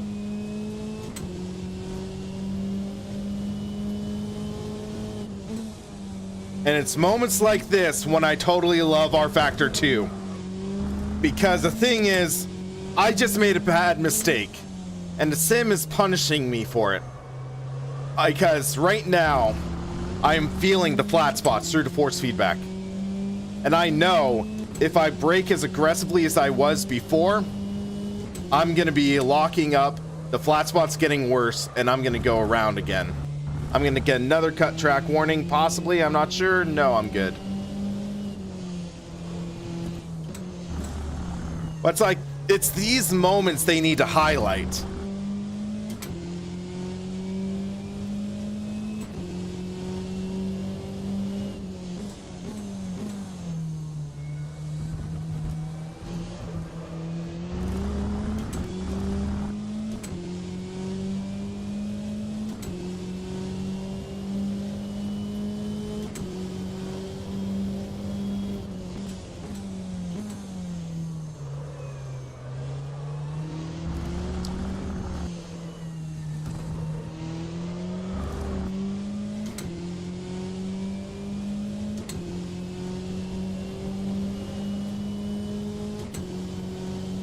Okay, still feeling a little rough at speed. I'm gonna try pushing a little harder now, see how the car feels. 6.57. Felt the tire starting to catch a bit, so we gotta be cautious. Can't push too hard here.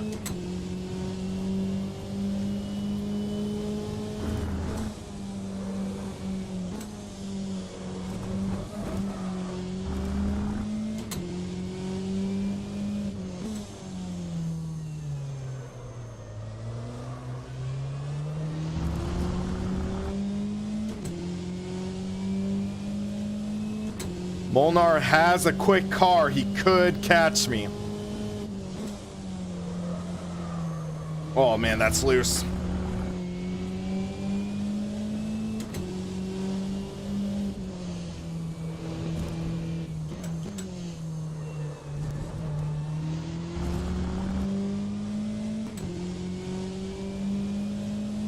Move the brake bias back a bit.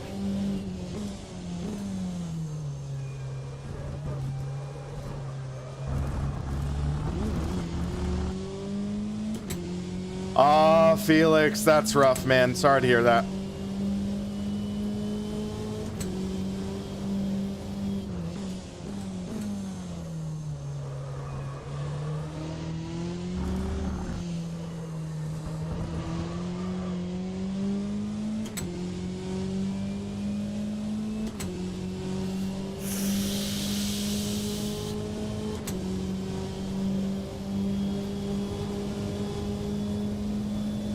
That was a 146.87. Come on, let's get that gap back at the 5 seconds.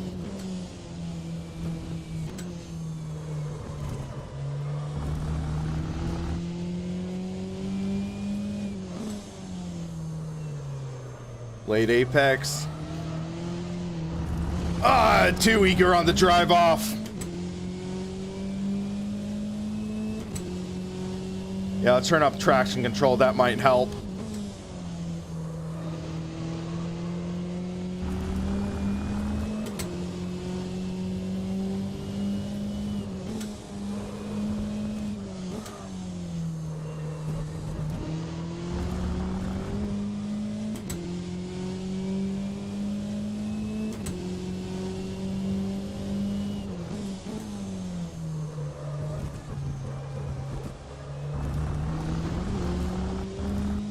What percentage tires am I at? 81. Okay.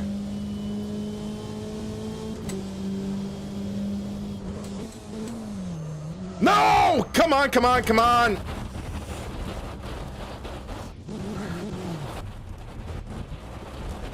Well, that's 7th. Or going down to 7th.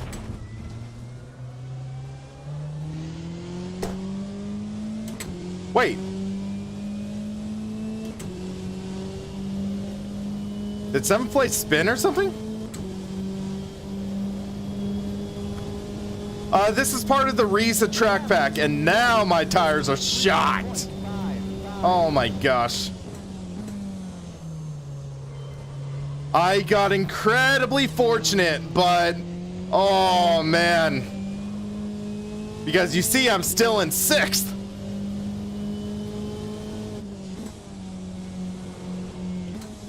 Yeah, that's the definition of lucking out.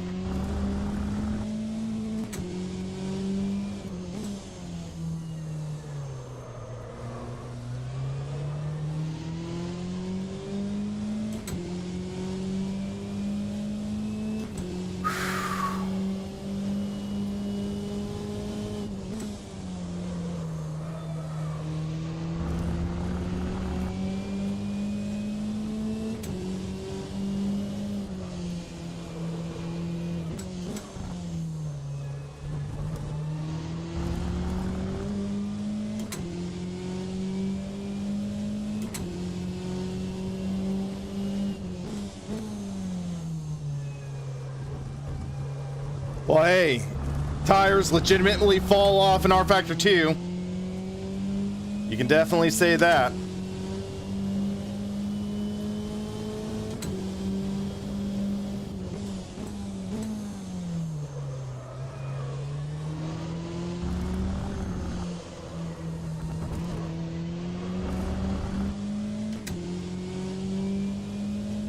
Power! Come on!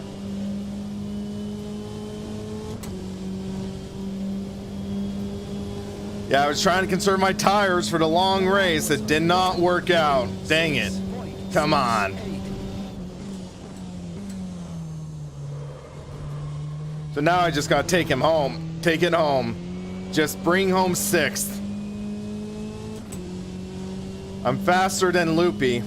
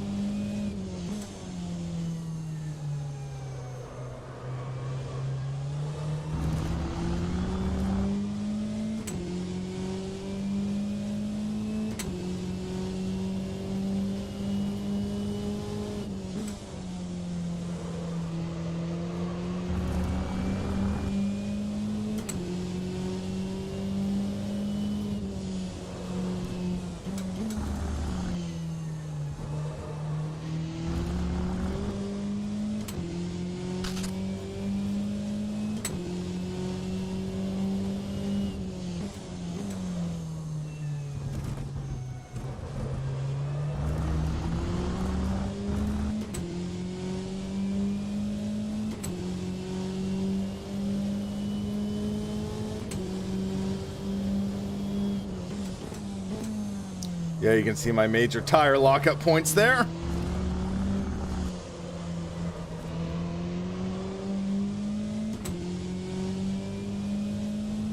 Wow, I've made up 2 seconds on Cook? Dang. I think. I'm gonna run out of time, I think. 1:45.07.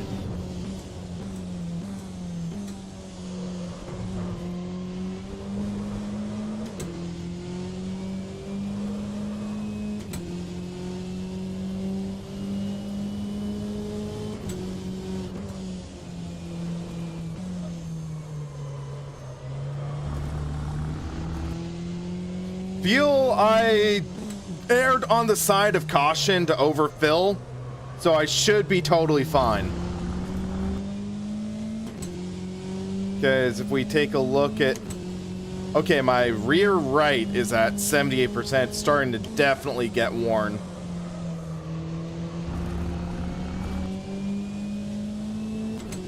We have 10 minutes left in the race.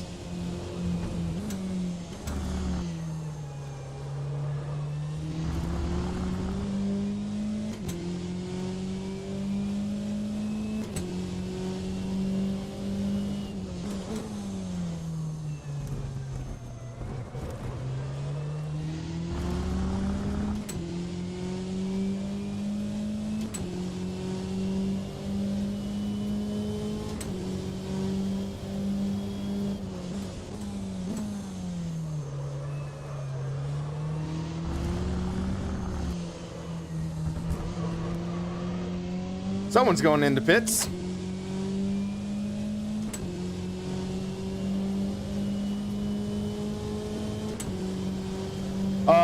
Cook is dropping like a rock. What's going on? The lap was a 1:45.83.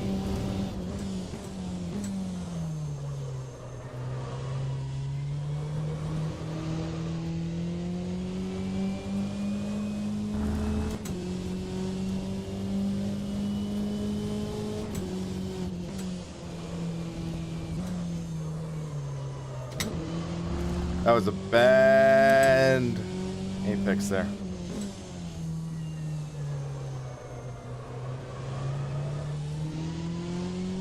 I'm not sure what next yet. We'll find out.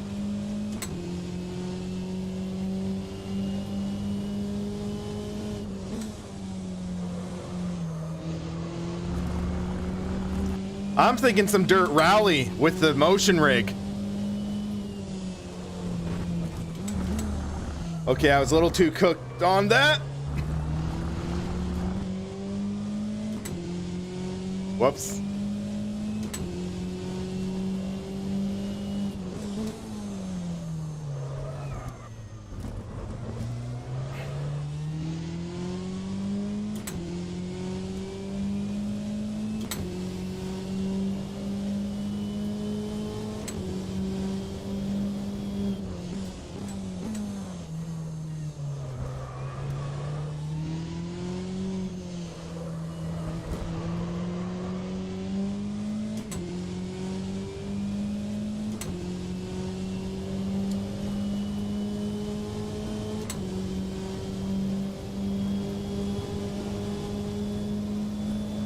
That was a 1:46.74.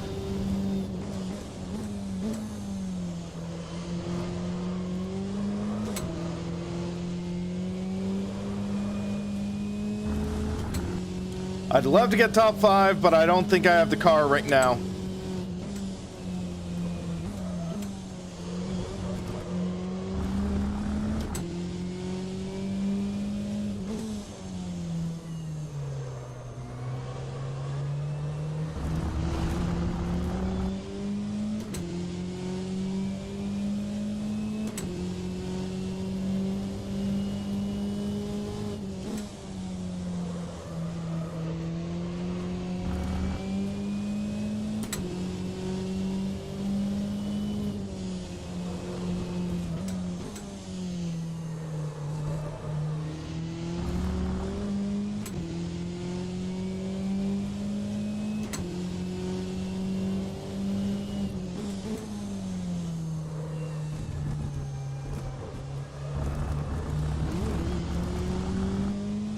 Excuse me.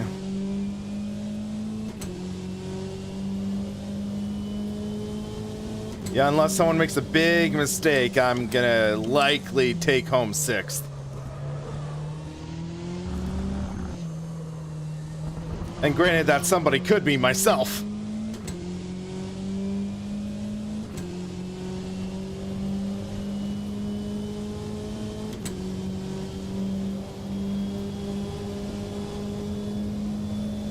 The lap was a 1:45.51.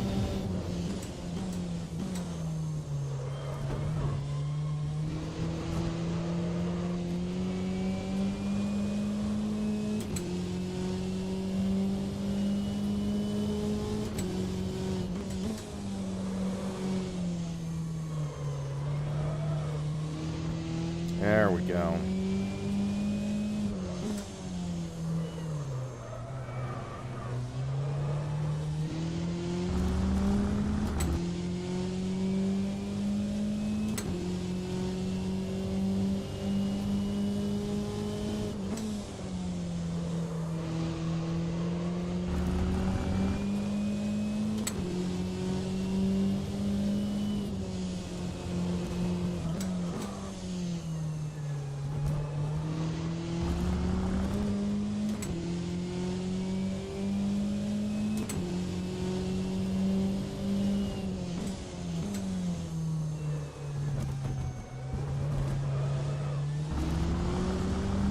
I think I'll do rally next. But I'll need to make sure,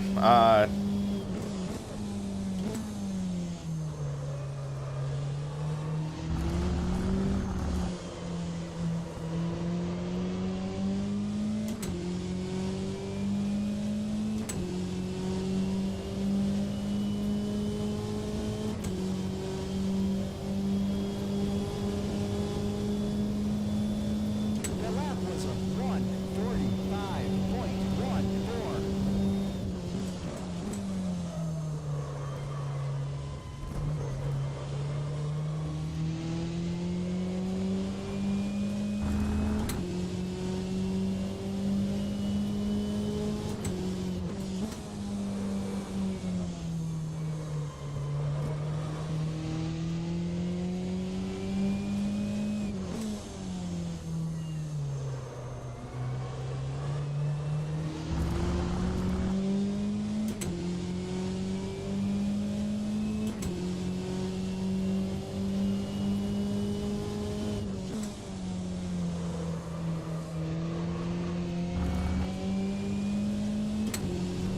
there we go.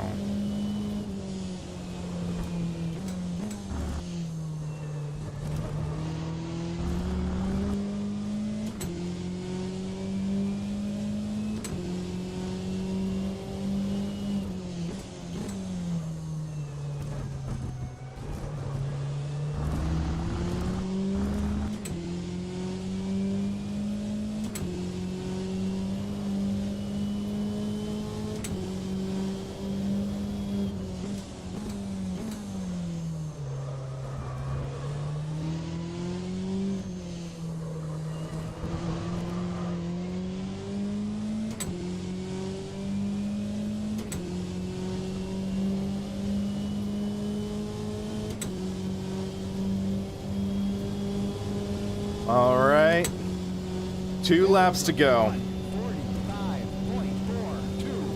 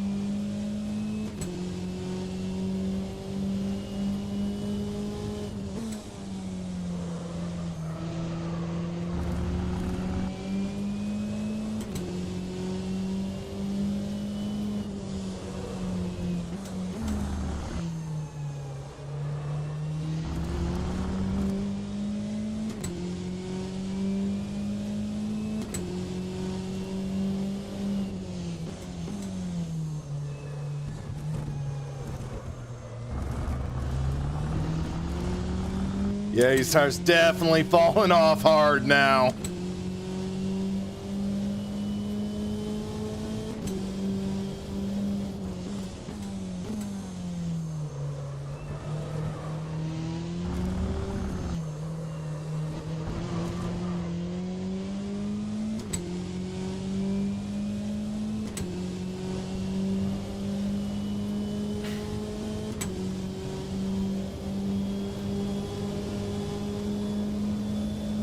The lap was a 1:46.13.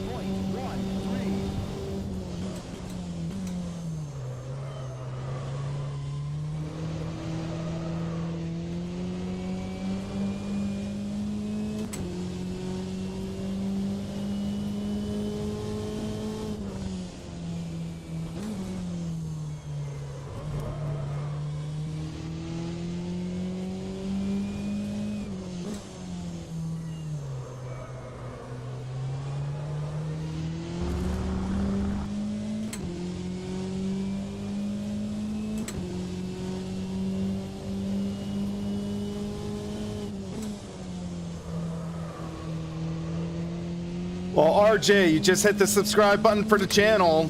Like, but if you're already subscribed, it's like, yeah. But yeah, guys, if you're enjoying the stream, remember to hit that like button and subscribe. Helps keep me on track and keeps the channel going strong.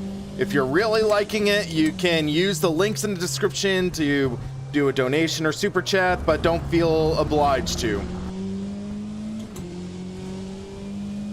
Yeah, RJ, I don't know. Sometimes it can be a little temperamental. I don't know.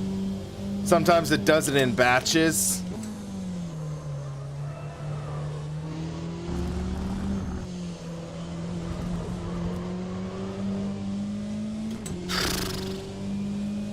Well, the race could have gone better, but could have gone a heck of a lot worse. I mean, from stalling the car at the start to finishing 6th, I'll gladly take that. The lap was a 1:45.8. Wait, is it doing another lap? Usually when it says 0, maybe I'm so far behind, he already started his final lap. I don't know, but yeah. I don't see a white flag, I don't see a checkered, I'm still gonna go.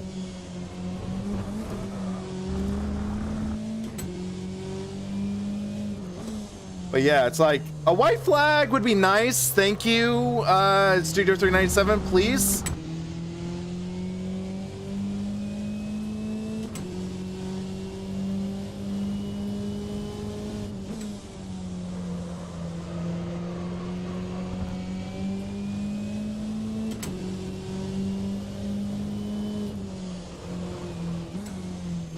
Especially if this is like the competition mode.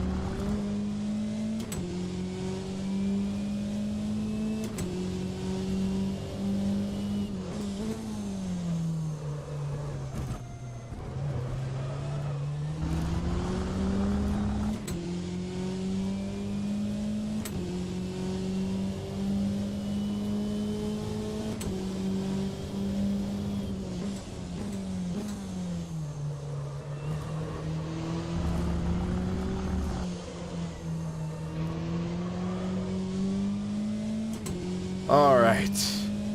Again, race could have gone a lot better, could have gone a lot worse. I'm just glad that I finished top 5.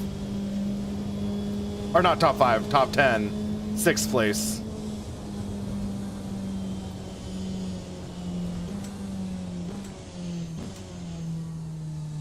Could have been a lot worse.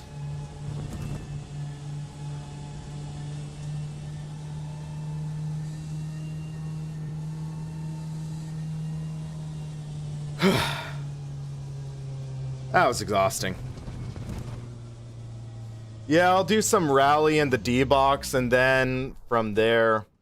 Actually, I'm curious real quick. So...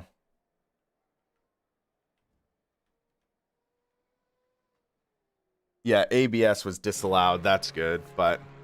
yeah, so let's see. Started 5th. And then... yeah, it's saying I fell down to 12th. Okay. By the end of the first lap. And then just climbed my way up to 6th. Okay. Well, that's a good result, all things considered. I'll take it. I mean, yeah. There's only so much I could really do, I think. But yeah, to show you guys what happened.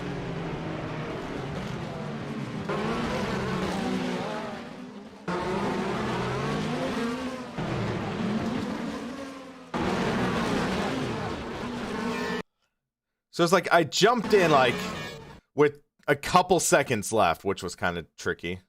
All of a sudden I hear like, oh, it's about to start. It's about to start. I gotta jump in. Oh, paddock access. Hey.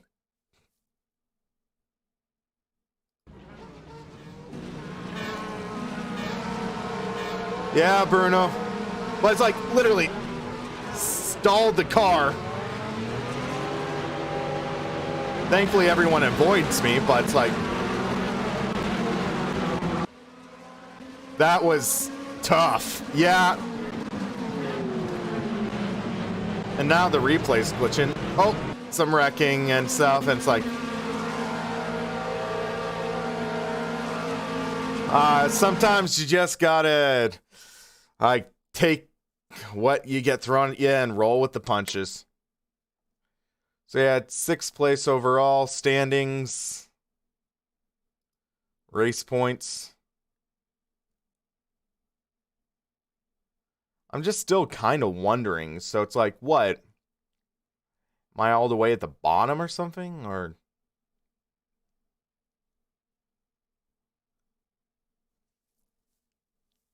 Guys, let's see.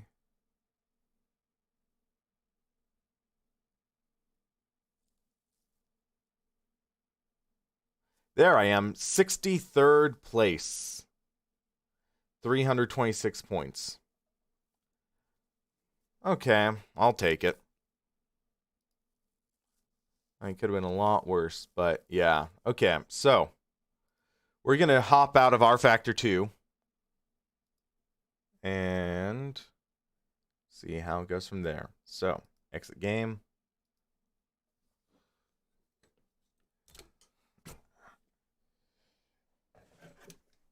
And I'm going to grab my wheel out of my storage part right here.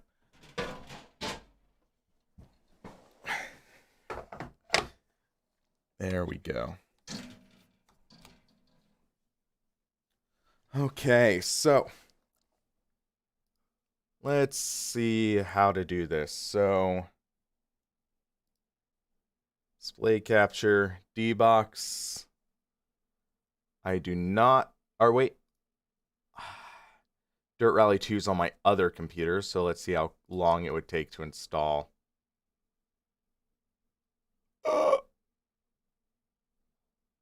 Oh, that hurts. Well, guess we're not going to do that.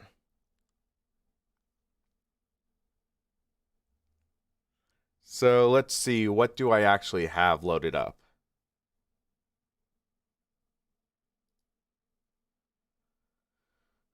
I could do iRacing.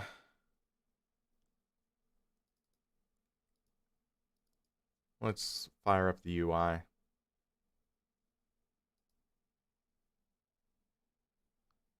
also have Kartcraft. That would be interesting to try in the future. But yeah, so let's just do some Rallycross because we can. Or whatever. So let's see.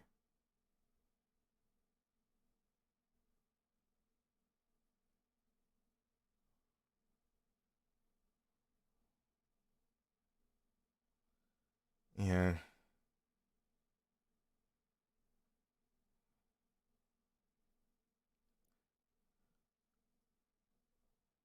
Let's do this filtering thing. So if we go to...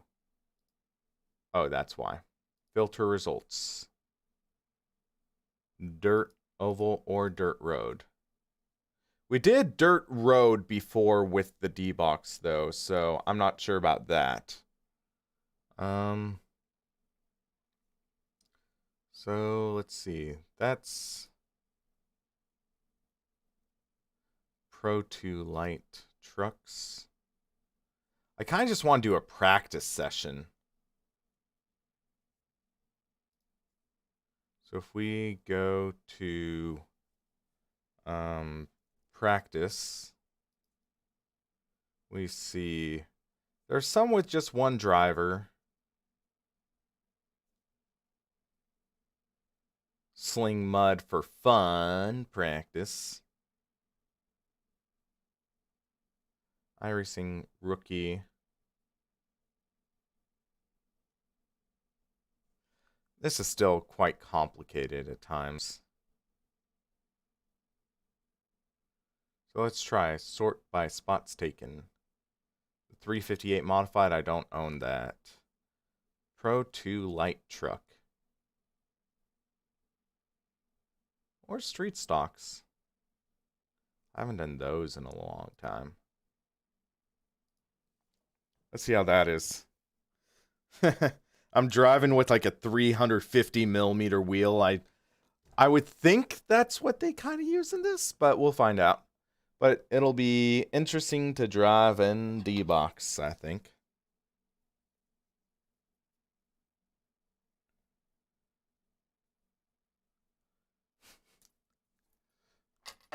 Because, all right, Stiggy, you have a good night, man.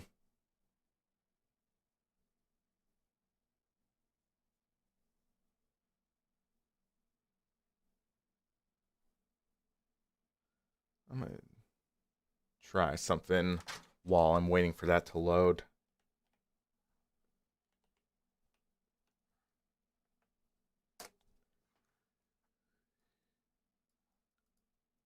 So I want to edit the chat widget real quick for my stream. If I do that, display capture, let's get the game capture going. Come on, there we go.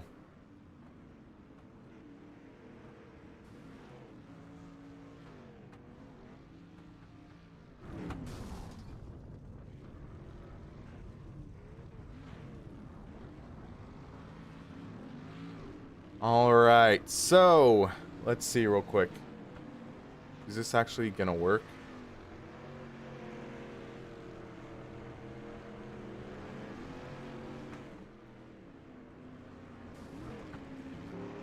Okay, let's give that a go. Oh yeah, the D-Box is definitely working, but I need to change the Simicube settings to iRacing. There we go.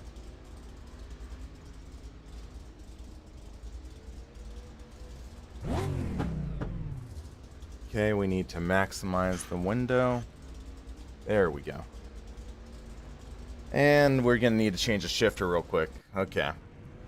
And I haven't raced these street stocks in a while. Never raced it with the motion rig. Should be interesting.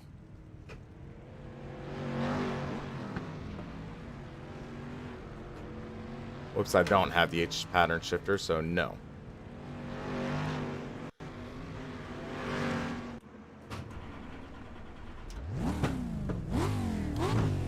Love feeling the engine actually in front of me now, because with the Corvette, I felt it behind me.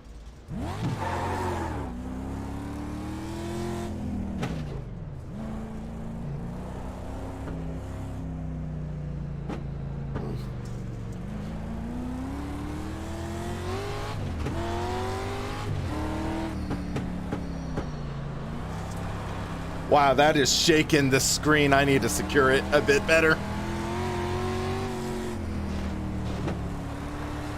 Oh, wow, the rumbling over the dirt. Okay, okay. Let's see if I can reel in the 77.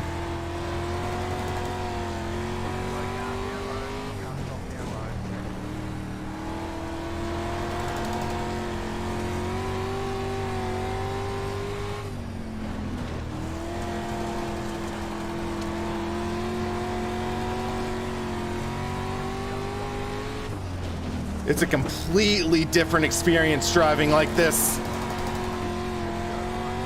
Oh, that's a car upside down.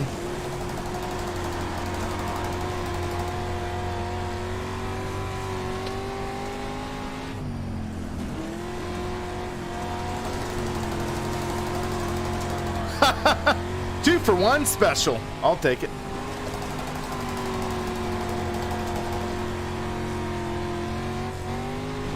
Well, in the wall.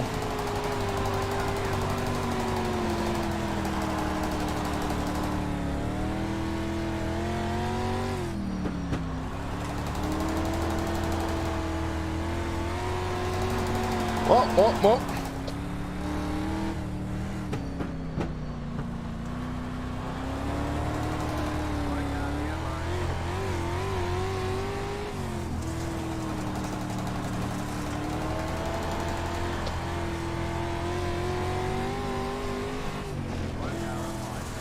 So that's a, whoa.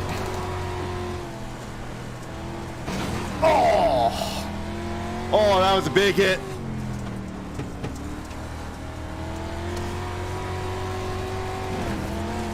You can just see me getting thrown.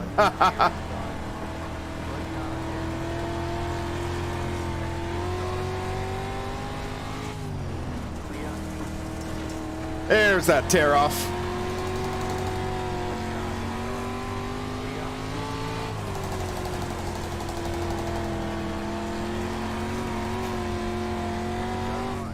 Oh!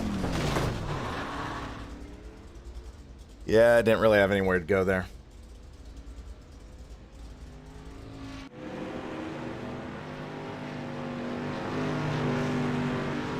Yeah, this is a lot of fun.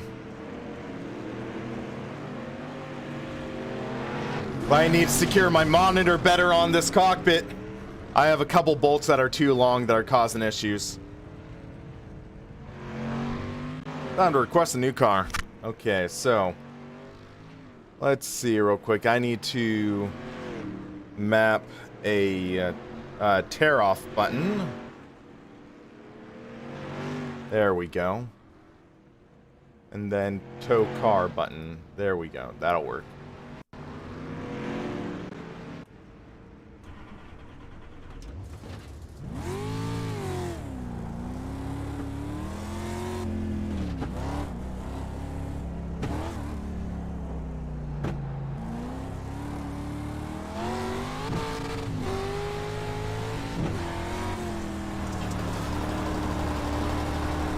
Wow, this is just like aggressive.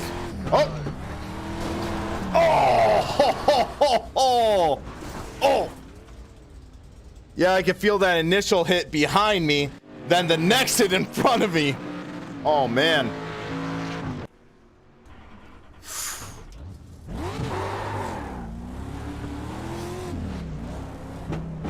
It is a trip driving this with motion.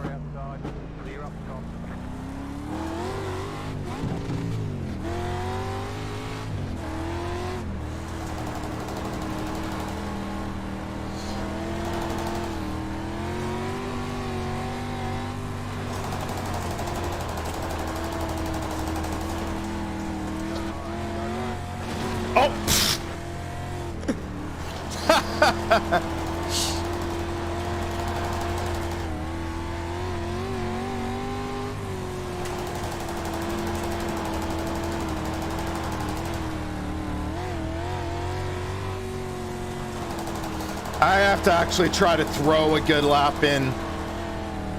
Let's see how to do this.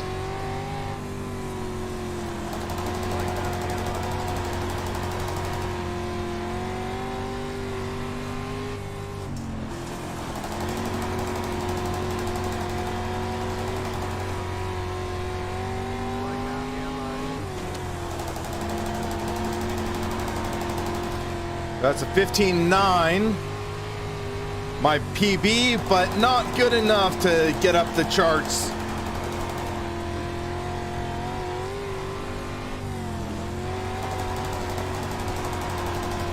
Oh wow, 15.8 got me to 6. Okay.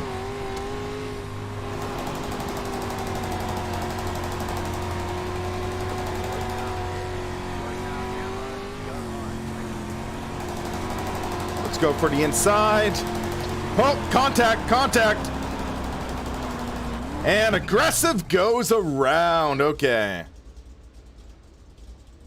Oh my gosh. This is so much fun, guys. It really is. Biggest problem I have with iRacing is the price and how some of the best content is like basically dead thanks to the competition model. So that's my two biggest complaints.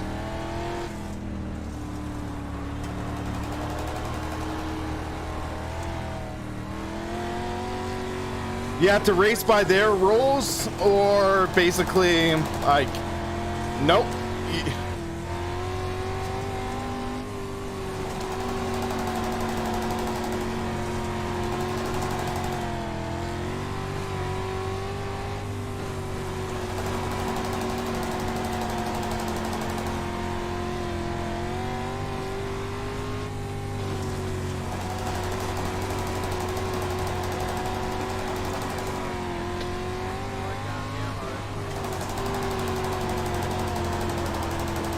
Wow, that was a close call.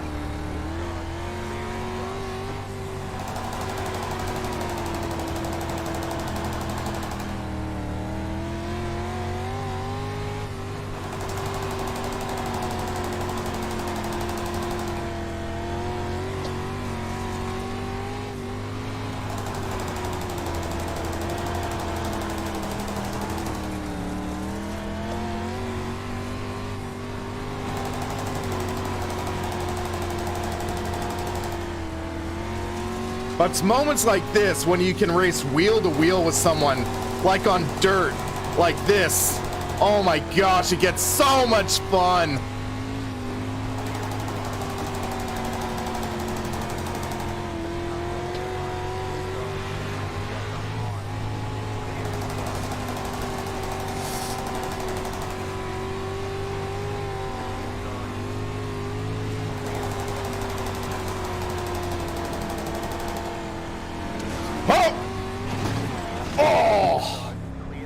Oh, that was rough.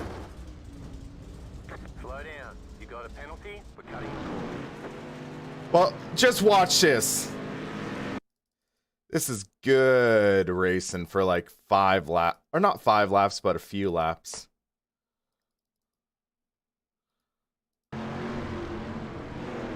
So you see the 87 coming out on the track. Now I'm deciding, okay, I'm gonna ride the high line on this.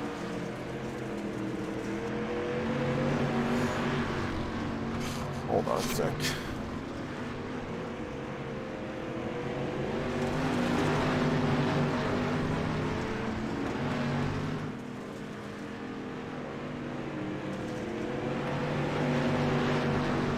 So you just see I'm riding that groove. It is so much fun in a motion rig. I'm just gonna say that. You guys swung up into me a bit right there.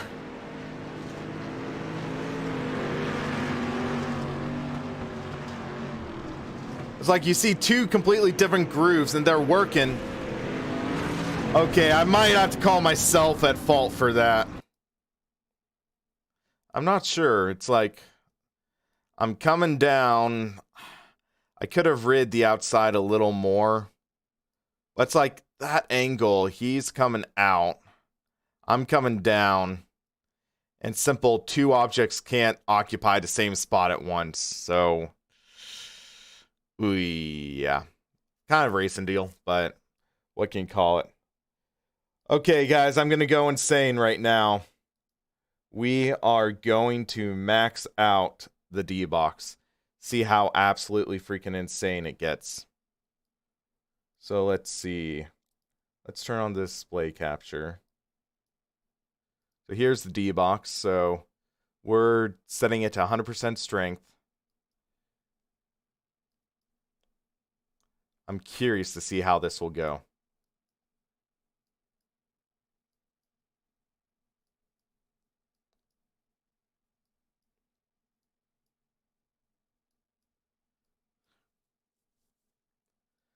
This is gonna shake me, make a milkshake.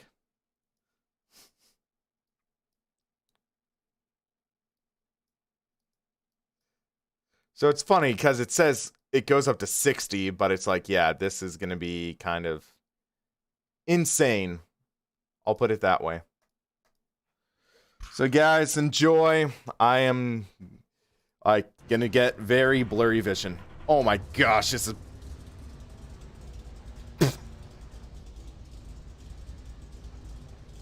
this is absolutely insane. Oh.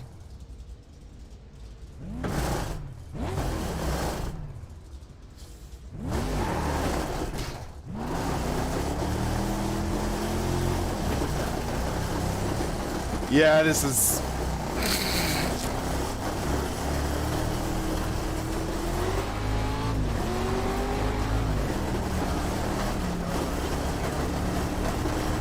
I'm not sure if you can guys hear this, but it is absolutely nuts. Holy crap. It is shaking the webcam.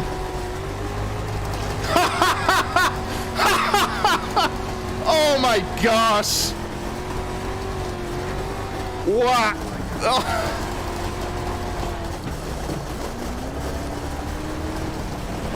Oh.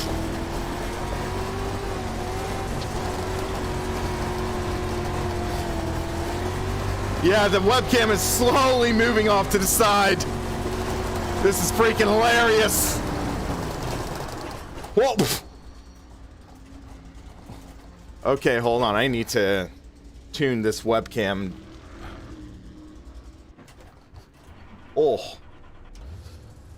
Okay, let's secure it a little better.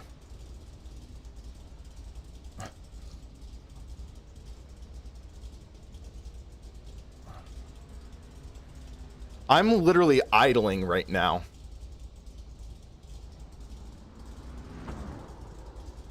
And it's just... That's just revving it up.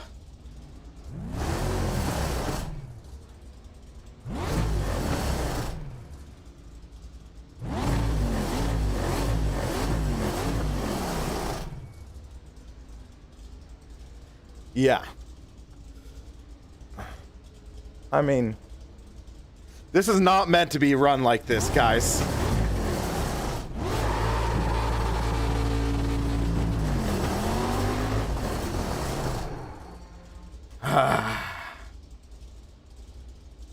Let's reset real quick. What happened there? I have no idea, but I'm just gonna try running a couple laps and see if I can even pose a half decent time. Whoa, whoa, whoa, whoa, whoa, whoa, whoa. My monitor went out for a second.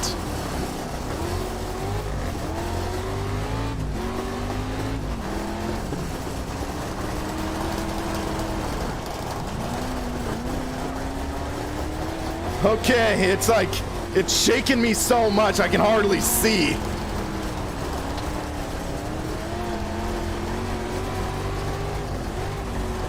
Holy crap, my screen went out again. My screen went out. I'm literally driving on the side screen. Oh, oh, oh, oh.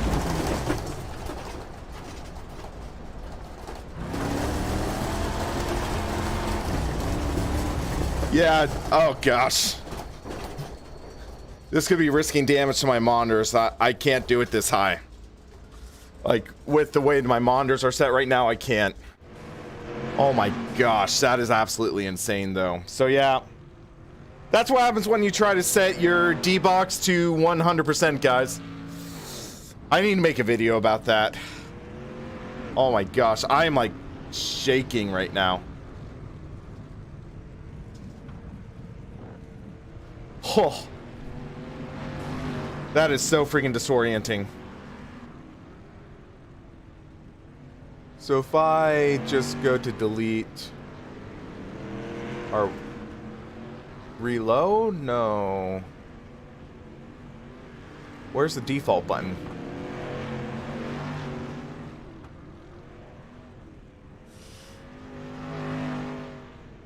So let's go back to default.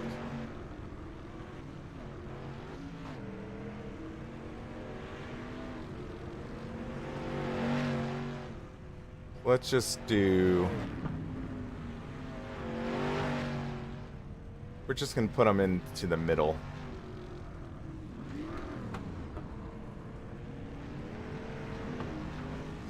Actually, the front rear reactivity, I'm gonna keep that.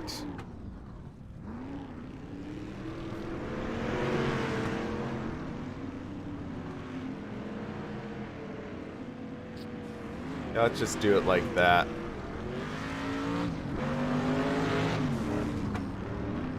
Well, wow, that is just... I gotta say, that is an impressive, like, that it'll go like that. Well, RJ, I'll see what I can do, but yeah, it's like...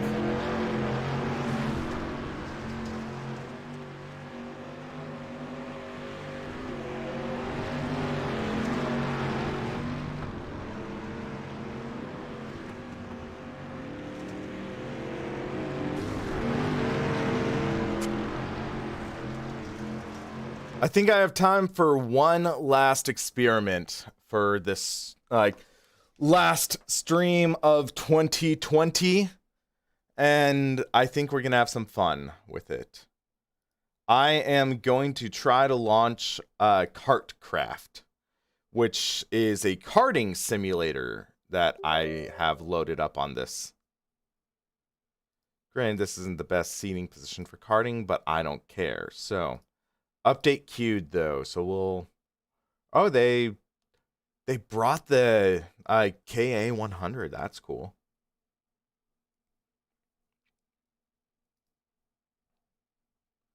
So yeah, Kartcraft motion code. We need to load the default configuration. Yeah, that's fine. It'll be interesting to see how this handles a karting sim.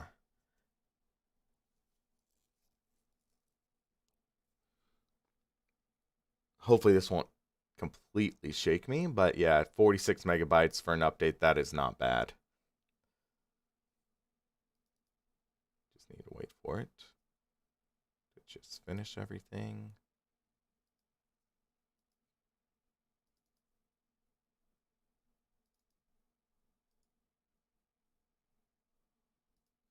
Says it's complete, I just had to wait. But yeah, I'm curious about Kartcraft because it's a game I've played off and on through the years, but I'm curious to see how it's motion because the thing is, karts don't have a suspension. So how is it going to simulate that feeling of driving a kart? So yeah, alrighty.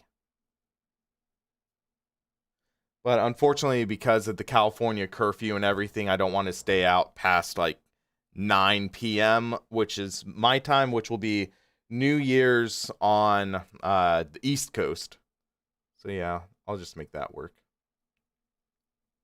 Yeah, it'll do something, but it's like, remember, motion is compensating for the lack of a real suspension in a simulator. So there's always going to be give and take. But yeah. Come on. Kartcraft. There we go. Should automatically pick up.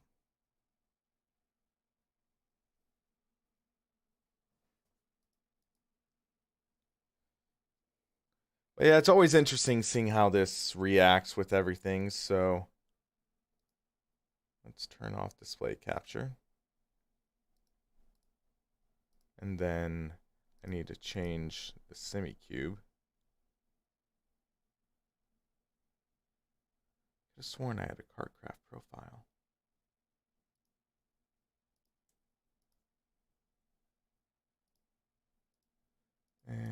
Let's go to this profile. Need to check some settings real quick. Input.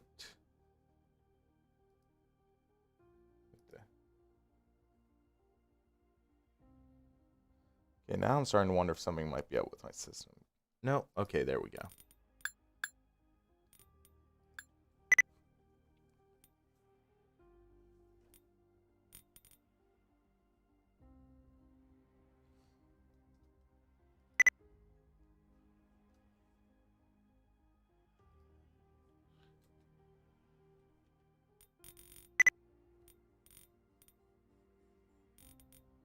Okay, so throttle.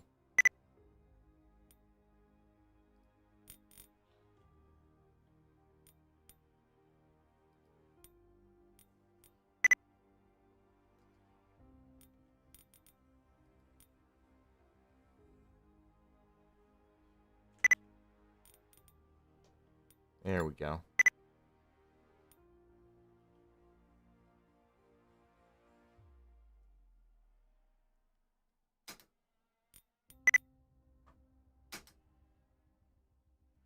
Come on here.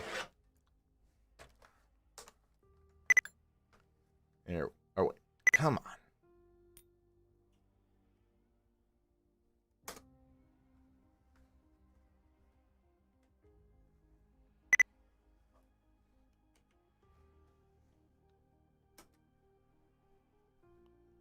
Oh, looks like I'm getting the low battery warning on this, so yeah, I likely won't be able to last long on the rest of this stream, but hey, we'll make it work. Force feedback, gain. Yeah, 100% filtering, yeah. Let's give that a go.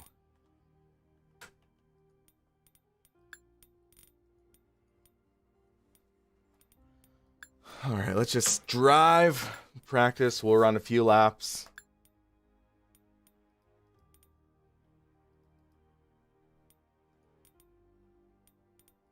Is it not letting me change the class? There we go, KA100.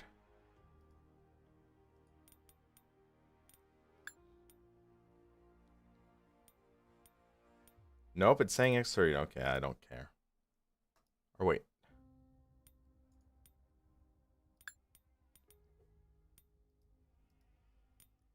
Man, this gets confusing at times.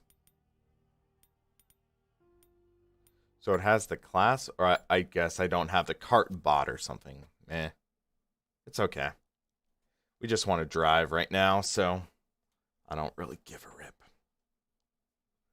Let's load this up.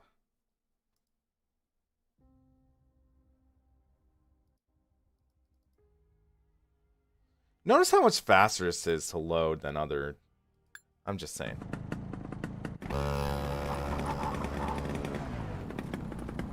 Okay, it's not picking up the motion. Why? Is there a setting I need to check? Game. Telemetry.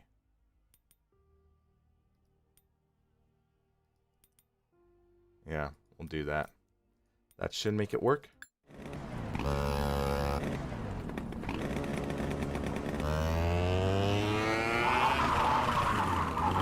No. Okay, so why is this not working? Let's take a look.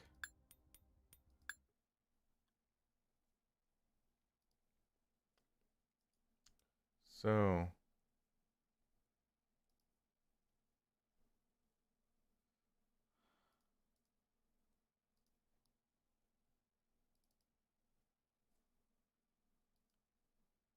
I must be missing something. Let's try rebooting this, I guess.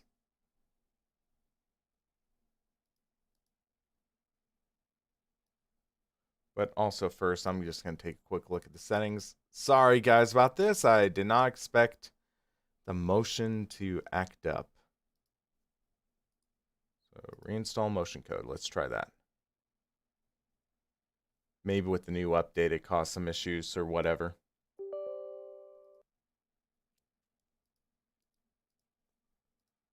Okay.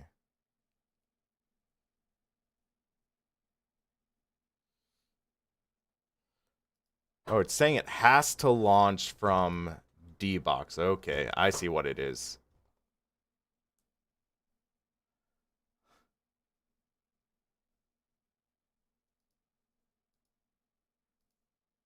So I guess different systems have to launch differently. So, meh. But yeah, it's Kartcraft, but originally it was going to be called Kart Sim, I believe. Yeah. And then they changed it.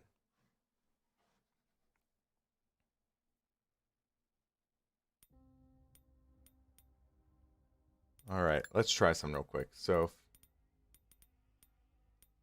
I'm checking out what brands they have. Too bad they don't have Burrell. That's what my friend used to race back in the day. But if I go CRG KA100, that's like the base entry level kart. So drive, practice. I've done PFI quite a bit.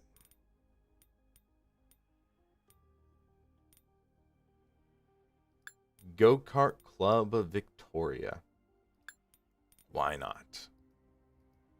And then KA100. Boom. Let's do this thing.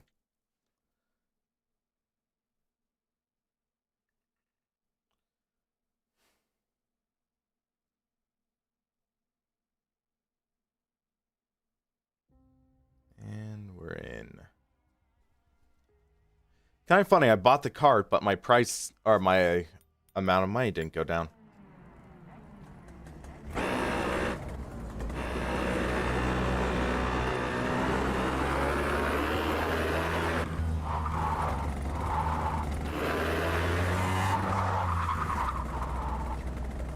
Motion's still not working. Why?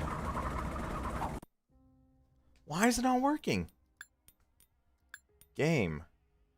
Telemetry.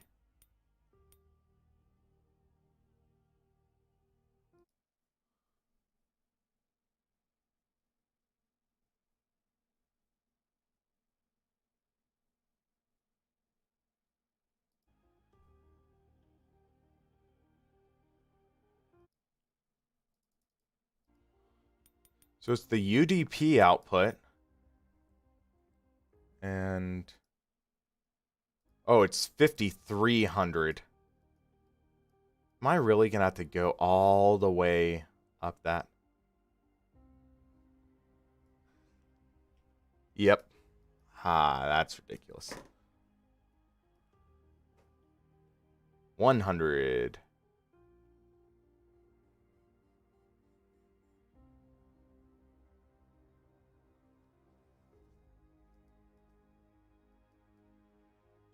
$200.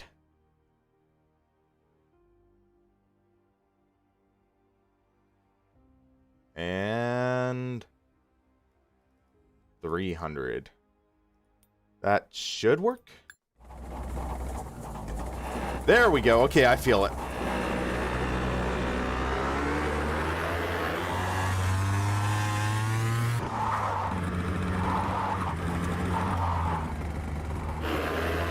Okay, it's a lot more subtle. I know field of view is garbage, but I'm just living with it.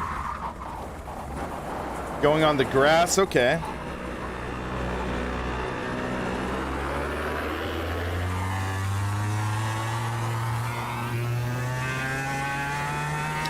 Okay, I can really feel it going up the hill. Ooh.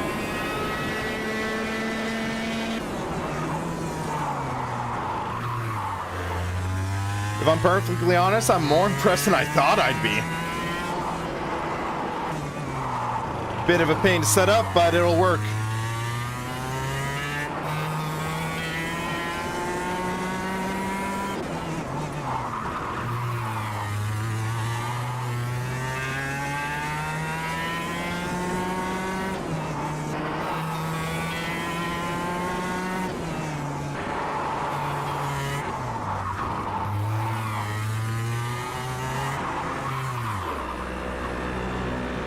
Yeah, let's bring in the field of view. If I go to graphics, would that be it? I guess not. Game.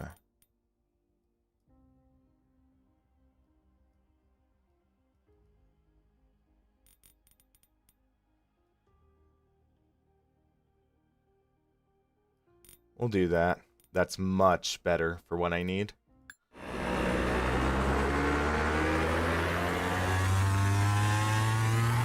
There we go.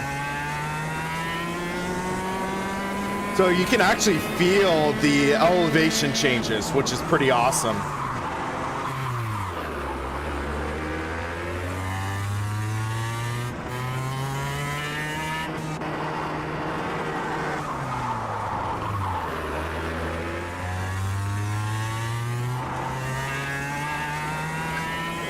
So if I hit the curb, it does upset it. Oh, yeah. I felt it sort of bounce up from the rear right, which was interesting. I'm gonna shut up and try a couple laps. Okay, yeah.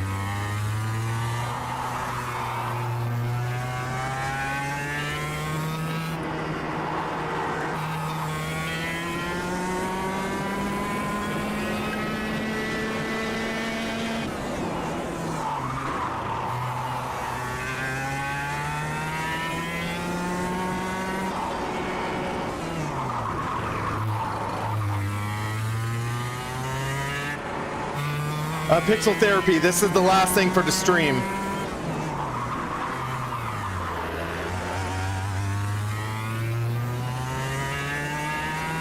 The battery's running low on my mic and stuff.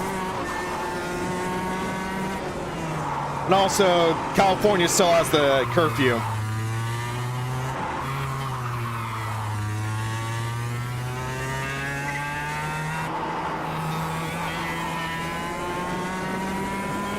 What I'm really impressed by, though, I know I said I was going to shut up, but what I'm really impressed by is the feeling of the rear stepping out. Because karts are some of the only things I've actually driven on a track, and you feel the rear end swing out. And I'm still getting that kind of feeling of yaw. And it's actually controllable. That's one of the things I'm finding pretty impressive.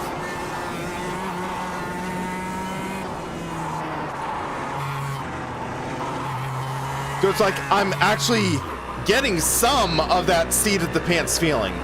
Now, of course, I'm using baseline setups, so I could always tune it up, improve it, and tweak it to my personal liking. But yeah, I'm pretty impressed right now.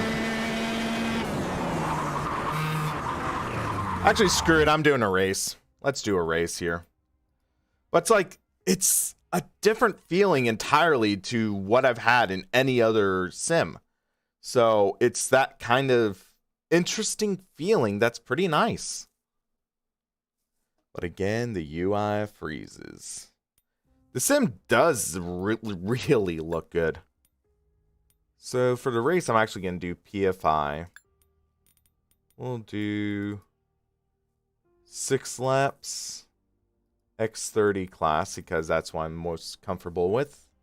I'm going to bump up the force feedback to 53% in the profiler, which should be okay. We can go with the CRG X30. So hopefully that'll give me an experience similar to steering a kart, because I felt like the steering was a little too light.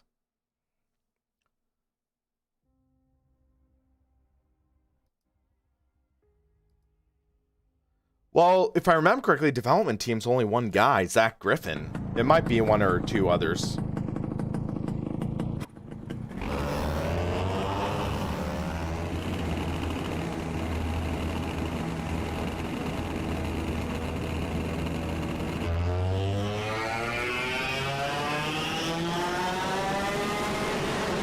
Whoa! Oh gosh, already a bump.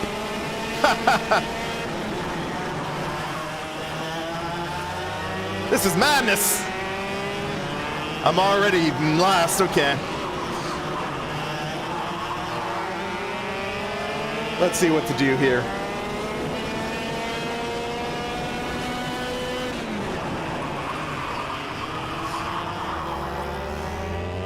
That's my mulligan here. I need to turn down force feedback just a hair. It's a little over the top, I think.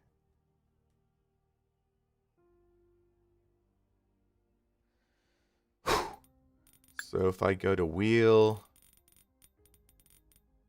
let's go force feedback gain to 66. Execute order 66. Let's give this a go.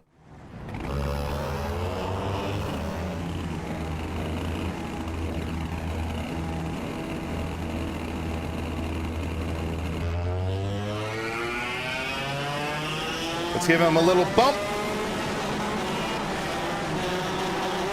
Oh, much better, much better.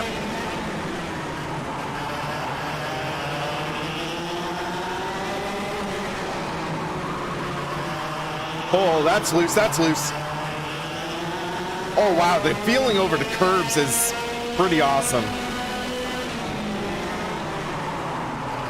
Okay, I left him. Oh, wow, that was an awesome slide job by Anthony. Little bump. You really have to be on your toes with these guys. Oh, wow, yeah.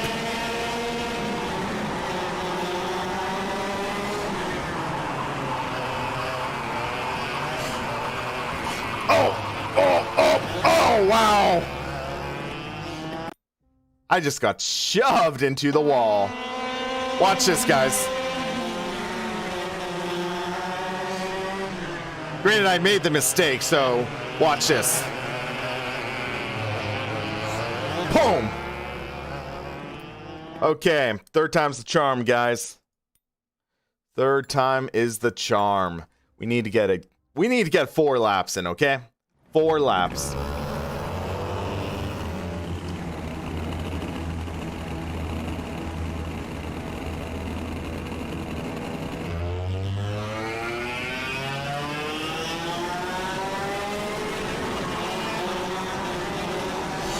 Oh! Fifth or 4th time's the charm.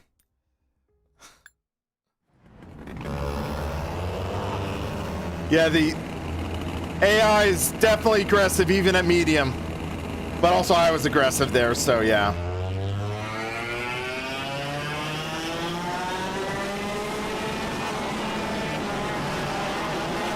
Whoa! Oh, whoa! What the heck happened there? I don't even know.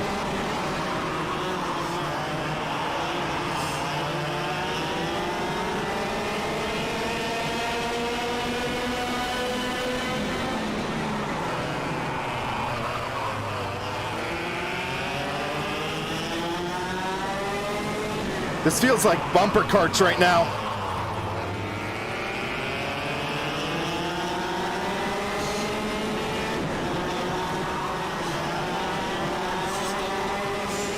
Oh! Okay, I don't get it. Why is my brake so touchy? Let me check something real quick. I hate to do this again, but it's like I breathe on the brake and I lock it up. That is not right.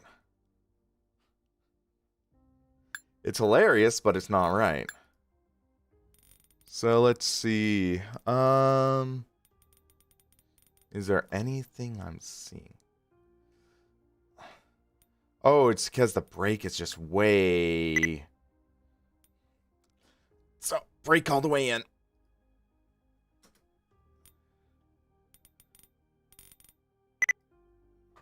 Release it completely, press any key.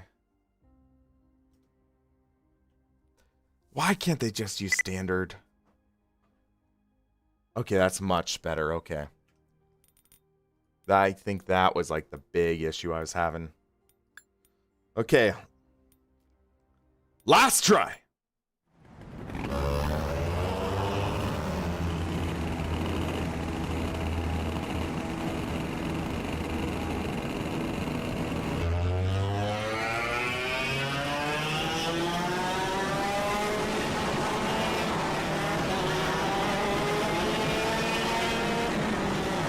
Oh, much better, much better. Okay.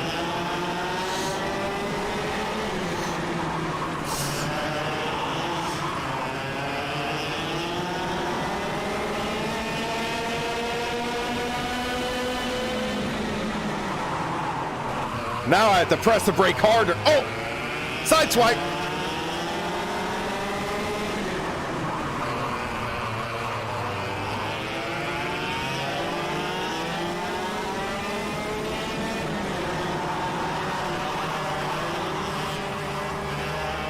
And I freaking get punted again. Jeez. This is freaking medium?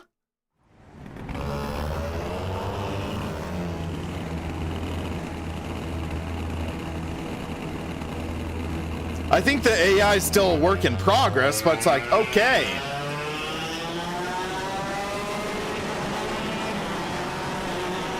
Feels like Scandia. Or like, yeah, oh. They did not see me there.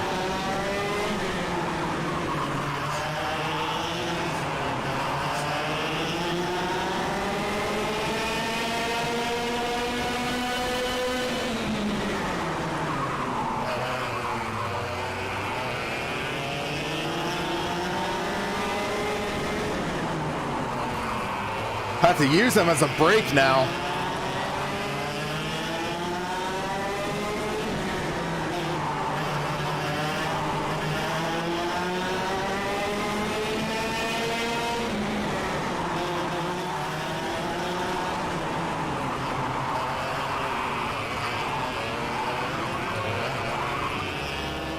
Okay, that was my fault. Okay, I'm just gonna... I'll take the last. I want to actually just, for once... They're doing a 101.7.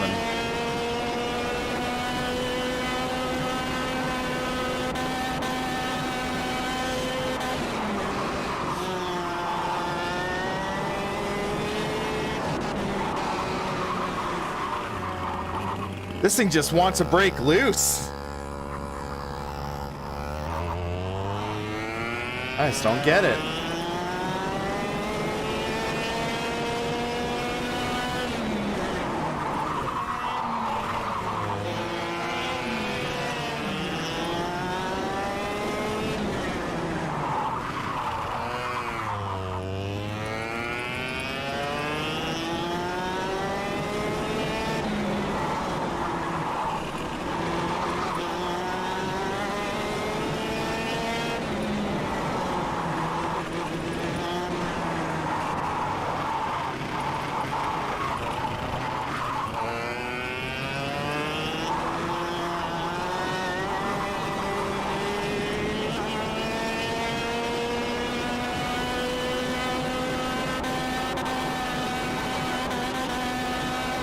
Oh my gosh, this feeling is brutal once you actually throw the cart in.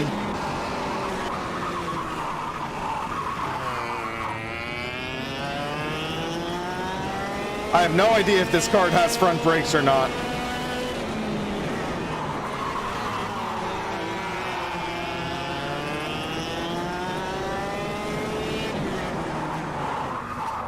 Feels like it does.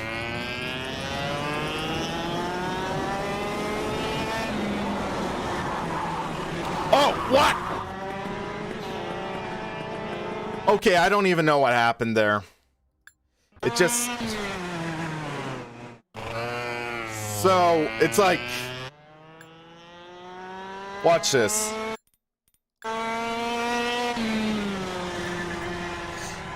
So I clip the curb. And it almost just like rolls on me there. And I'm...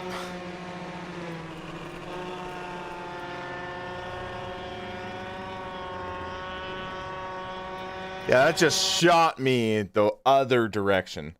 Okay, I'm going to try one last thing, because right now it's set at 400 degrees of rotation. If I change it to 900, I don't know why it was set to 400. So I'm going to have to deal with freezing going to the input menu again. But, oh man, that actually kind of hurt my wrist. Gotta be careful there.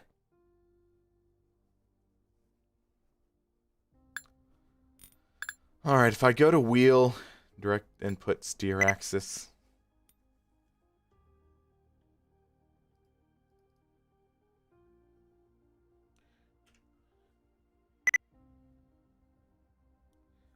$90 degrees to the left, okay.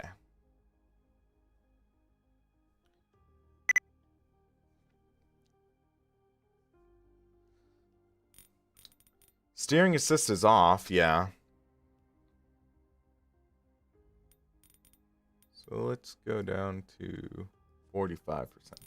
Next stream, I'm not sure. I'm wanting to try to get some videos done, but later on I'll try doing some streams. Okay, let's give this one last try.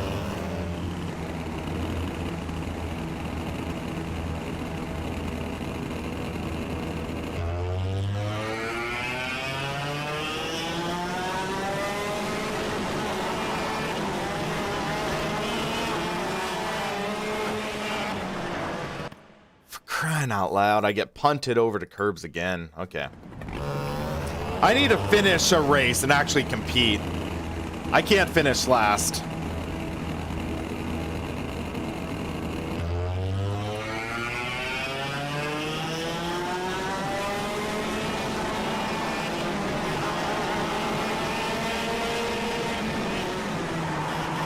Oh my gosh, this is so much better in the steering field.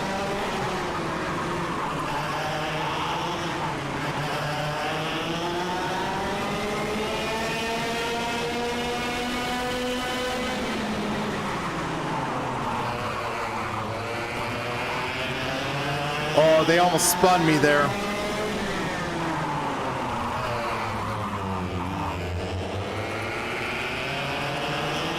All right, this is manageable. This is so much more controllable. Oh. Bump and run. Crossover. Nope, not gonna work. Okay. Think you have to almost take this flat. Hey, we survived the lap.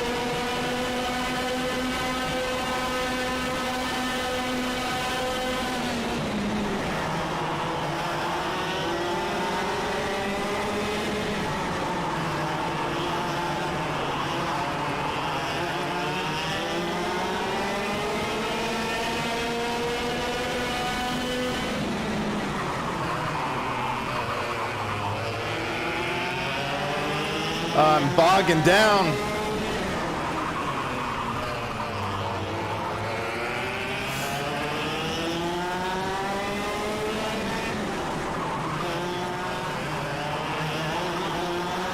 Oh my gosh. Oh, oh my gosh, this is awesome.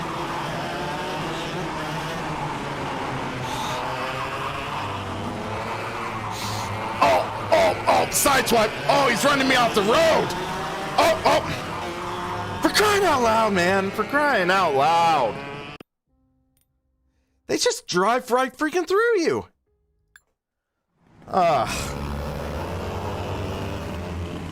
Need to stretch out my arm a bit real quick.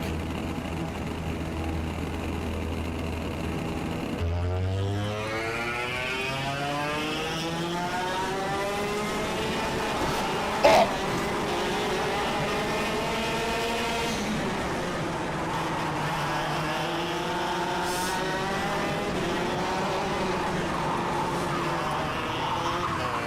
Got loose.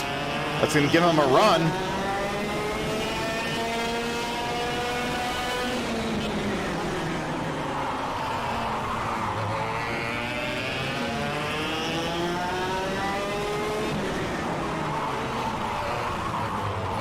Oh! Just feel myself just getting shook by this guy.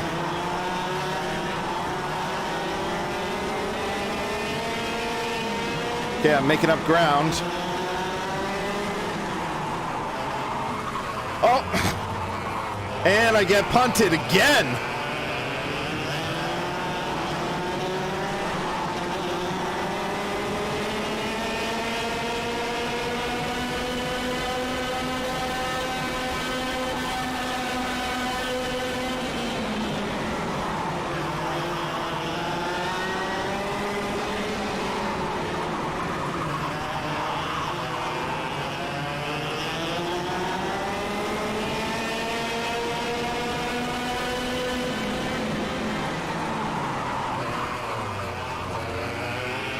Dang it!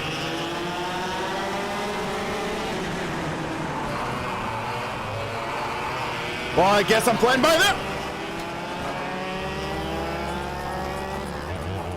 Yeah.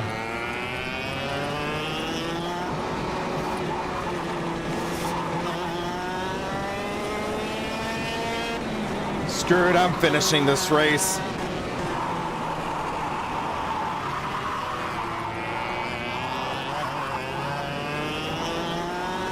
They need like an aggression slider or something.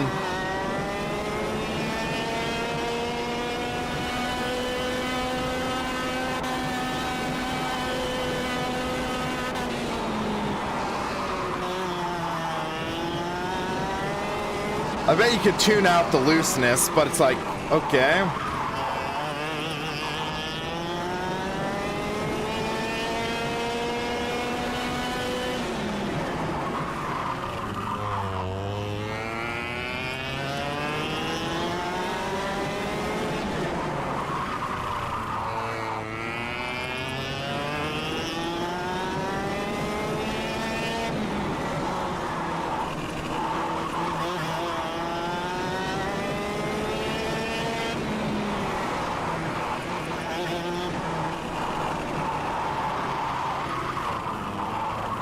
Like all of a sudden it just snaps oversteer. And it wasn't like that before, which is kind of frustrating.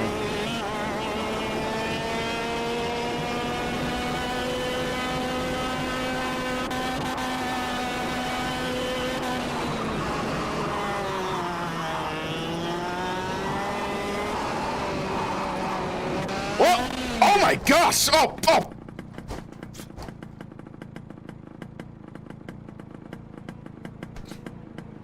Okay, well, I'm just hanging there. We should watch that.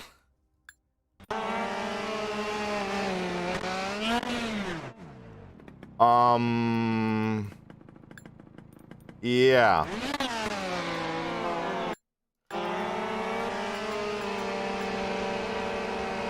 That was kind of awkward. So I clipped the curb. I have no clue if this is realistic or not, but I'm gonna wager no. It's like, yeah, I clipped the curb. I don't think I'd two-wheeled that hard off that curb. All of a sudden it's like, oh, whoa, whoa, whoa, completely lose control. And right there, like I hit a landmine or something. Oh, that head.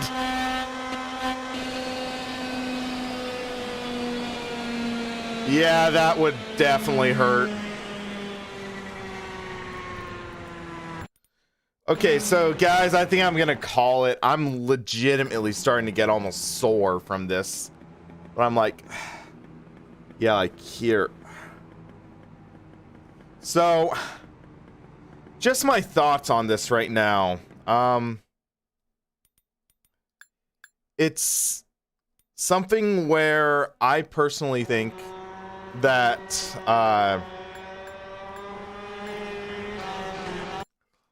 like, actually I'm just gonna quit out of this, screw it. So yeah guys, I wanted to run a little longer, but it's 9 p.m. so in the East Coast of the United States it is the new year. So happy new year to everyone in the East Coast of America who's watching. I hope you are going to make a great 2021. And I am really hoping that 2021 ends up being a strong year for SRP, because honestly, 2020 was a rough year. It was a year of a lot of change. And ultimately, it's something where I'm needing to figure out a stronger identity for the channel. And hopefully soon we'll figure out things and figure out solid production workload and everything. But yeah, going through 2 moves, helping my family, helping my mom through surgery and stuff like that, that definitely took a major emotional and at times physical toll on me, and even mental toll. And it's something where I just want to thank everyone in the sim racing community to sort of help guide me and just support me through some of the roughest moments, not just in my life, but also just for my family. And it's not over yet, but a lot of the worst is definitely behind us, thankfully. And the question is, how are things going to end up this year? To be frank, I don't fully know. And there's a lot unknown, but I'm kind of excited, kind of dreading it, but we'll see how things go. But again, I just want to thank each and every one of you in the sim racing community from the bottom of my heart for everything that you've done to help build sim racing paddock up to what it is today. And it's like, I feel like through 2020, I've been so depressed that I haven't given myself the time to really appreciate some of these new achievements, these new milestones, these new accomplishments. And it's like 2020 was a year of change, but a year of achievement as well, because this was the year that SRP reached 35,000 subscribers. It's the year that I released my first ever video to reach over 1 million views. And I'm just like, do I even deserve this at times? But a lot of people are like, yes, you definitely do deserve it. You put a lot of hard work and effort in, and hopefully 2021 is a year that a lot of that hard work and effort will not go unrecognized. So yeah, guys, I know it's kind of anticlimactic to sign off like this, but I just want to thank each and every one of you guys. And yeah, Make 2021 a great year.